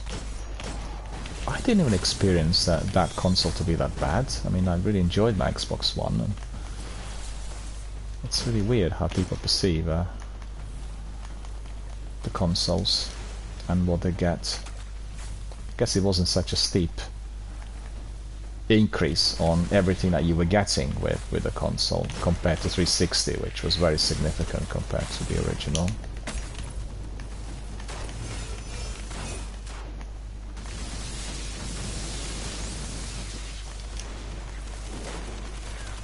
I think Xbox is still dominating the US markets, you know, compared to PlayStation and Nintendo. It's been created primarily for the US initially, I think.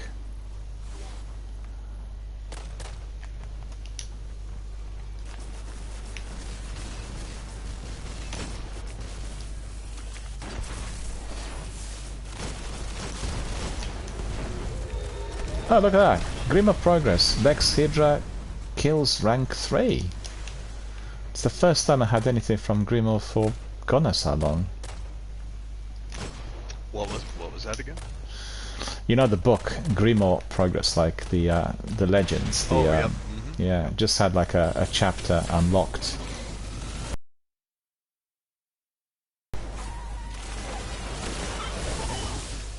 Our friend Captain Jack was one of our founding members here of our community. He ordered the book from Bungie, I think day one, and he received the book, I think 4 or 5 years later. They've not produced the book, I guess, up to that point. So I remember him sending us some photographs of the book.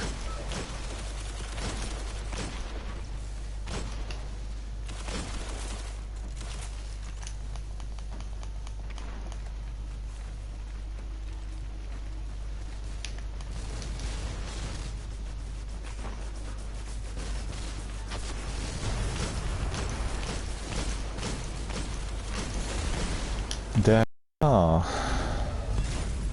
Hydra's destroyed. Did you know the Vex are organic? I wasted my super. There was no one out there. They shudder at your approach. But you know, it's a bit ridiculous, isn't it? We are doing this Siva, and it's supposed to be like really difficult. And just compare the difficulty of this Siva strike with those we've done yesterday. This is just that we're just walking through it. It's so different.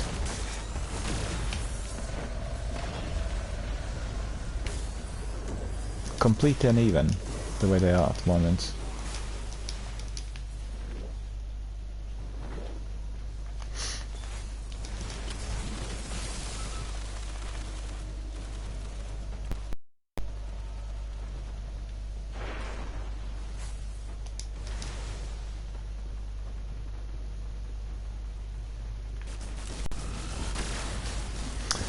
We had another community member from Minnesota a little while back. I'm just trying to think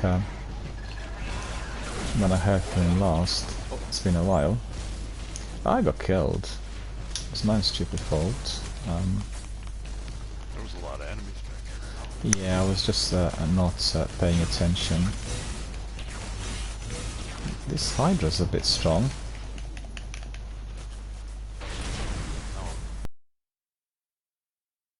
Portals, I see. Yep.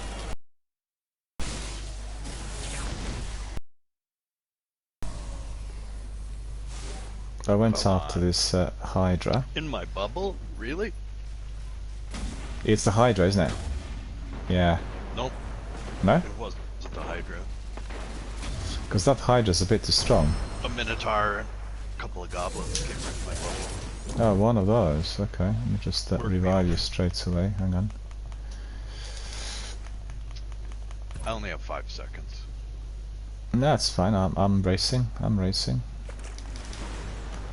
I'm racing. Oh, you're revived! You're revived. Yep, yep.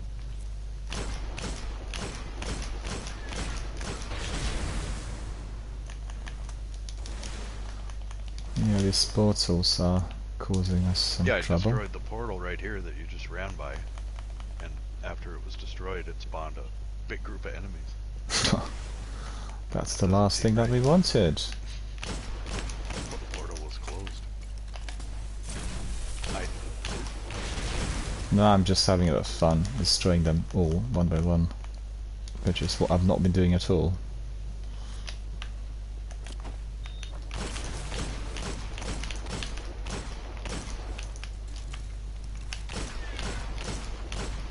Immune?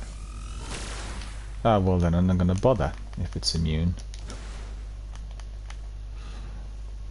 Tough on me then.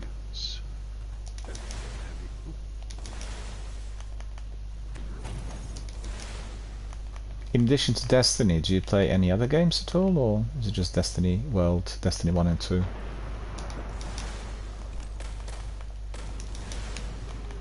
Yeah, I dabble with some other games. Okay. Nothing I'm really committed to, like Destiny.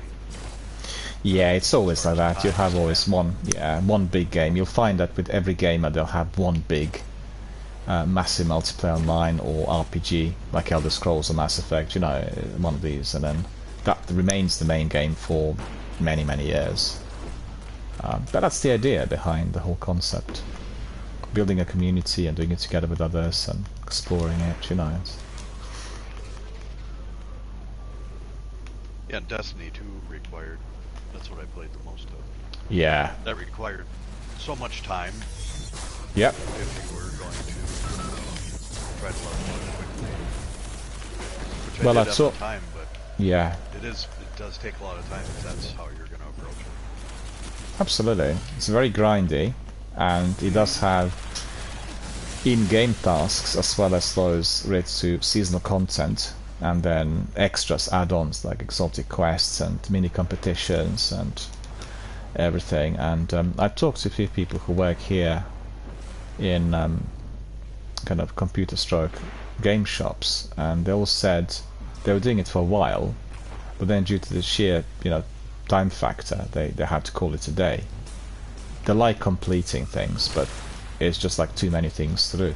To be honest with you, I think the busiest I had in Destiny 2 was during the second year, you know, when they introduced the first 3 seasons, because the game was so negatively received initially that they spent like 365 days developing seasonal content, and that was really incredibly.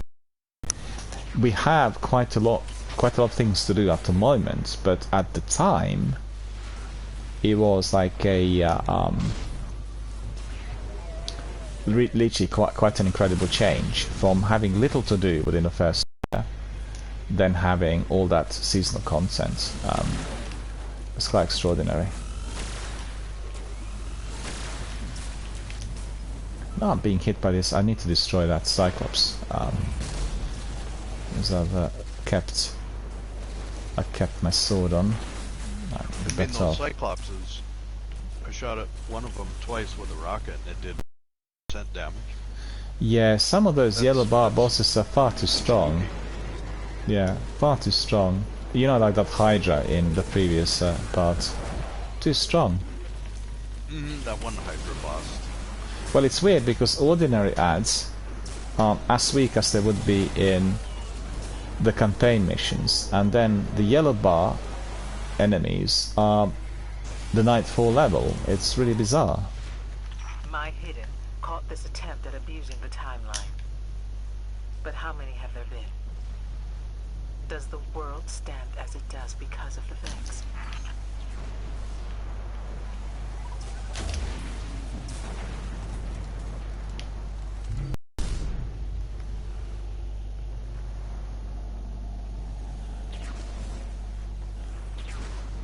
Oh, we destroyed that Hydra then. Finally. 2 Galahorn rockets.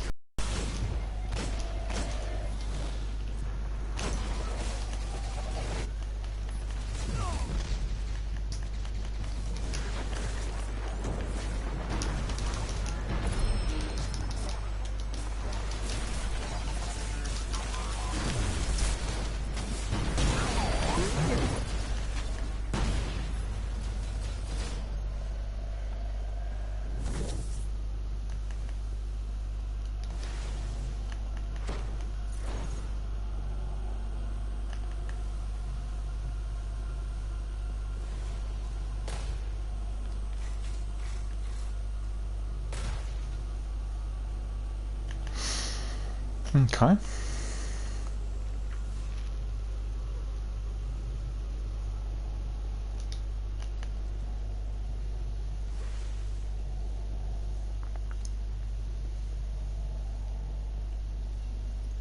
That's the time bridge.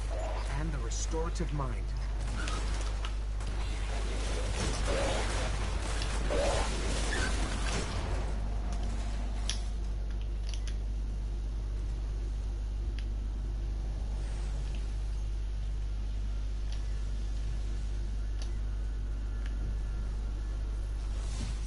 That capacitor just lit up. You know what to do. Oh, this wall got erected. I was gonna hit the boss from the distance, but didn't really.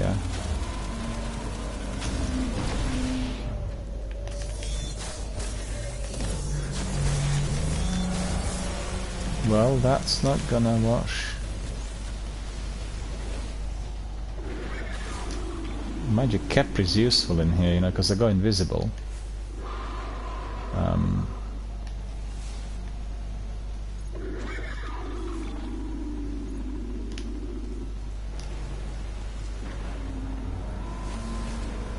Stop it.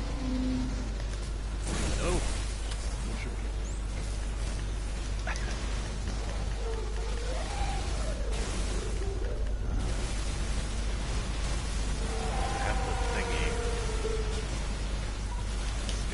Yeah, we need to Right away, though. get rid of these.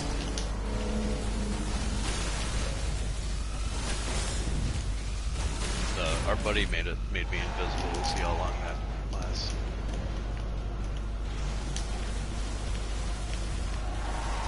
Please. Alright, got that one. Yeah, okay.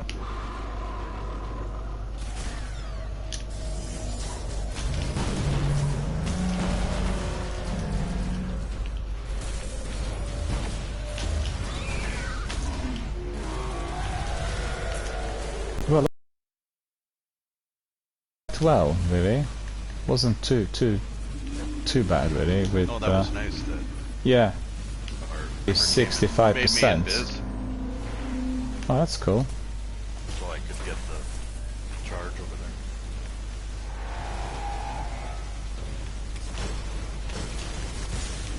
That's not good. Not being.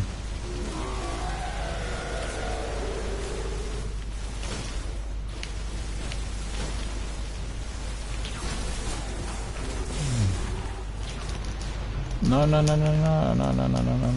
need to be invisible. I just didn't go invisible now.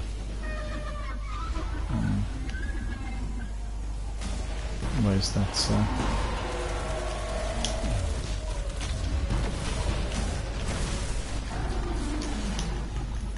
What's the damage? Well, it's reasonable. He's down to about 15%. So that's not too bad.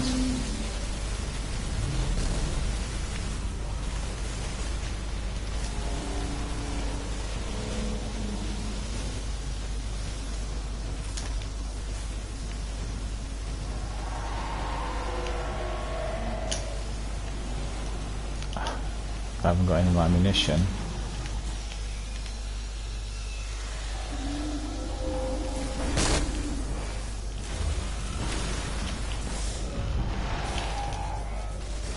Look at that Hydra popped up next to me. Careful, we both died.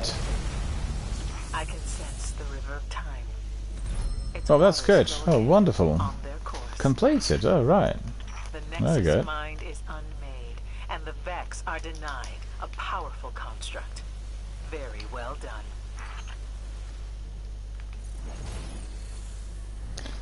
How many skeleton keys do I have? I'll keep them for Nightfalls, I think. No, I don't have 3. Yeah, I don't have that many. any. How do you get them? Well, just you get them as rewards, you know? They come after certain activities. Doing these, or? Yeah, Seals and Nightfalls and Pinnacle activities in general, you'll get these keys. And that's... Our friend got his treasure pack. Oh, that's good.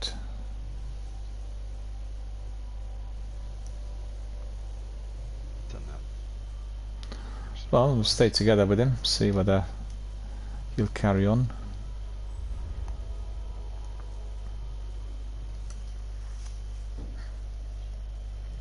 Yeah, I was trying out this Zalo Supercell. I was able to finally level it up. I bought some exotic shards. Oh, that's cool. Well, Destiny 1 is a lengthy grind as well. Very difficult to certain weapons and certain tasks. I guess they of having a 3-piece at all times, doing it, and particularly 4400, then some of the bosses and enemies are really difficult to eliminate. I remember when I was doing my first kind of leveling up on Warlock, it was really tricky. It did take me a bit of time, but then on the other hand, I had the benefit of the channel and other people coming in, and I was able to kind of work on all 3 characters in no time. Our friends, he's also from the US. He said originally it would have taken him up to 2 years to reach everything. He was day 1 player and he did all the expansions and everything from the beginning. No time for sightseeing, you two. But then on the other hand, at the time, at the time when the game was released, there was no Twitch.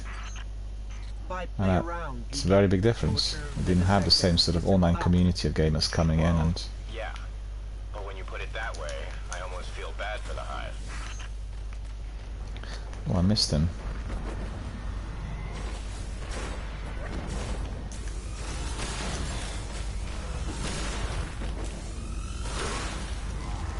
Oh, he wasn't taking a lot of damage either. It's only a red bar enemy. Hive. Seems right to pick. The Splicers are plain God. They view Siva as a means to reshape life how they see fit. The Hive are just victims of the Splicers' willingness to push their curiosity. What's your take on the difficulty levels in the sequel? Do you believe or do you feel that this game is more difficult compared to Destiny 2? In my opinion, this Destiny 1 is significantly more difficult than Destiny 2. Unless you're talking the very hardest content. Yeah, like GMs. Yeah, and also Masters. Grandmaster Nightfall. And then master settings on things like Dungeons. But it just seems like Destiny 1 is just more difficult. There's a lot more. Again, this is just my experience. Is you have to the precision of how you attack enemies. Yeah. And mods. Perks you have in your armor You have here. to admire the Hive's Pick all tenacity. those things They carefully close this gate every time. and Every single put all that together. time. Well, that's one of the Seems like biggest it's things, more isn't it? important. It just, I think they made it easier, so it was more beginner We've got friendly. Hive closing in. Mm. Yeah, the sequel, absolutely. Just to get more people playing it, maybe. Yep. Well, the first and the biggest Dumb it thing down that... a little. or I shouldn't say dumb it down, just make it so it's not so difficult. If I wasn't playing with you or Lucas or the other people that I've met in Destiny 1, I certainly wouldn't be doing content like this. Yeah, it's a lot more difficult, yeah. I'm more of an average player, not elite. So doing high-end content solo, that's pretty tough for me. Plus, I'd much rather run with a fire team. It's more fun. Well, I'd say it's very tough for everyone, as they designed the game to be played as a 3-piece, 6-piece game. So the whole idea of leveling up and everything else was very much based on that.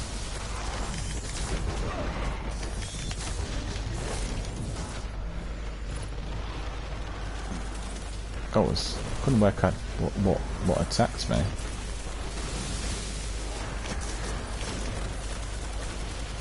Well, that's really weird. There's so many enemies in here. Yeah, there's quite a few. Well, many more than on the last round when we did this, so... Okay, then let's wish I had a sword.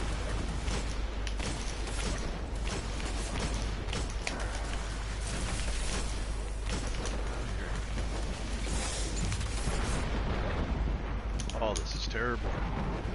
Guardian down. Jeez. I mean, that's insane. I'm in my bubble. They're just shredding me. The pattern here is chaotic. But I think Sword I would have figured been it out. handy there. Just one more room to clear. Yeah, still here I've got my Galahorn on, so...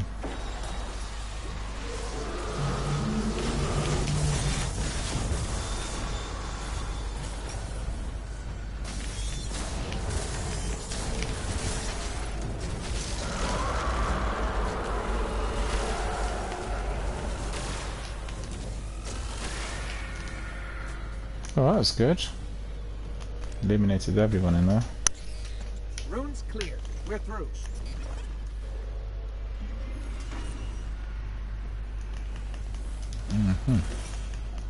Okay. Got another Huska. I must have like 6 of those now.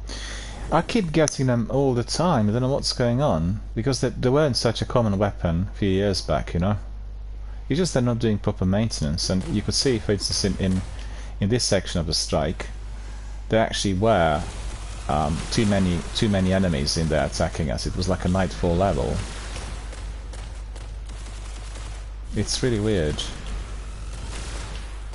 They should spend a bit more time doing it, because many people play Destiny 1 still.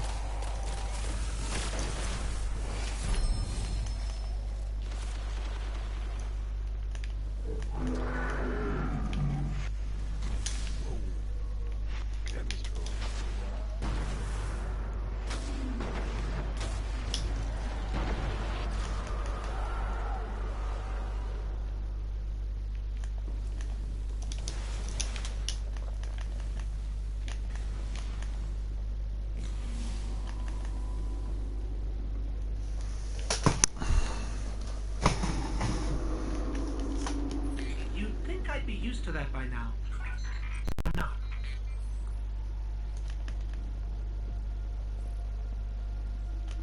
Watch your feet. There are traps everywhere.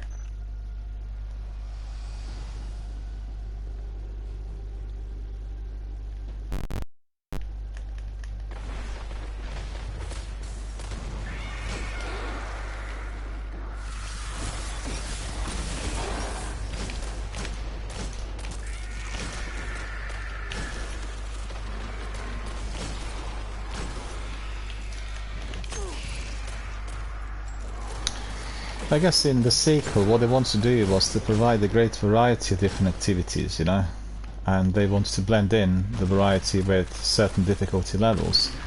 I think generally, for anyone who played Destiny from the beginning, that's very unpopular. They just see it as a way through which you will coerce many new people to come in and monetize.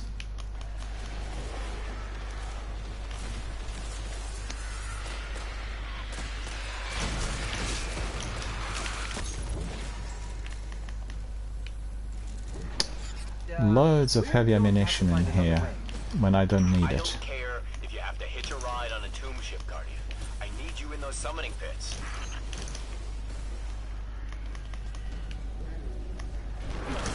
Oh, blimey, look at this.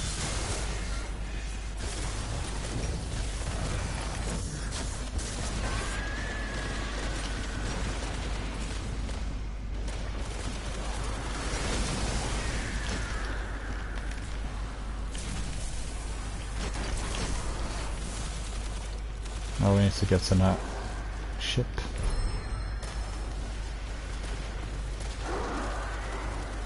So many of those. I'm pretty sure gravity is in dark. Oh, so try real hard not to fall.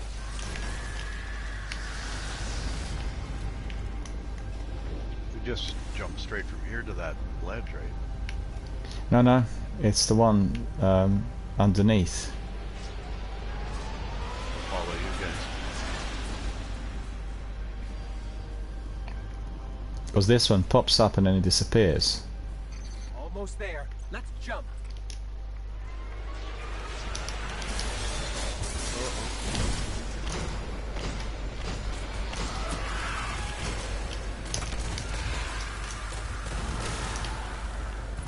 I keep forgetting that I have Galahorn on, you know. When I grab my sword and Galahorn pops up. That sounds like but don't you let might up. accidentally. Kill that ogre to ensure they don't get the chance to claim their prize. You might accidentally kill yourself. Well, I've still got some rockets, so that's fine. Oh, no. Look at that. It just literally... It got shut on my... I didn't see it. Okay, we're Oh, we all doing died. this. We're really doing this? Jump. Before it's too late. That scream reminds me how much I hate this place. Oh, no. As if I could forget. Our friend popped up. So I was about to launch my Galahorn rocket.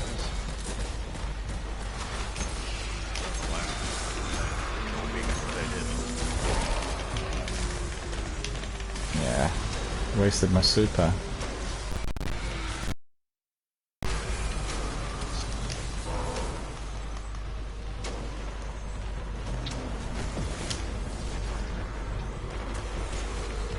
Where is the beast?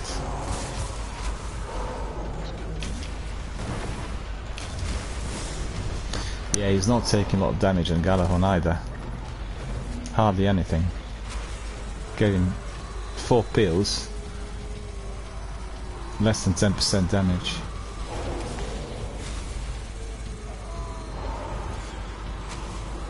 Thank you.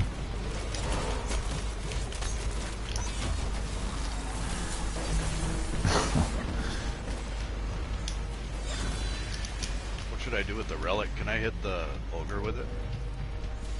You can. That didn't work. Yeah, I got killed. It's too close to the beast. Yeah, that's bad. I guess the best way of doing the relic is just by you use it for the ads. You keep slamming it. So the relic actually, when you slam it, is similar to the fist attack that you get on Titans. Is there a shrieker? Just knights there that have snipers. Purple orbs. Stuck on a wall, come on. Literally slammed in the wall, that's ridiculous.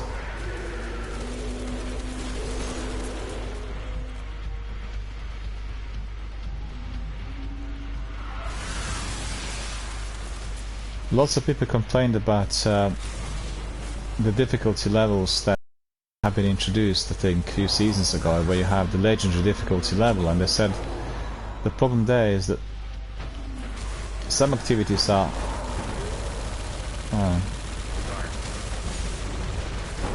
well, that's absolutely suicidal what I did now. One shouldn't really use the machine guns in there because literally Oh, jeez. Don't stand here. Bad spot. Shoot. Well, this machine gun is actually a complete, like, total trap. Because as soon as you go there, Olga is on your back straight away. So. You gotta get the shrieker down. Wow, look at all the boomers. What level is this? Shrieker's popped up. No, this is like Nightfall. This is like Nightfall. And this is like the hardest. Yeah, because usually you don't get Shriekers here in Sivas within this strike. Wow. This is like turning out to be insanely difficult with these Shriekers.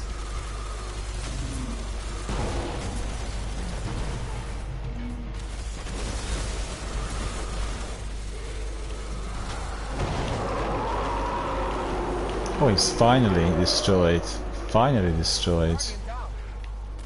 How did I die? One less abomination we have to worry about.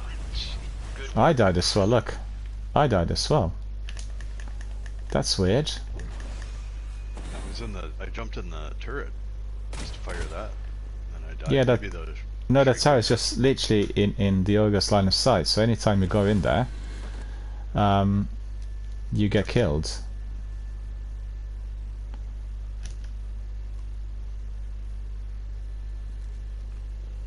Yeah, that was crazy. This was insanely difficult. The last section was proper Nightfall. It was ridiculous. We would have not been able to complete it easy as a two-piece, you know, because the swarms of enemies and everything else attacking us at the same time. So It didn't really seem like there was a place you could take cover and fight the battle in that room. It seems like everywhere was subject to fire. well, the only way you can do it is by kind of tactically positioning each player at a different section of the arena, and then the enemies will get spread out a bit. Otherwise you get the whole lot of them attacking us all at once. I meant solo, yeah. Oh, solo would be a complete nightmare. I was just thinking about that. Complete nightmare, yeah. We were saying earlier about the difficult levels in the sequel. Many community members complained about the legendary being like too difficult compared to the other. So the other would be too easy and the legendary would be too difficult.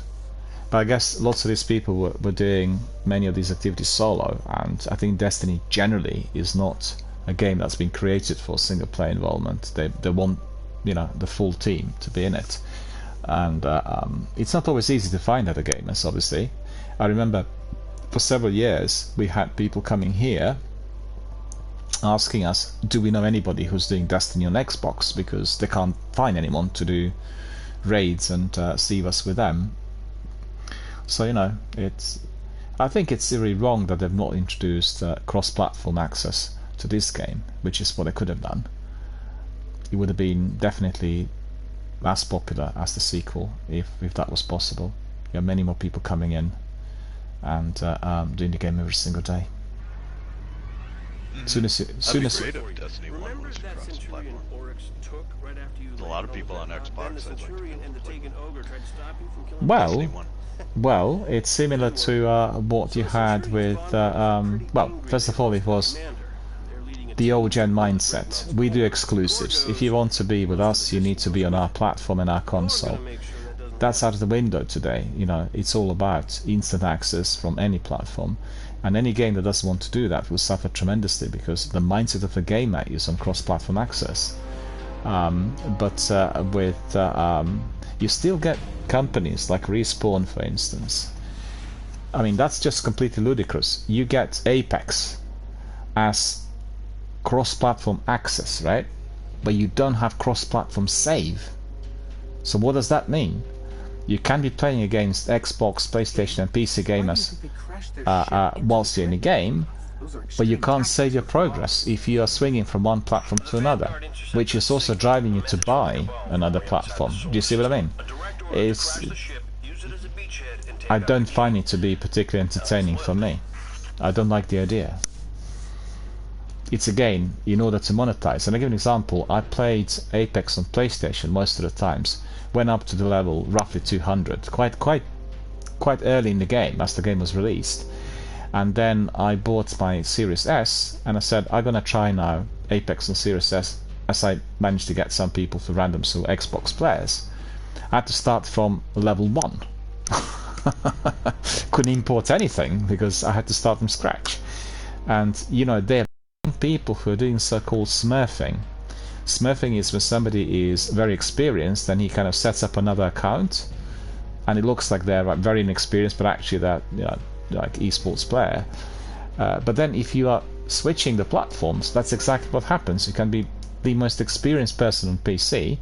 You go to PlayStation, you need to start from level 1. I don't agree with the concept. I think it's completely unfriendly and old school.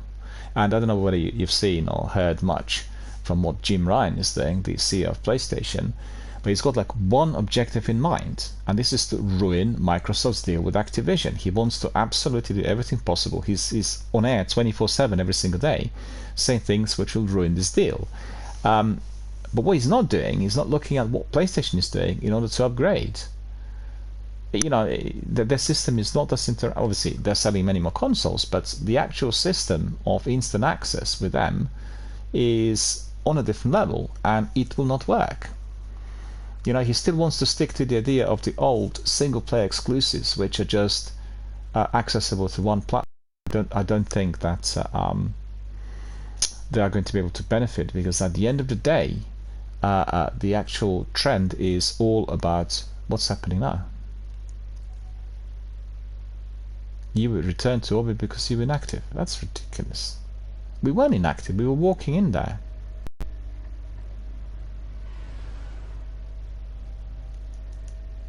What's happening? That is ridiculous.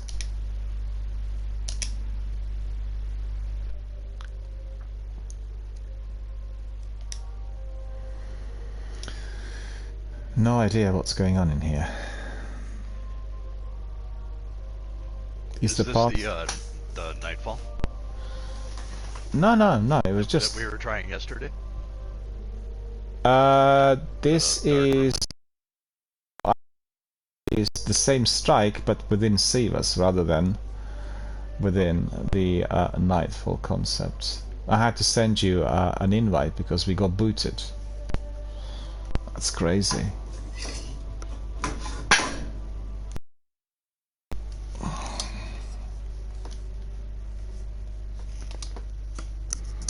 Did you get my invite? I think so.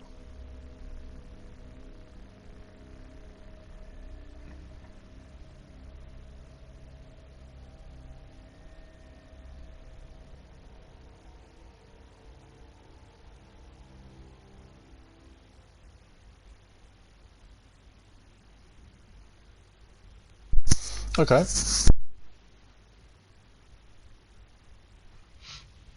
Is my mic volume okay? Yeah, it's fine. Yeah, all good. Okay.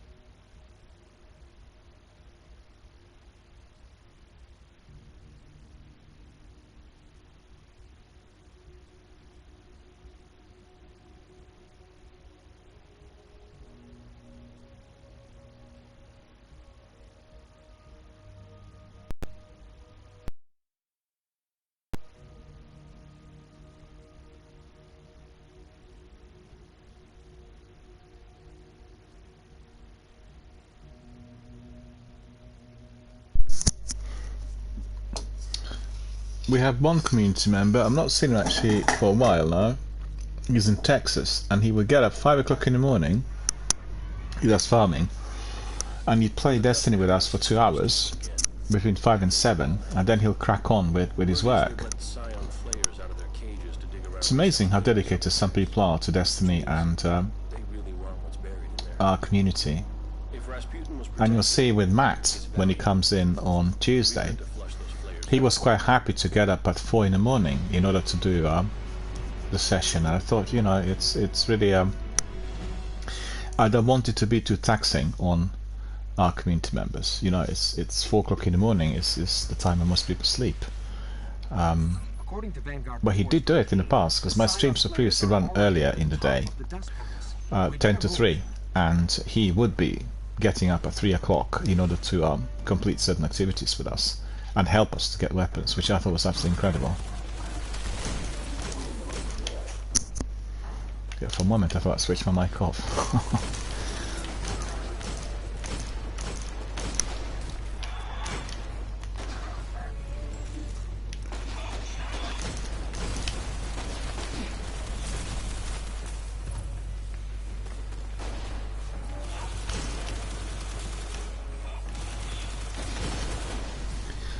The chap who I told you about, who's in Las Vegas, his user ID is Flying Pirate, and he plays just Destiny. He doesn't play any other games. He knows everything about Destiny 1 and 2. He literally plays Destiny 2 all the time. Really dedicated. The only difficulty for me is he's always playing it during the times when I'm asleep, because of the time difference. From about midnight to 5, 6 in the morning or so.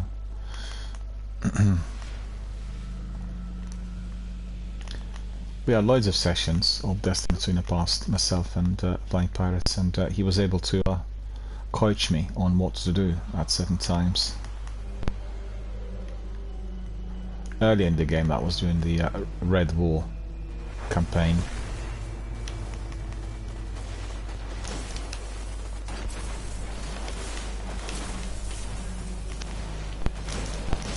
And yeah, I really could have done with that dark drinker in here, because with Galahorn I'm not going to be able to do a thing.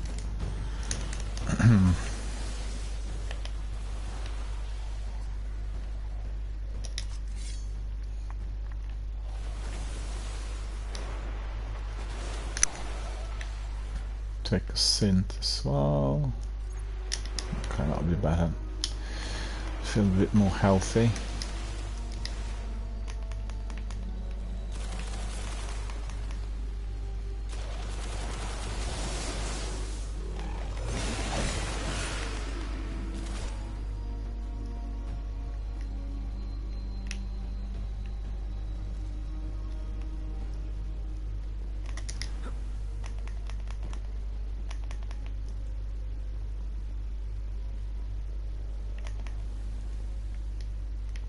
Yeah, Ghost. You got it. Cool.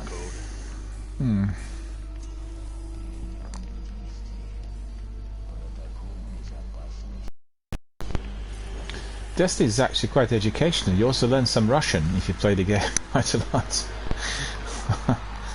Quite funny, isn't it? Cosmodrome.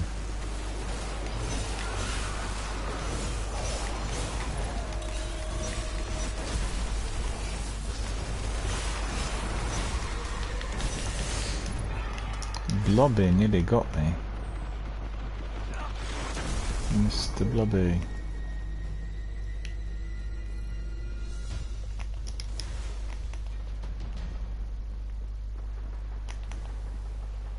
Oh, that was quick.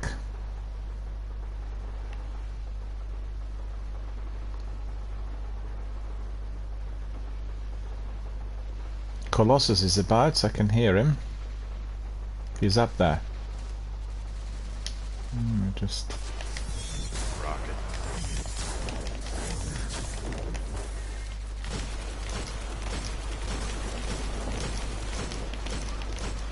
He's taking loads of pills and he's gone. That's good. You played Red Dead at all? Red Dead Redemption 1 or yes, 2? Just a little bit. The sequel or the original? 2. Yeah, incredible, really. That game is just out of this world, really. Very, very lengthy, It's a game you can play for months and months and months. I really look forward to having that sort of open world game within Western environment, you know. I'm a great fan of Westerns in general, and there was a European graphic novel called Lieutenant Blueberry in the 70s and the 80s, and I loved that graphic novel, and this world of Red Dead is just the same.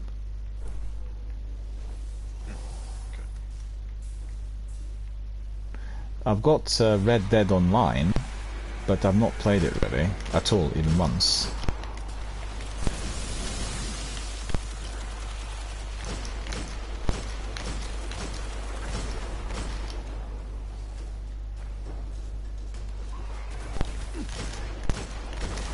I haven't played it either. Well, I've heard from some people that Red Dead Online is extremely toxic, and again, I was a bit surprised, but I could see as to why. Because there are some, yeah, it's like some unsavory characters there in the game, and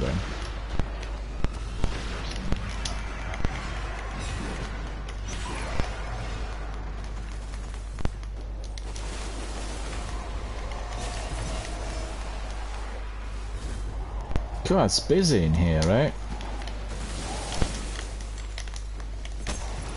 To get rid of these. The guy knocked me off the exact same place. And it's like a comedy show. Yeah. It's like slapstick.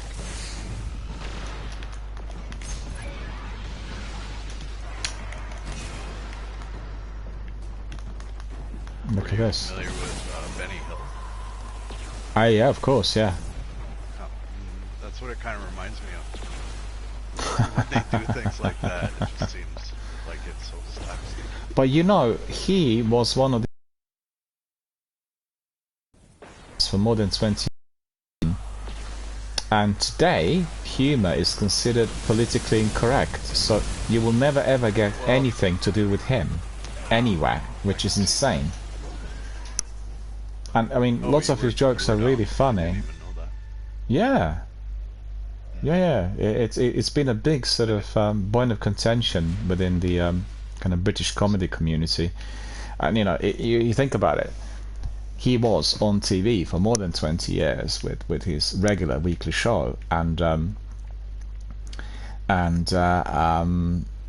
it's just considered that this sort of things are no longer acceptable. Obviously, it's referring to the way he portrays women and everything else. But not all of his sketches were about that, you know. He was also, I'm not sure how this was received in the US. He had lots of sketches where he'd be singing or talking, like sort of embedded within this sort of British environment of North and South divide and the class and culture and all this. And I know that I talked to some people who said they didn't really understand some of it, whilst the slapstick element was easily understood by everyone, because it's applicable to any society or any group of people in any country. And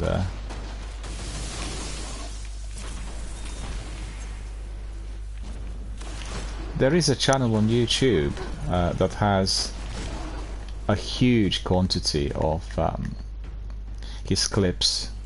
Don't know whether you've seen it, and you can get literally anything that would have been released on that channel, and many of these bits are remastered and really the good nick.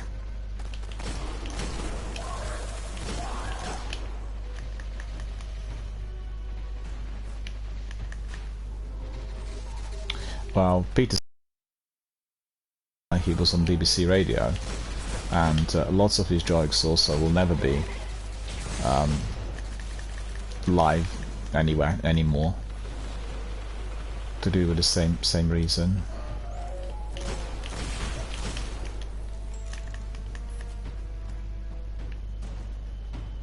It's very sad. He was very popular on TV and one of the leading comedians for many years, and he lived a life of recluse. So, as for instance, in the late 80s, early 90s, his humor was considered no longer viable, he didn't have that show on TV anymore, and he sort of withdrew to his flat in Teddington, and then he died, and they discovered him slumped in an armchair watching TV. I think wouldn't be days, but weeks later, after he died. So it was very, very tragic, you know, considering that the man was producing such highly popular comedy shows and died really such tragic death. And wasn't that old. He was in his 60s, I think, early 60s or so.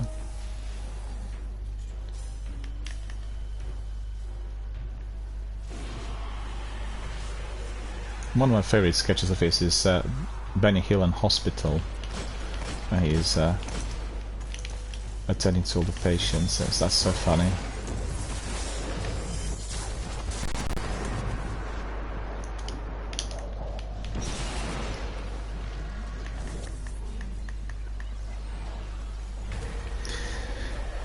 Do they broadcast silent comedies on various television networks in the US still, or is that also sent to oblivion? Ben Turpin and Harry Langdon and, you know, Harold Lloyd, these kinds of guys. Charlie Chase. I don't think so. Nah, they're still gone. I don't watch. Yeah, it's all gone. Broadcast. It's usually Netflix. Yeah. Well, there's been a big rebellion in the classic film going community in the US because they've changed ownership of TNT, you know, the Turner Classic Network, and it looks like they're just downsizing. They want to reduce everything, maybe even change the network, and one of the most popular film networks in the US and the only network providing classic films. So it's just that the interest is different today. You know, younger generations are not into this. They don't understand any of it. It's not that they don't like it, they don't understand it. That's the biggest difference.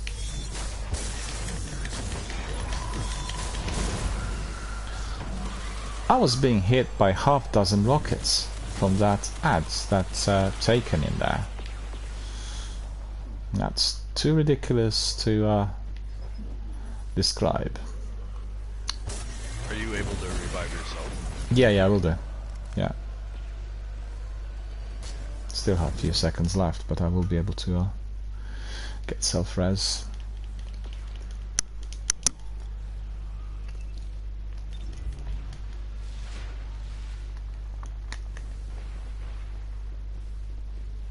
I also have Netflix, I have Amazon Prime Video, BFI Player, I have Disney, I have all these streaming channels. And I watch them extensively. There's so much to see. On YouTube they also have lots of unlicensed videos and films.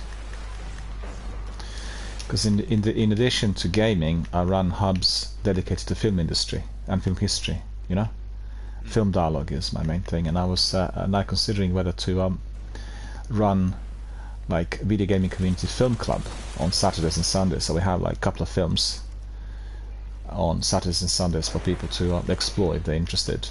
And they're sort of trying to merge two of these communities together, because my film community is much bigger than the one I have here for video gaming, and it does really comprise very many industry professionals, people who, you know, work for various production companies, and people write on film. And what did upset me a little while back was to do with the app called Rabbit, which I was using for films to be streamed live on the internet, and it was a very successful app. So you know, through a browser, what you could do was to stream anything that was on the browser, so like YouTube, for instance, right? And even Netflix, if you were a subscriber, it was no problem. And there must be I'm certain that some of the studios or people who, you know, are linked to licensing and copyright and all that, they must have had a serious problem with it, because it was operating for 18 months, and I built a really good community of cinema goers and people who love classic films, and they'd watch it 24/7. I'd leave it literally on loop, you know, with classic comedies, Charlie Chase and Chaplin and all this. The younger people discovered this for the first time in their life. I thought, I'm gonna admit, that's really extraordinary. And then the app disappeared overnight. Never any reasons given. And what did upset me was I had a huge number of postings on the app and just all disappeared. I couldn't retrieve any of it. You know, a complete waste. Which is what does happen sometimes, unfortunately, with these smaller companies. But surely they should have set, you know, should indicated that they were going to be closing down. Licensing and copyright issues are very, very significant in all these industries and causing many problems.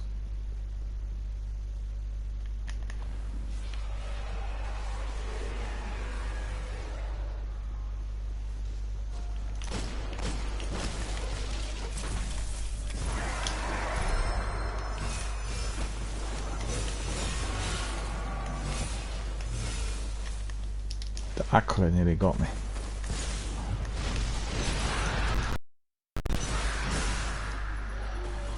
Too many of them out there.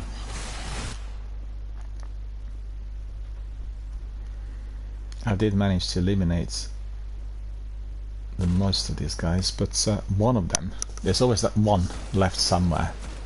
A bit like those exploding thralls in the Nightfall Strike yesterday.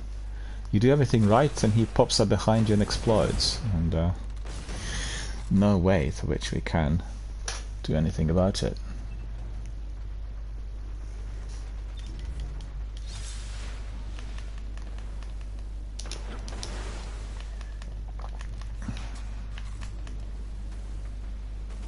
Our friend Lupus Arias had spent 15,000 hours in Destiny. That is astonishing.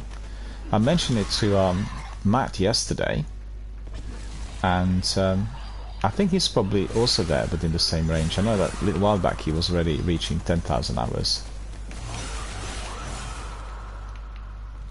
And you know, yeah, that seems like a lot, because I played a lot of Destiny 2 over the last 6.5. Just because I can, because I work from home, but it wasn't like I was striving for anything. It was just more something to do on the side. Yeah, yeah. So I did play a lot, and I think I have maybe, if I add them both up, 8,000 hours. Yeah, yeah, it's easy.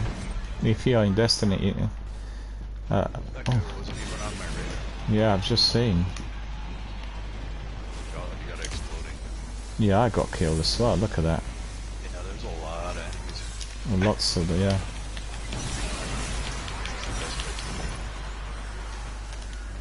This thing's just sitting here. That's for a Siva strike. Honestly, this. Yeah, Dark Drinker does it though. It'll be alright with Dark Drinker.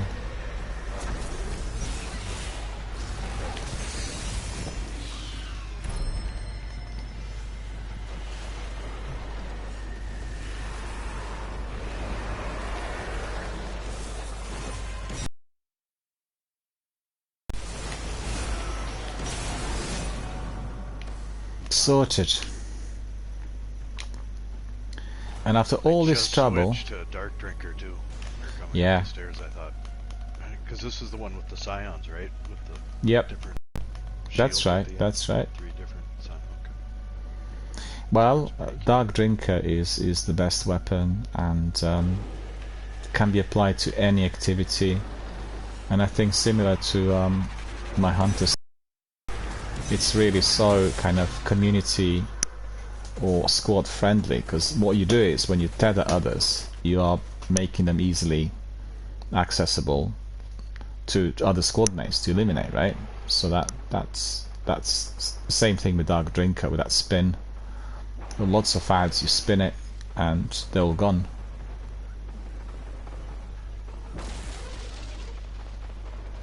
I'll respawn, that's fine, don't worry about it.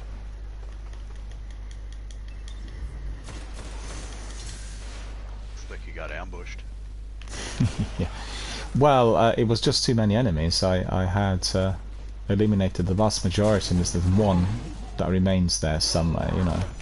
Hits me from behind with like exploding throws, and I have a artifact that its trait is, it says that you can block incoming energy damage with your sword, and it'll reflect. Yeah, that's true. That is. Wait a minute. That's. Have you ever tried that one? Yeah, I just want to show you. Yeah, I've got that as well. Basically, if hang on a minute, not heavy ammunition now. Right, I'll use my synth. I think I've got the same thing enabled. Let me just have a look. Because with Dark Drinker, it gives you this ability to block as well. Hang on a minute, how do I do that now? I'm trying to think. When you walk, you can block, you know. It's L2 or L1. That's it. Yeah, like that. Look. See that? And that's very effective when you're being hit by certain enemies. The only thing is, when you're doing that, you're also using ammunition. So I've lost now already 2 on my load, right? So you really. That artifact right now. Let me just have a look whether I've got it enabled or not. I know that I've got one of these. Yeah, it's the memory of Radagast. I don't have it on. I have it with me. I just haven't tried it.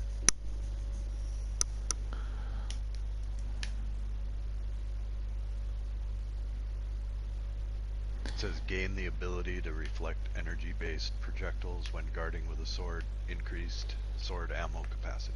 Yeah. What is it called? Did you say? Oh yeah, Radagast. Memory of Radagast. Yeah, I've got it. I've not enabled it, but it is giving you that. Yeah, you got Soul Accumulator, increased discipline. You've got Fallen Breaker, but maybe you've got different. Maybe you've got different perks. Solar melees have a chance to generate an orb when killing a minion of the darkness, and melee attacks on fallen enemies have a chance to generate an orb. I don't have.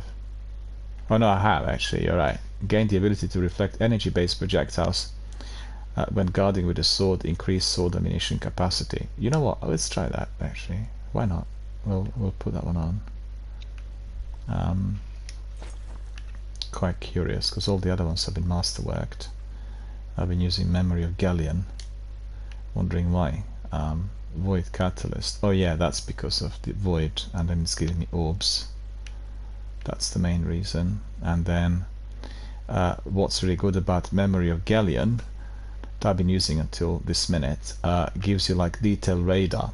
So on the radar you will see, for instance, certain chests and certain things, whatever you need to approach. So that's very useful because yeah, I mean, like that one. Yeah, I mean, I'm Glimmer or destination materials. That's right. That's right. That really helps. And just coming back to what we were discussing earlier, the differences between Destiny 1 and 2. I tell you what, we better start moving because otherwise it's going to boot us, the game. I was going to say that when comparing Destiny 1 and 2, that's one of those biggest points of contention between the veterans of the original game and the sequel. A lot of people felt there was a lot of joy behind constantly getting new armor and new weapons and then exploring the perks, because the actual loadout you're getting or the perks are significantly different. For me, that's very picky because every single time I need to look at thing I picked up, right? Find out what have I got, what are the perks, and what's better, what's worse. As you've seen, I nearly have the very best Imago loop, but then when we were discussing it with Arius, he said, have you got the explosive rounds? And I now remembered that somebody else was telling me this a few years back, and I just forgot about it, so I deleted all the Imago loops. I mean, in fact, I probably picked up one of those with the God Roll. But that's seen as one of the biggest strengths of Destiny 1. You see what I mean? It's a limited number of perks that you're getting, and a limited number of abilities, and you've got to be thinking what's going to be the best for a certain activity. Whilst in Destiny 2, that's eradicated by the infinite number of perks, right? which we are getting the mods rather than perks, which are slotting into your armor, and then, but it's a different system. I quite like the idea of mods, and I enjoyed collecting them and doing various things. But certainly, therefore, the original game is more difficult and requires a lot more attention. Otherwise, you just miss out. You delete something, and you're not going to get it for months and months. Happened to Sekapupu, he, where you get some lag on the internet connection. He was deleting one item, and then it was laggy, and he deleted one of those that was extremely important, like really rare. He got so angry, and I said to him, well, why didn't you lock it? You couldn't delete it if it's locked. But at the same time, I learned from that I need to be locking mine just in case. And nothing worse than deleting one of the rarest exotics, by accident.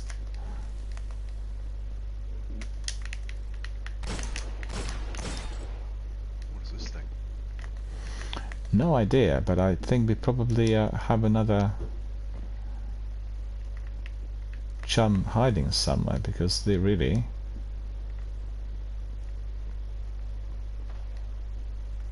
We should have been... Oh no, I know what it is. We need to go up there. Yeah, it's my fault. We need to... The control panel? No. It's the the computers which are there in the back room. We need to get the ghost, I think, in here. There, you see. And then they'll start. Yeah.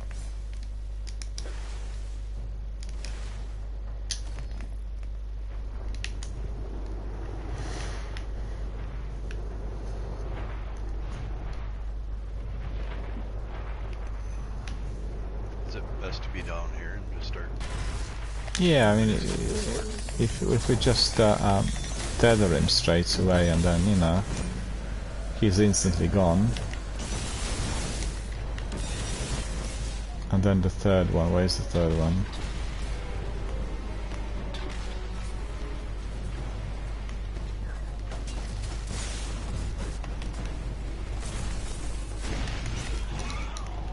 You have eyes on him? God, I'm being hit by so many bullets from everywhere. Unbelievable. So many.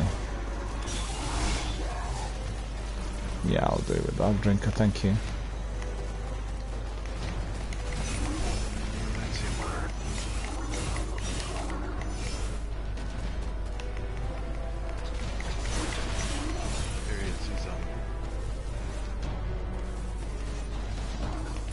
I'm just thinking about what you said earlier.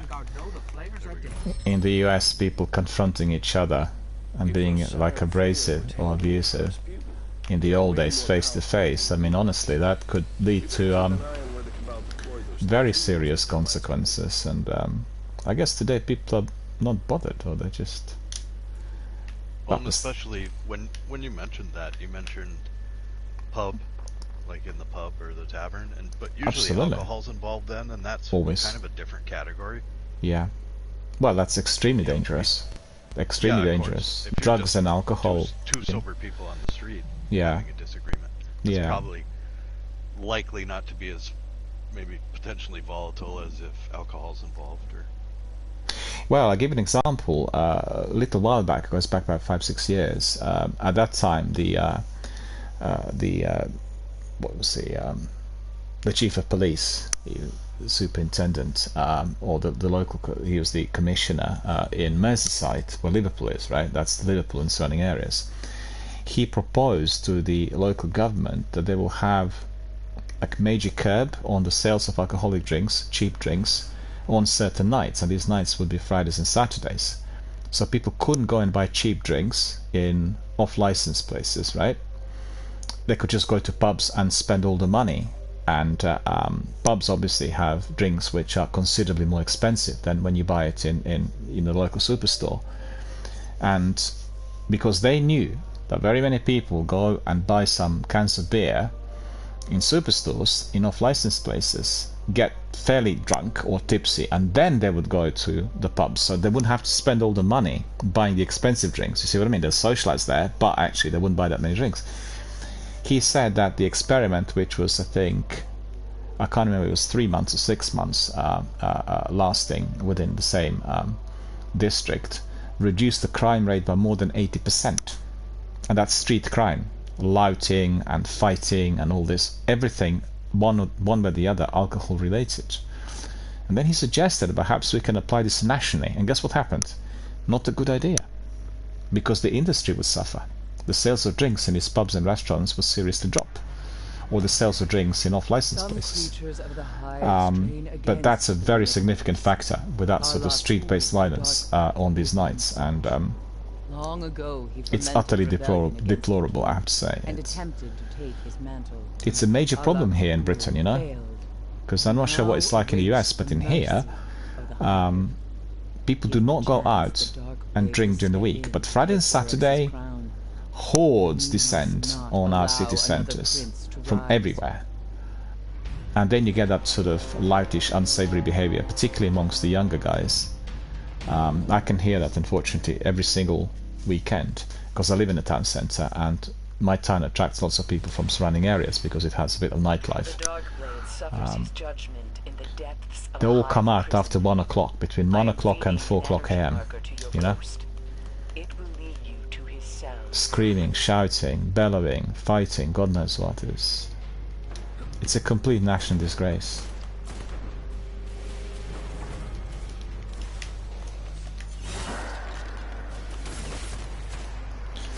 This time's gonna be a lot cool by the looks of it, right? But let's see how difficult he is going to be. Is this just a regular strike? He'll be... Or SIVA? Oh, it's a SIVA, it's a SIVA, right. Let's see whether he's gonna be as difficult as in the Nightfall.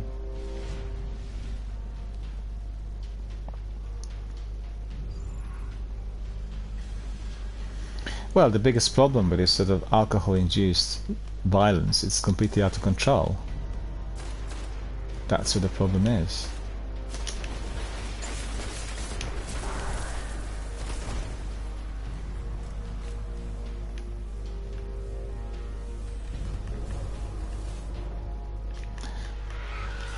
I just think that our legal system has become a bit too lenient, you know? We used to have really strict laws and very stringent measures to deal with these kinds of situations, but since we decided that you know, the collapse of Berlin Wall signaled there's no more threat coming to our economy and everything else, then we just relaxed all these measures, and that's not really paid the dividends, I'm afraid. One problem after another.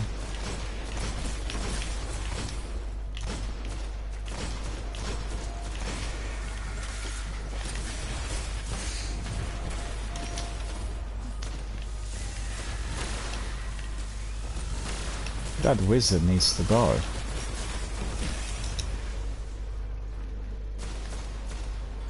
gonna go hide now.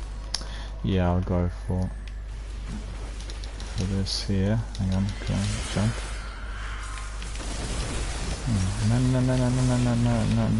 No. Nearly missed him because he was ascending. He was going high up, so I couldn't easily reach him, even if I jumped. There we are, good.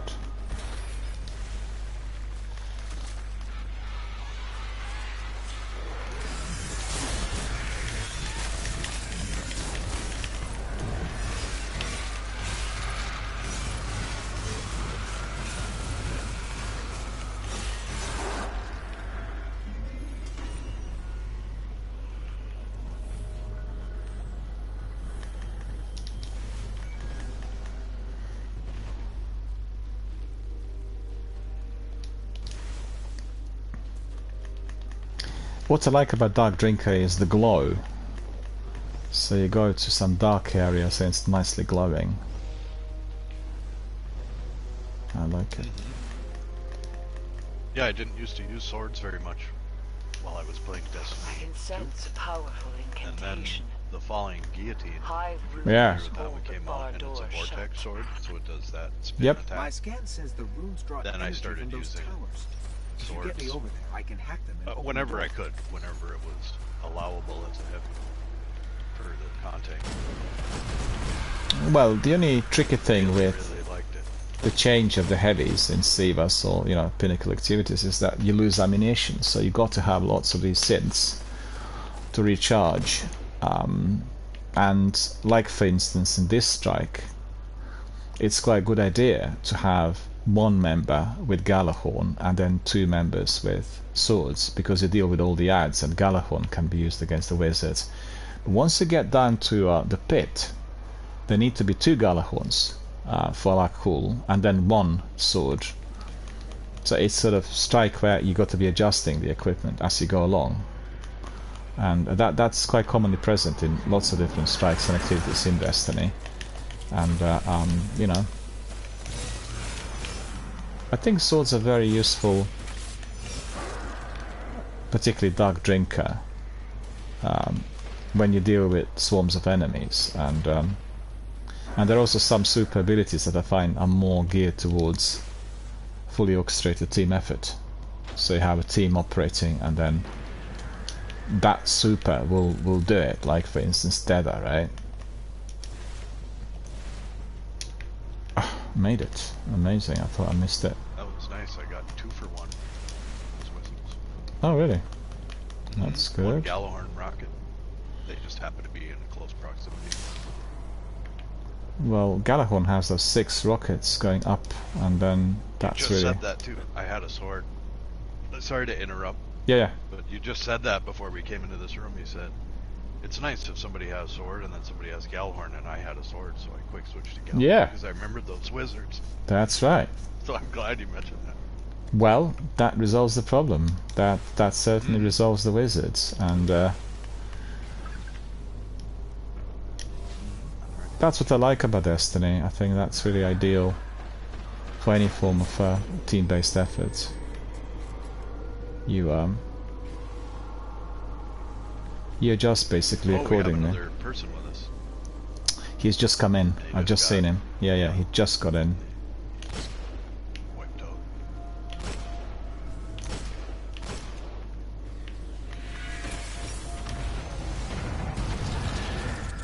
The spell is getting weaker. Let's get to the other battery. Didn't get him. Oh yeah, we got him. So that's good. Oh, I come all the way over here.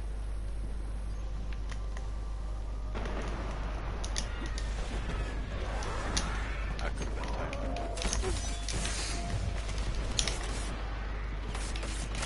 Ah, that's really no fun. What does happen just before you land? If you swing your Dark Drinker, then it turns into a melee attack, not a triple spin. And that caused me so many deaths really during the last couple of days.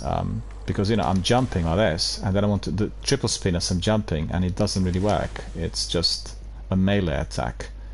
And if there are 3 enemies in there, one of them is going to be more powerful than me, so...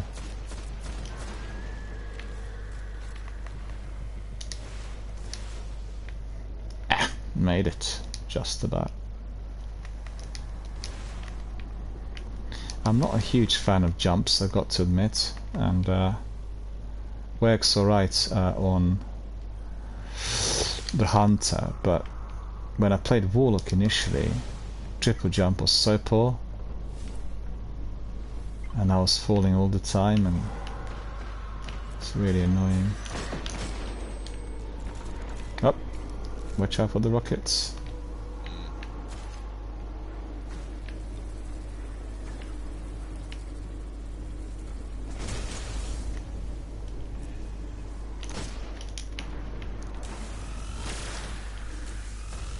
Miscued.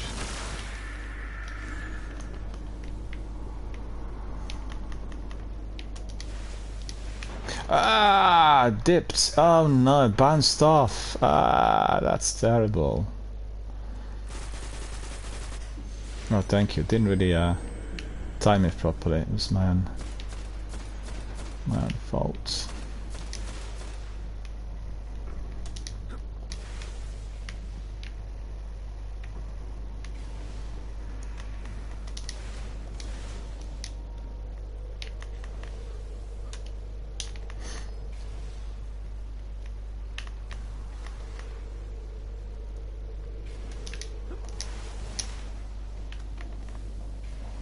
Still need to do something. What is it? Oh, we didn't. We didn't go to that. Yeah. I can buzz over there. Okay.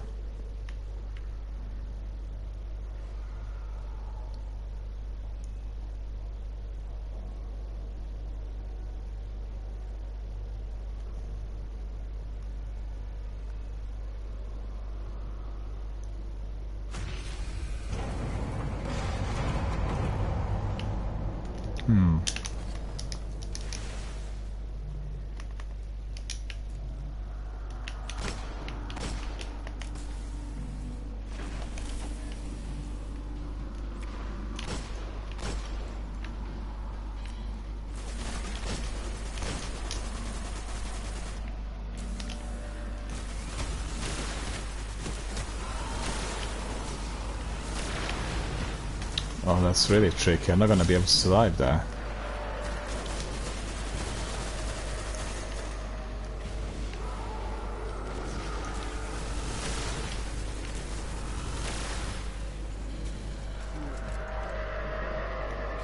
I can't get out of here.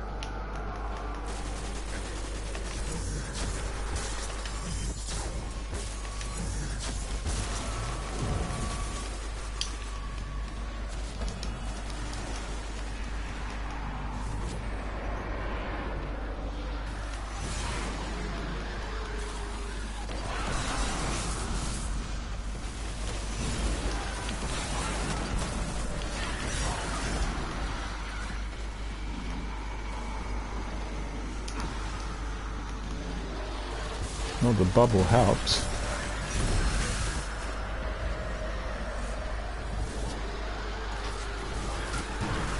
There you go.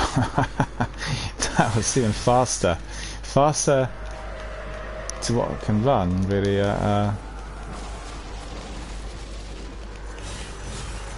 rockets just slammed into them. That was so good.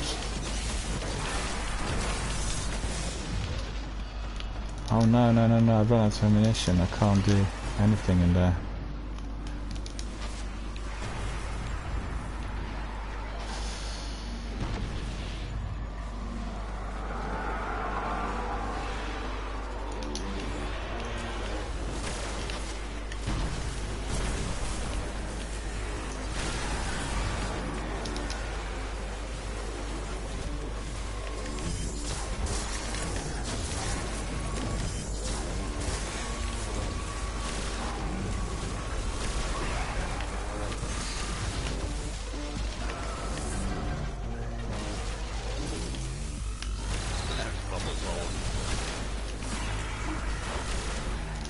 The bubble's protecting him though.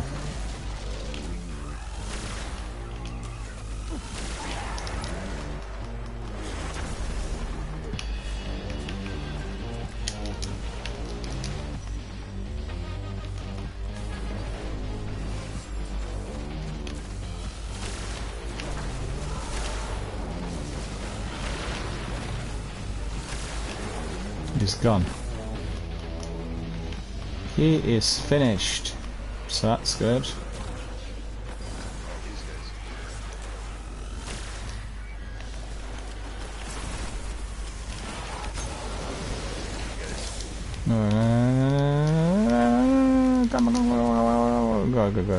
Good. I managed to get away. Okay, good. Need to get to know synth.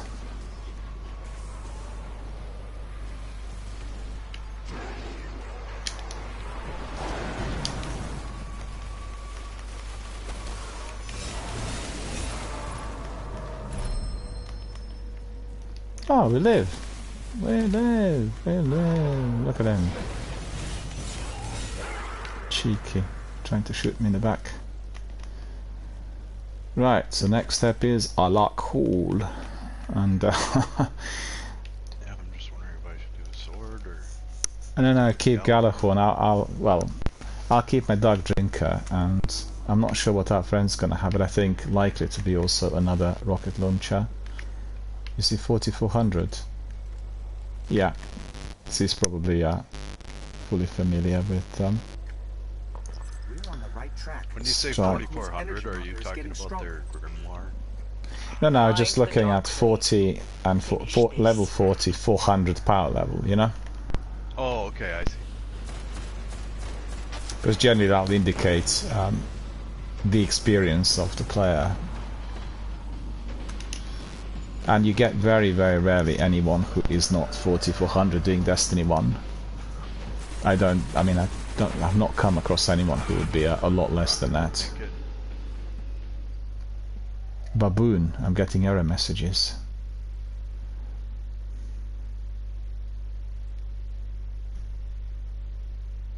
Nope. Oh, jeez. Those purple things are crazy. Are you still in? That's good. I'm not. I'm booted. I'm booted.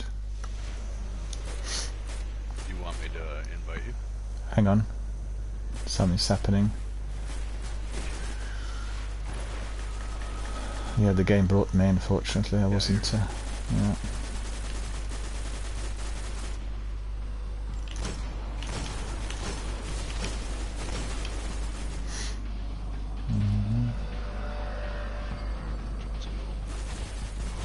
Shriekers. Mind the rockets.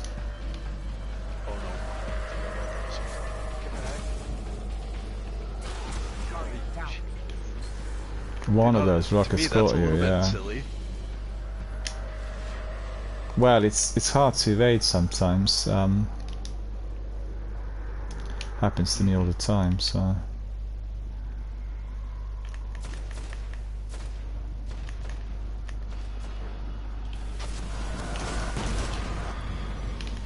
It's this one there.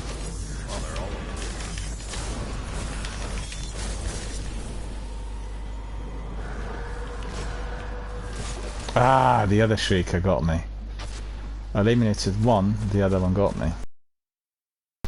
Unfortunate.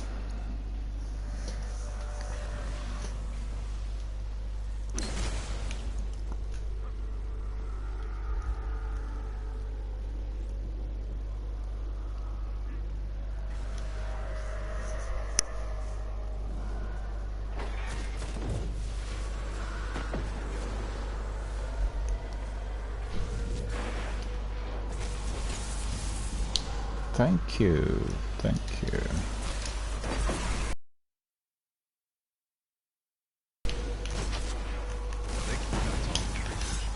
Ah, no ammunition. Why don't I have any ammunition? Come on, quick. Still can't use. Yeah, well, basically I need to get some heavy ammunition. I haven't got anything before we go down there. Still have 1 minute, I think, to before it cools down. Yeah, roughly.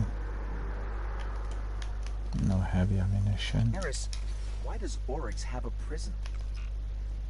Prison is the wrong term. He holds his victims, tortures them, then renders them down. I'm walking back. Generate some heavy. Yeah, I have a synth, so that's fine. I'll just let you. Oh, okay. So fire at will.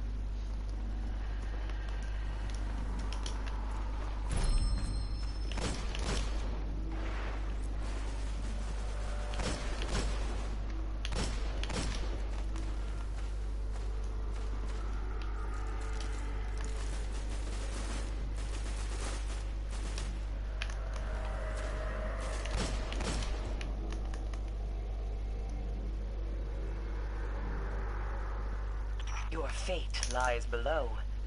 Embrace it. Yeah, I've got it, so that's fine, we can go in.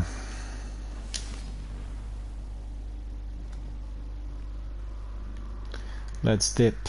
3, 2, 1. Our buddy's still in his menu here. Is he? Yeah, I'll wait. I think he's coming out. Yeah, he's gone in now. He is hunting you.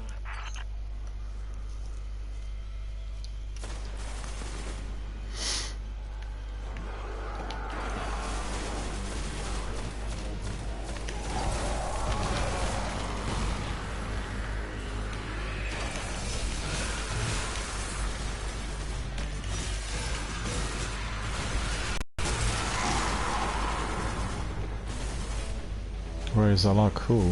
Got my suit on. Oh, there he is. Okay.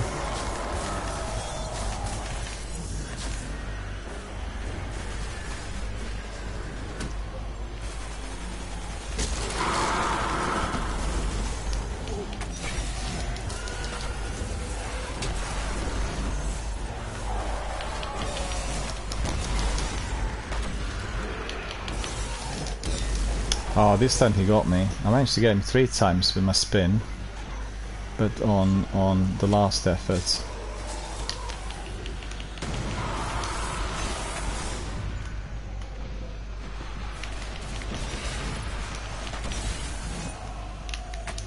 Oh, that's terrible.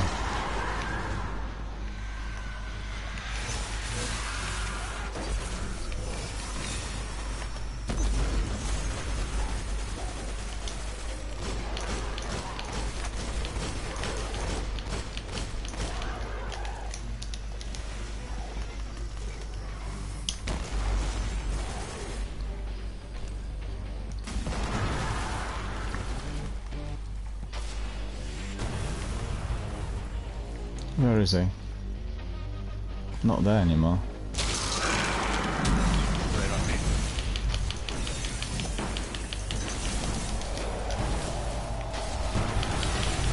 Yeah, he should be gone. He's gone. Yeah, we got him.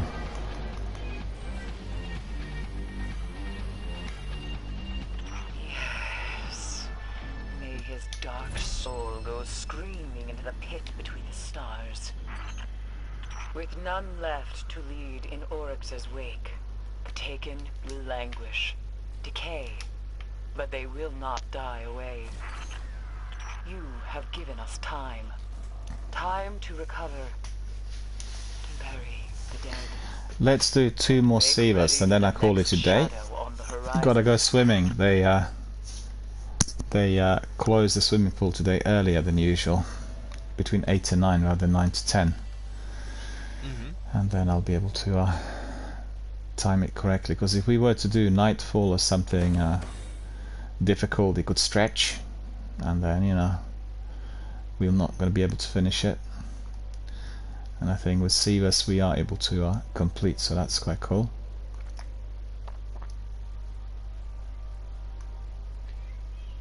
Sounds great. Yeah, that sounds good. Let's just have a look at who's out there, because Friday and Saturday are the days where people are doing trials and raids, you know. The vast majority on Fridays will be doing raids. And one thing I need to do is I need to go to Xur to purchase some of the loot, because I didn't have many strange coins when I had a look earlier today. So that's what I need to do too. That's surprising that you didn't have a lot somewhere, because just from Something has begun to repair playing the with you schism and some torn of your by its community destruction. members over the last week or Vex so, I was now able to flood generate the garden channels to protect it. around We must stop the 60. weavers before they seal the garden. I think the reason for that is my Postmaster being full. So you were just not getting them. That's probably what happened. Oh, that's a bummer. That's probably what happened. And I need to pay a lot more attention to this, because we don't want to be missing out on strange coins in any circumstances. I like this place better when it's dead. Because if I look at strange coins at the moment, let's see. Oh, I've completed lots of bounties as well. Weapons Expert completed, Arsenal of Light completed, Vanguard Elite completed, Striker Fishing completed, everything completed, and then I only got 18 strange coins. So that's not very many.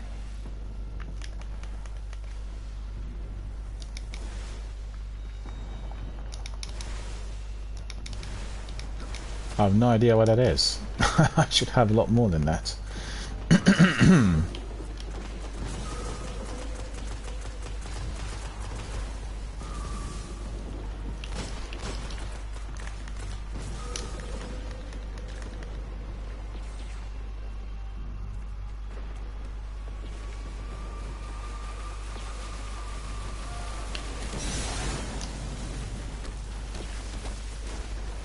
Well, that is not going to work.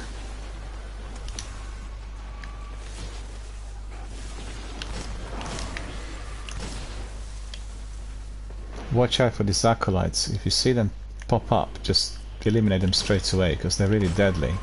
They're a bit like splicer shanks. They're a rapid fire, and then if you're hit by any other ad, then instant death.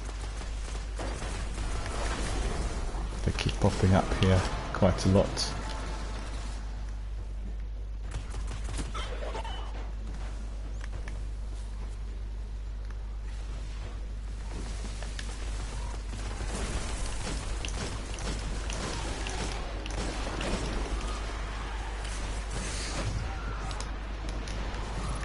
Ah, stranded. And this Minotaur literally popped up behind me, and he wasn't there when I approached the position.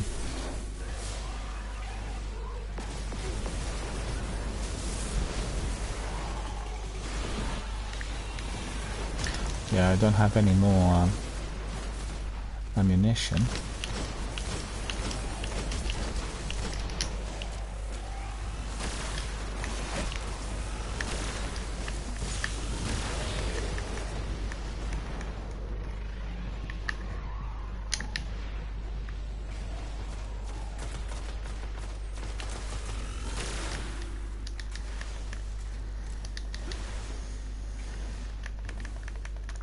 One last blight left there.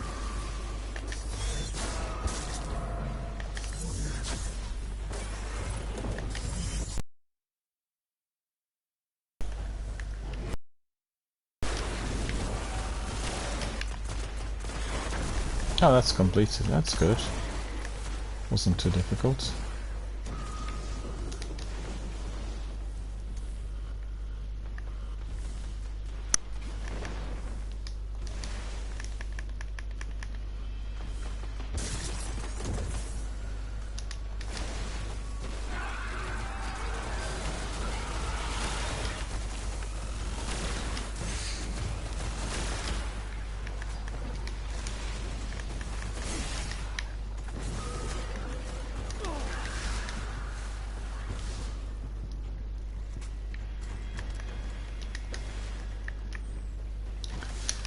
Heavy ammunition, boys, up here.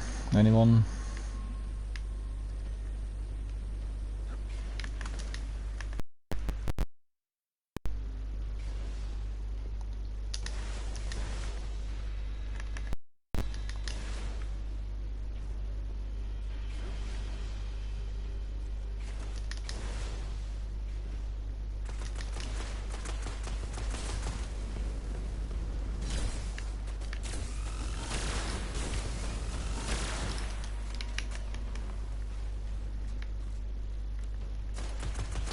You know, with a Vex, like instant elimination, you always have to hit that milk spot. If you have like a precision shot directly into that milk spot, they explode immediately, and that's the low level as well as high level Vex. So I know that Sekapupu was running a competition once on how many precision shots he was able to execute.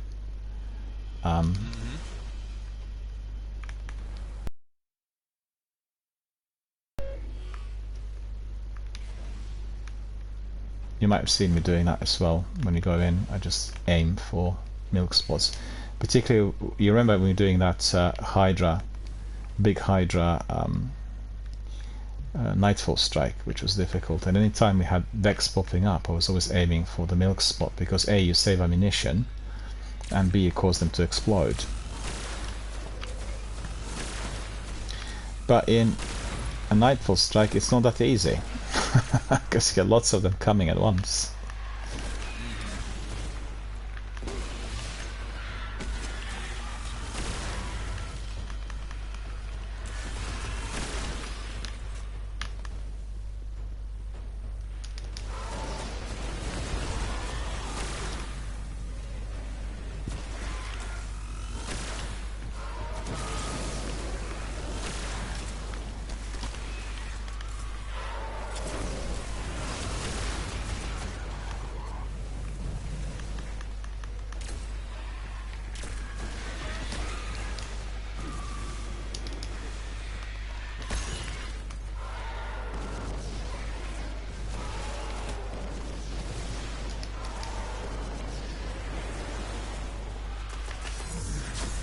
Ah, miscued.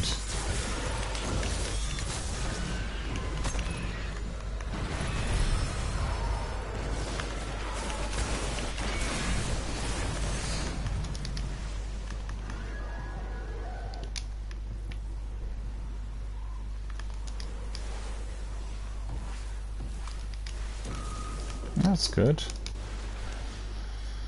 This wasn't too difficult.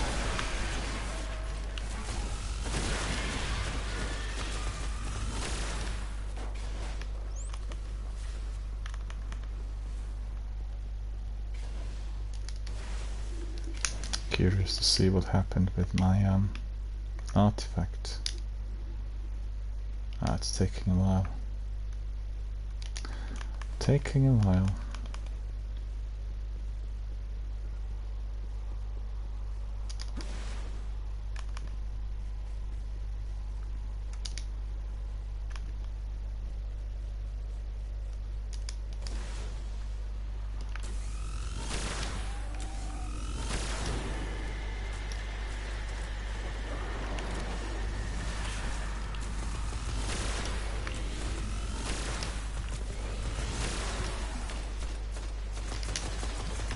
Oh, no ammunition.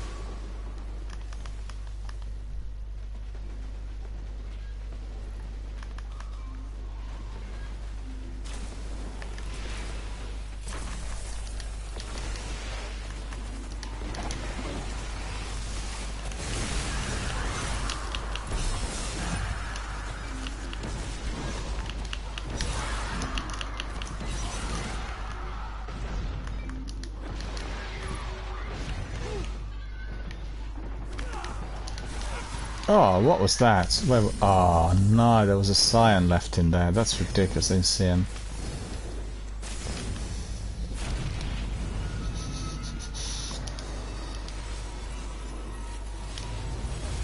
Actually, I want to be swapping my weapon now for Gjallarhorn.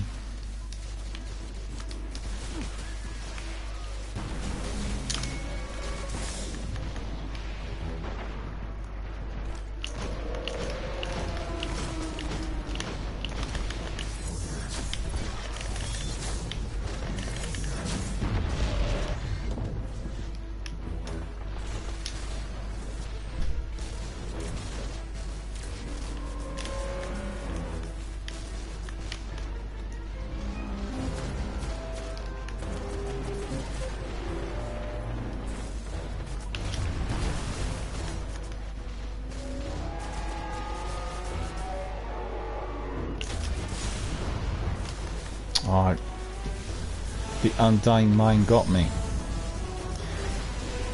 I was busy using my Gjallarhorn.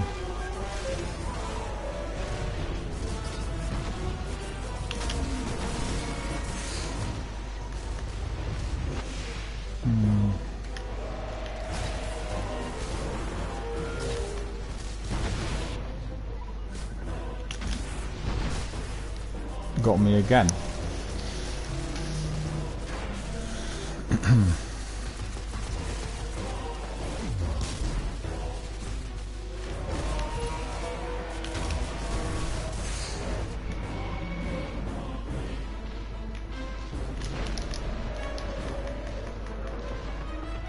He's not taking a lot of damage, this Undying Mind again.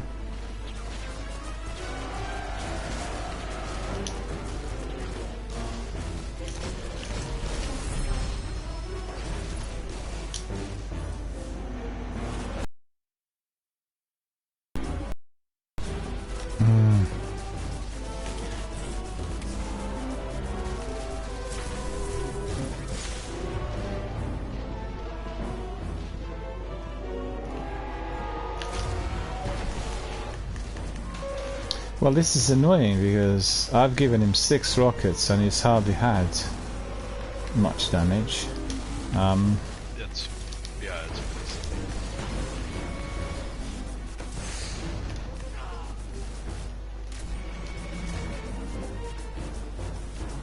was trying to pick up some heavy ammunition, but there was nothing out there. There was a whole lot of loot, but not what I really wanted.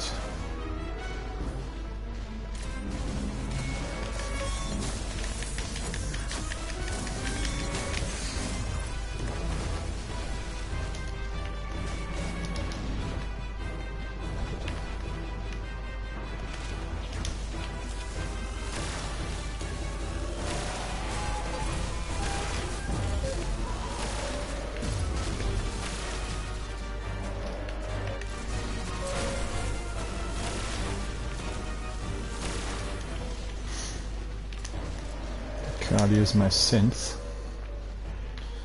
for this.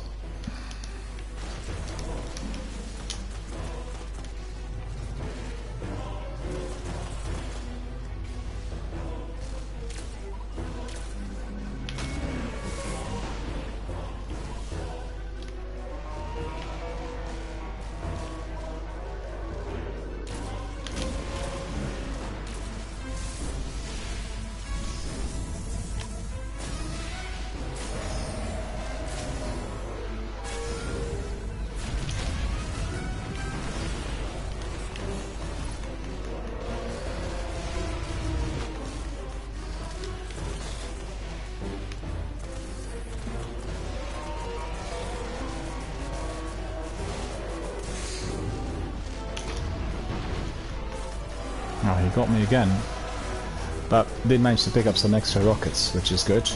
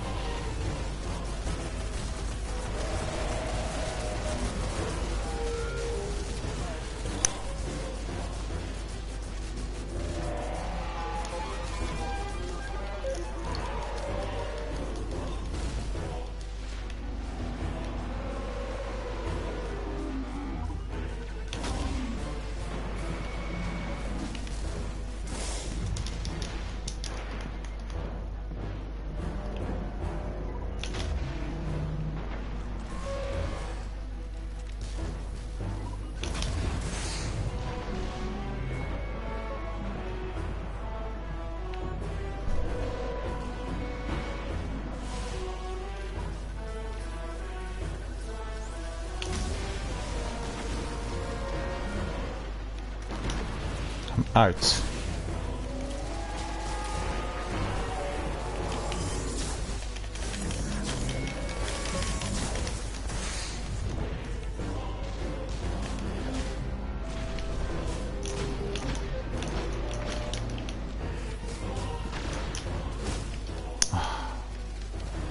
Some beastly thingy from behind.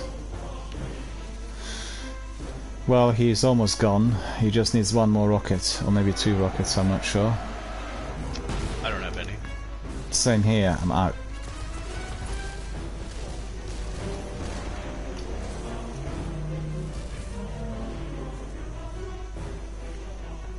In addition to I'm out, I'm also dead. So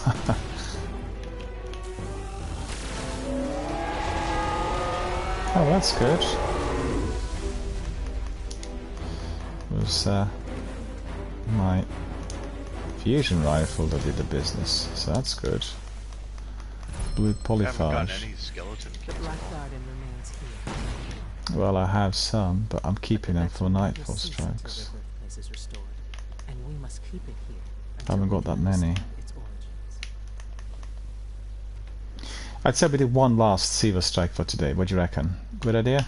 And then we'll do a bit of admin, go to Xur, and then we call it a day. Hope everyone's enjoying our strikes. We've had quite a lot of activity. We were literally doing the strikes back to back today. So Zenith and myself and some other Destiny community members who are popping in and joining us through the random matchmaking. So far so good. And very enjoyable, indeed, very enjoyable. I always enjoy Siva strikes here. They're never boring and always plenty to do. And I guess what's challenging is that you never know at the moment what sort of difficulty level you will get. Like in this one, we had lots of ads that were not particularly strong, And then the boss turns out to be unbelievably strong. He needs... How many rockets did he take? I gave him 18. So... Yeah, I think 12, maybe. That's 30 already. 12 That's rockets. right. That's 30 rockets. And basically all of them were good shots. None of them were astray. So 30 rockets and he was still standing. Wow. Origin point is somewhere along the That's a bit over the top, let's face the facts.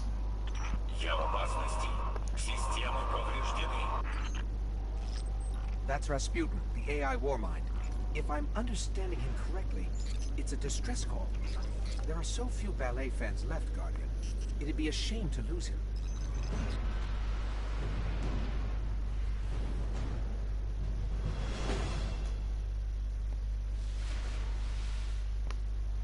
We can't afford another Omnigul situation. Get in there, assess the threat, and aid Rasputin. A threat to the Warmind is a threat to Omnigul again. Okay.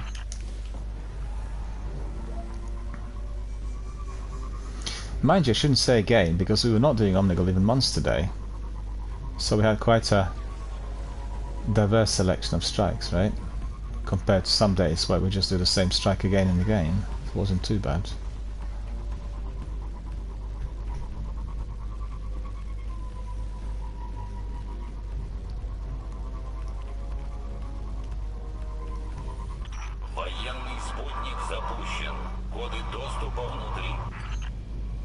There's a Russian Dropping a war sat from orbit. That's right. It contains codes we'll need to gain access to his bunker.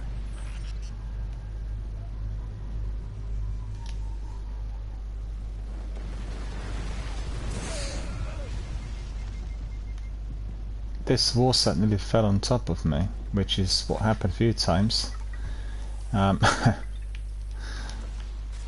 Ghost.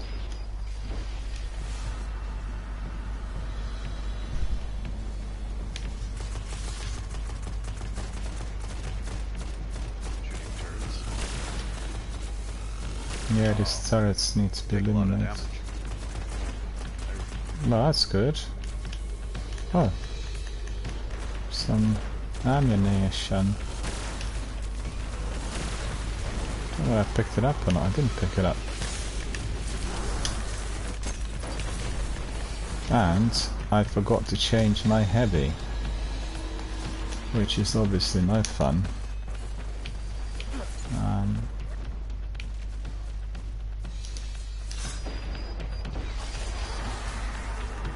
Oh, you got this. Oh, good.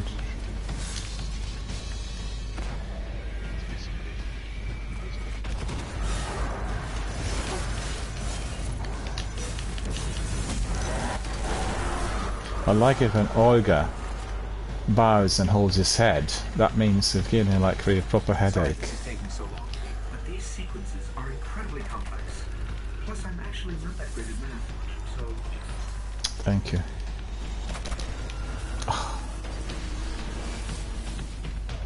Within half a second of me being revived, he explodes. I mean, honestly. And this is... yeah, they got in the bubble. They got in the bubble. Several.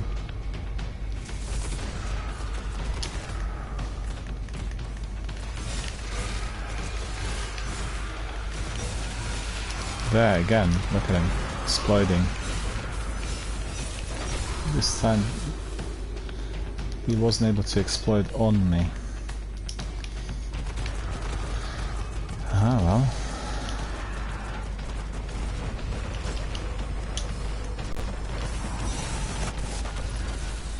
And then this time it was the ship. Oh no, it was actually another exploding thrall that got me. Another exploding thrall. I've got access. I hate those guys. Should say those creatures. Don't even have It is war. kind of nice in Destiny 2 when they added the finisher Yeah. ability. Yeah, that's quite cool. If a exploding thrall Anyone with a or radio Exploding could have Shank picked are up Rasputin's finishable, distress call. you can If we don't do shut the it down, finisher. half the You Cosmodrome probably could knew be at that. his front And door. Yep. They'll explode away from you then. Yes, that's definitely something we need in here, but it is not happening. I've tried to click my right thumbstick many times. Yeah, it becomes second nature. It becomes second nature when you do it many times. Maybe Yeah. not so much now. When I first started playing Destiny. Yeah, finishers. You played the sequel first, and then you joined Destiny 1, right? Yeah. I started playing Destiny 2 probably around Yeah. 2016, 15. Yeah, it was within the first year when it came out. The original game had been out, I think, for a year and a half or 2 years. It was 3 years in between. Recommended it. Yeah. It was 13 and 16, I think, if I'm not mistaken.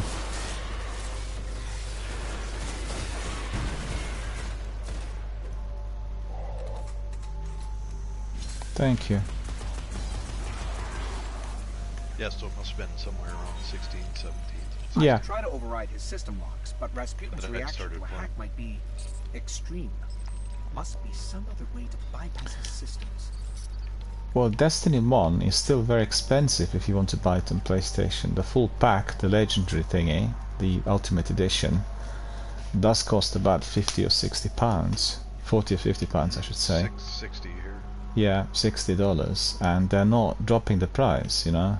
I mean, I picked it up a long time ago for, I think it was $14.99 on PlayStation.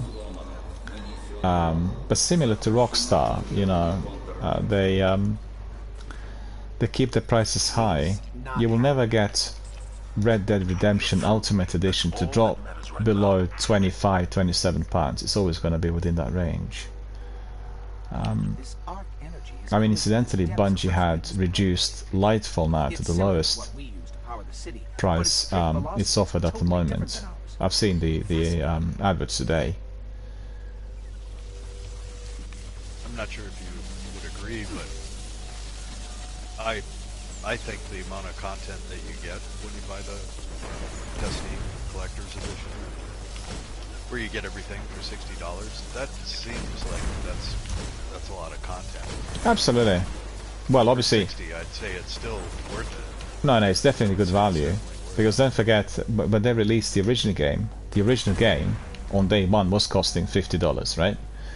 So you would have actually purchased, yeah, you would purchase the first game for $50, and then you would get all the DLCs. Also, you'd pay whatever the price was, $30 or so. So this is you know, a phenomenal value compared to what you would have had you been purchasing everything bit by bit. But you know, for anyone who is a serious gamer, if you're an avid collector, you're always looking for the best deal, right? And a bit like when you do auctions, or if you're a trader, you're always looking for bottoming out, one way or the other. Although we have to be reasonable, the bottoming out can't be happening at any time or to the same degree, right? And that does need a lot of monitoring every single day and all that, but then you get the best value. I mean, I was astonished when I looked at all the games that I acquired over the years. That's just in huge numbers, and all of that descended since they began with their digital downloads and digital purchases, you know, because the prices were generally greatly reduced compared to the past, and then you can just get them also for free if you're a member of Xbox Live Gold or PlayStation Plus, and you just accumulate these games over a period of time. And the sheer number of the titles is, I mean, the other day I just looked at Xbox. I think it's about more than 1,000 titles on the digital alone, and obviously I have physical copies as well of the older games, and so God knows how many games altogether this would be.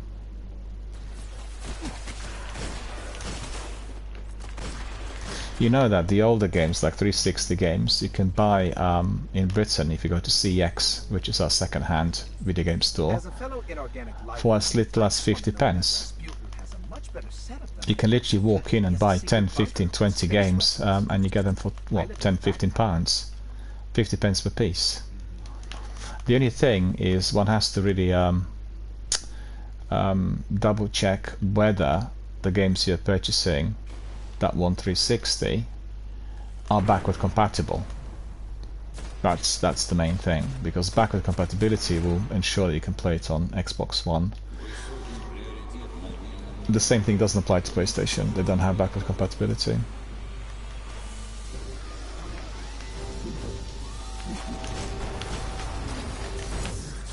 That shank's been modified to crack his system.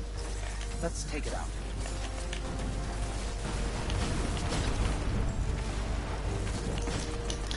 Well, I'll leave that rocket launcher to you boys. I'm gonna have my shanks. Got my Gallahorn out. That's up it. To my shoulder, and that guy just walked right from me. I almost pulled the trigger and blew myself up. Well, that's happened to me in one of the strikes.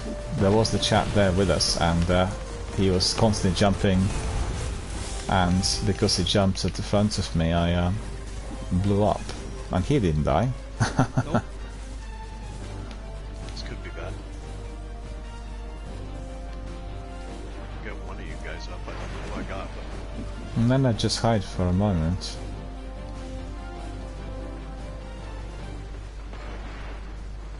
Oh, there's snipers. Yeah, our friend's hiding in there. Why is he hiding? Oh no. No, this is a glitch. I can see that he's both alive and dead at the same time. That's weird.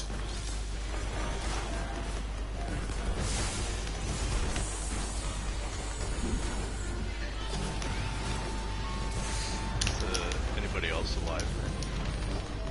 I am. Okay. I'm dead. I fell into the pit. Oh, no, into the sulfuric acid. These snipers. But what I've seen there a moment ago, and that was visible on the stream as well, he was dead and alive at the same time. So I had two of him. Can you respawn yet? In 7, 6, 5. Okay. I'm just trying to run around and steal. Yeah, just run around, just run around.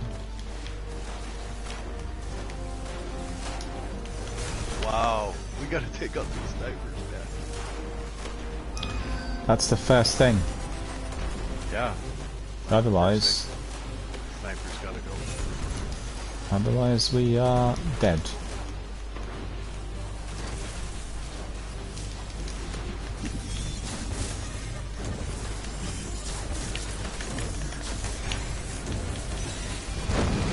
Well, that was spectacular.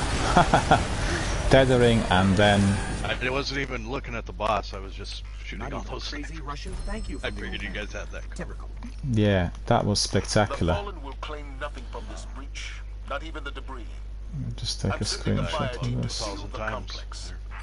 Hey, I got a This skeleton. cannot happen. So is it best to save these keys Thanks for to the you, Guardian, the hardest dream of the content city at lives Nightfall? on. I guess depending on what you want to get, because you'll get some good loot in Sivas as well, but if you want just pinnacle loot, exotics are the very best, they always will be in Nightfall, and that's always the best. Because the skeleton keys are quite hard to get. I picked up I think just one today in everything we played so far, and then yeah, it's a bit like with strange coins, it takes a long while. And I'm not picking up many strange coins today. I picked up only about 3 so far in all of the activities. So let me just see again what strange coins I've got. It's not really a massive amount, I don't think. Only 20. So that means I picked up, to be fair, I picked up 7 today. So that's not too bad. And I picked up one. Picked up 5. Yeah. 5, yeah, and I picked up one skeleton key. So there's 1 skeleton key and 7 strange coins. Okay, let's go to Zer, see what he's got, because there was one piece I really fancied. There was a weapon that I don't have, and he had it, and it was costing a bit more. I think it was like 15 or 16, so I should be able to purchase it. We'll see. Oh, I think I thought about buying it, but I actually got excited when I went and saw Xur. Because I quick scanned over it and I thought I saw it was a sniper, but I was hoping it was Icebreaker. Ah, wow. But it wasn't. It wasn't, no. So I didn't get it because when I looked it up, it looked like it was mostly, it would shine in PvP, and I don't play much of that. No, I think the Crucible is just really, well, for me, it's the weakest part of Destiny. It's very small, tight deathmatch maps, and for me, deathmatches are something that belongs to the past. Anyone who played, you know, tactical games like PUBG or Warzone, even Apex, that's become very tactical, will not want to be just, you know, bang bang, kill kill, res res. No, there's no time to be strategizing or planning on. The only reason they keep them in here is to get some high quality loot, you know? People get excited about being constantly in skirmishes and then collecting some high quality loot. But to tell you the truth, the gaming community here that plays PvP is completely different to the people who play the game overall. Because they've got this competitive mind. They want to be just cracking on with scoring, with moving forward, with, you know, collecting the scores, and doesn't really do anything for me, I'm afraid. I much prefer the rest. Alright, so let's have a look. Let's go to, first of all, we'll see what we've got here at the postmaster's office. Again, I picked up quite a lot of stuff, but I'm not going to be doing much of admin because I need to go swimming. And we'll have a look at the rest. Okay, just quickly get rid of that. Some engrams we could try later.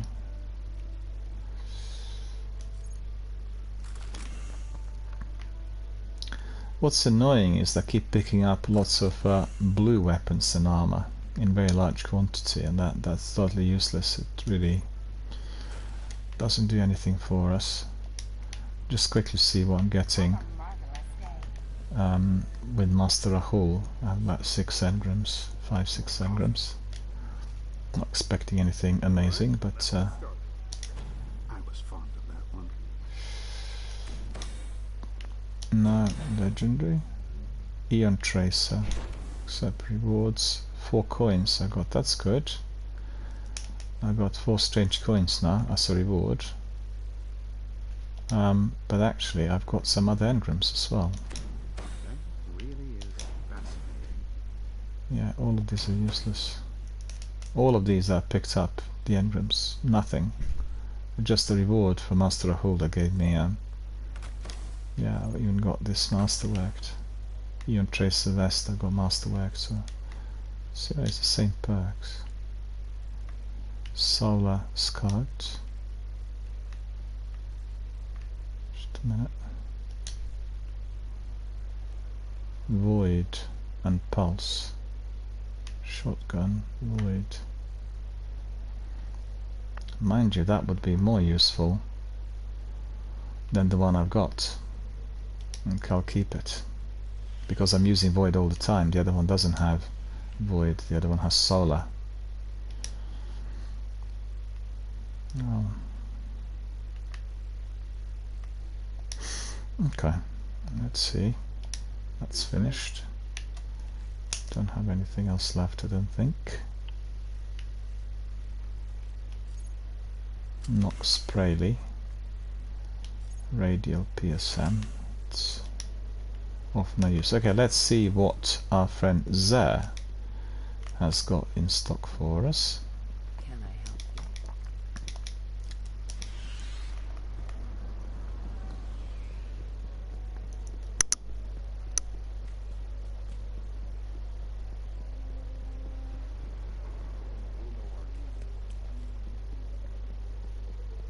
And this is where he is, so let's see.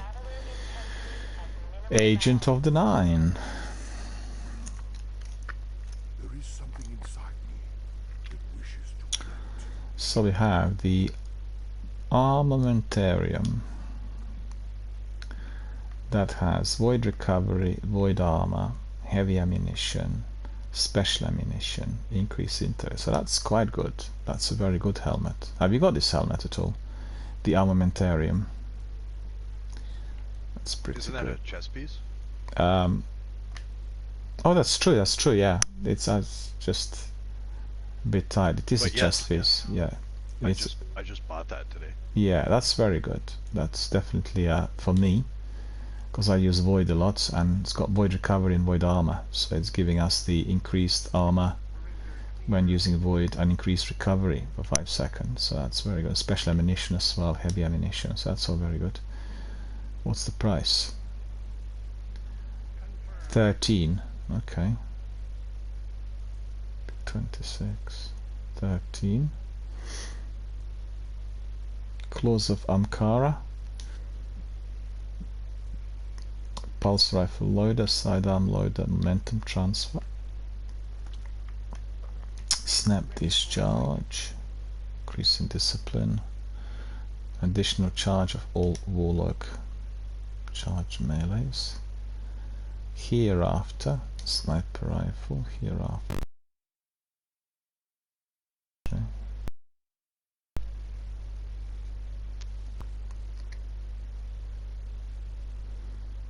Well, this hereafter does have a blinding flash. So when you kill an enemy, it'll just blind everyone else around that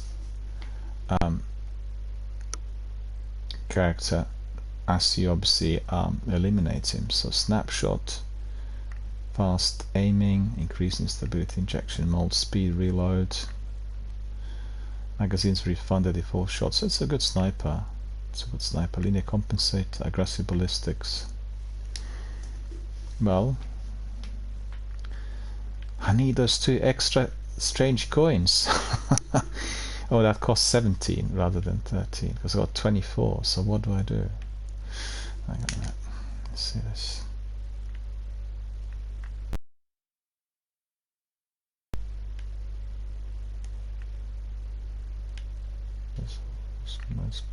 Black Spindle. Yeah, Black Spindle is a very good rifle. This is one of the best snipers in the game. Snapshot, well. Have you got Black Spindle? Looks a bit like this, like a taken sniper rifle, and well, I'm now in 2 minds what to do, because I want to be getting both that chest piece and that hereafter.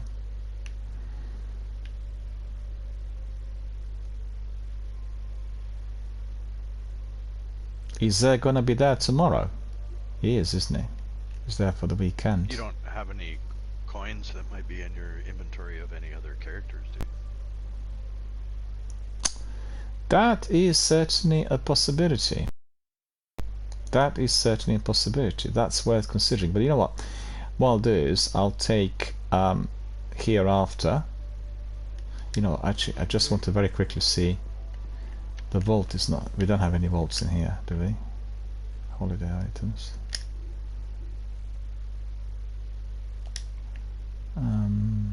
Just go very quickly back to the vault and double check something. I want to see whether I already picked up hereafter. I can't remember off the top of my head. Because if I've got hereafter in the inventory, then I can easily acquire the chest piece.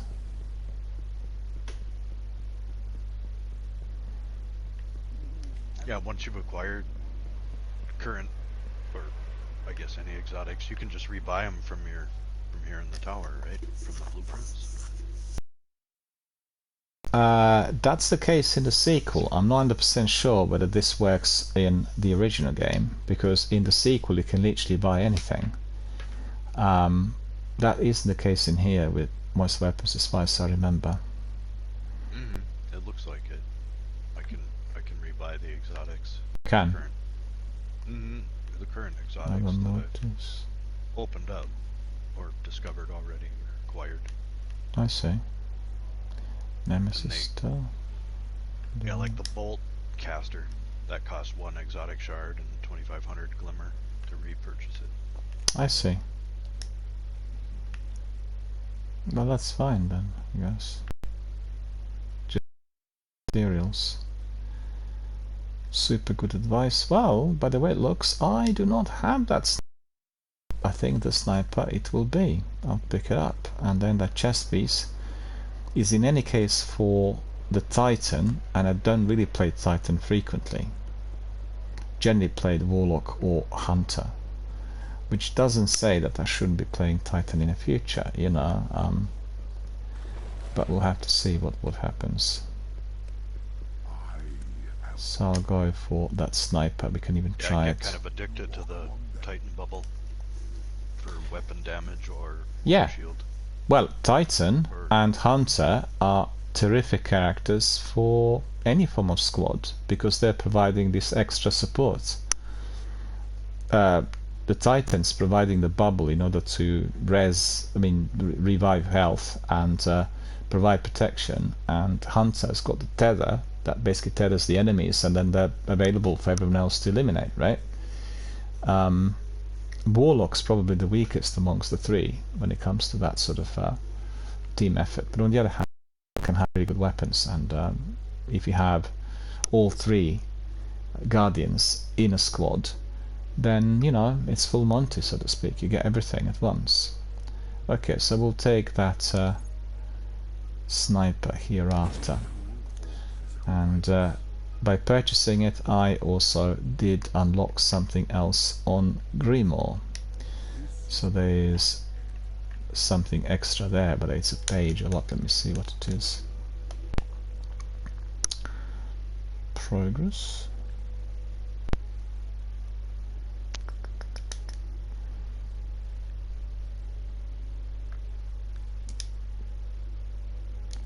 Void Breaker.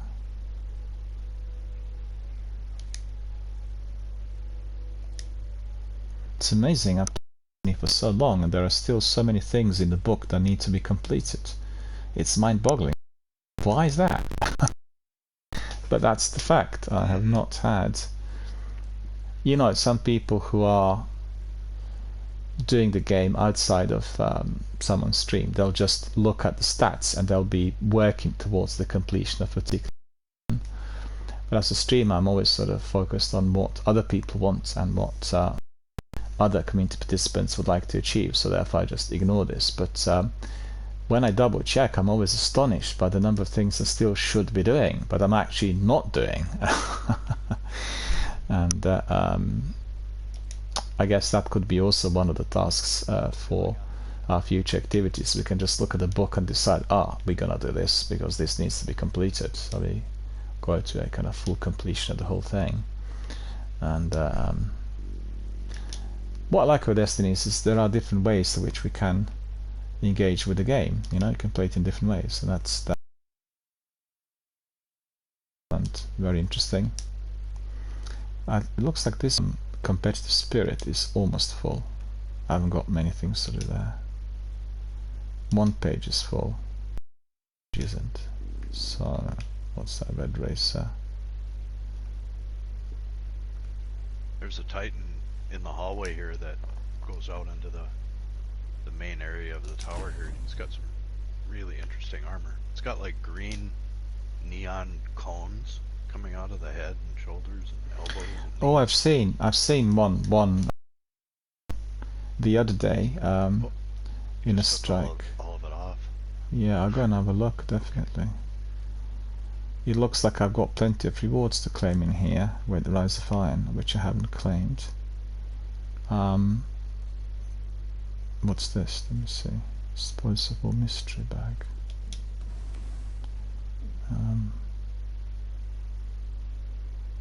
I got some strange coins. That's good.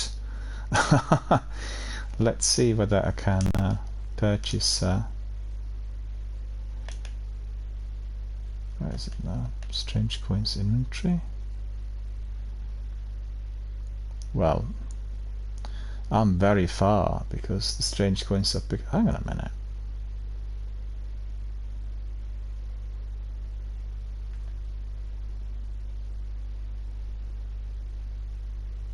I just picked up some strange coins that didn't register. It still says I've got 9 strange coins, which in fact I had 9 beforehand, before I picked up these.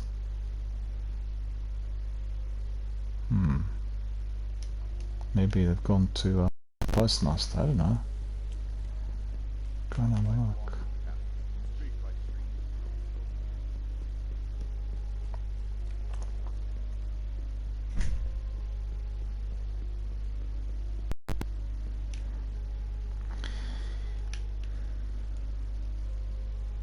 Yeah, I've seen him. He has got this. This is a full armor that he's using.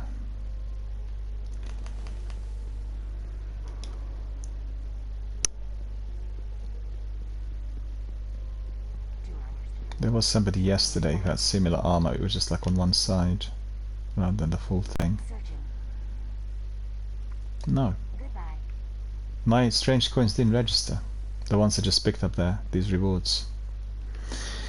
Alright, my friend, I've got to be calling it today, so thanks very much indeed for coming in and for helping us out and for being here live on air and indeed being a very valued community member. Thank you so much. Also, thank you so much for gifting the subscriptions to various people. Of course, yeah. All of them really appreciate it and they're very, very grateful, and thank you so much for that. I won't be doing any Destiny streams on the weekend, but we'll carry on Monday as usual, and then on Tuesday we'll have that session with Sleeper Simulant, which should be really cool, and you'll be able to have that weapon in your inventory. So a lot to look forward to, really. And anyway, I wish you a very good evening and a very happy and joyous gaming weekend, and we'll catch up very soon, and take care. All the very best. Yep, take care, you too.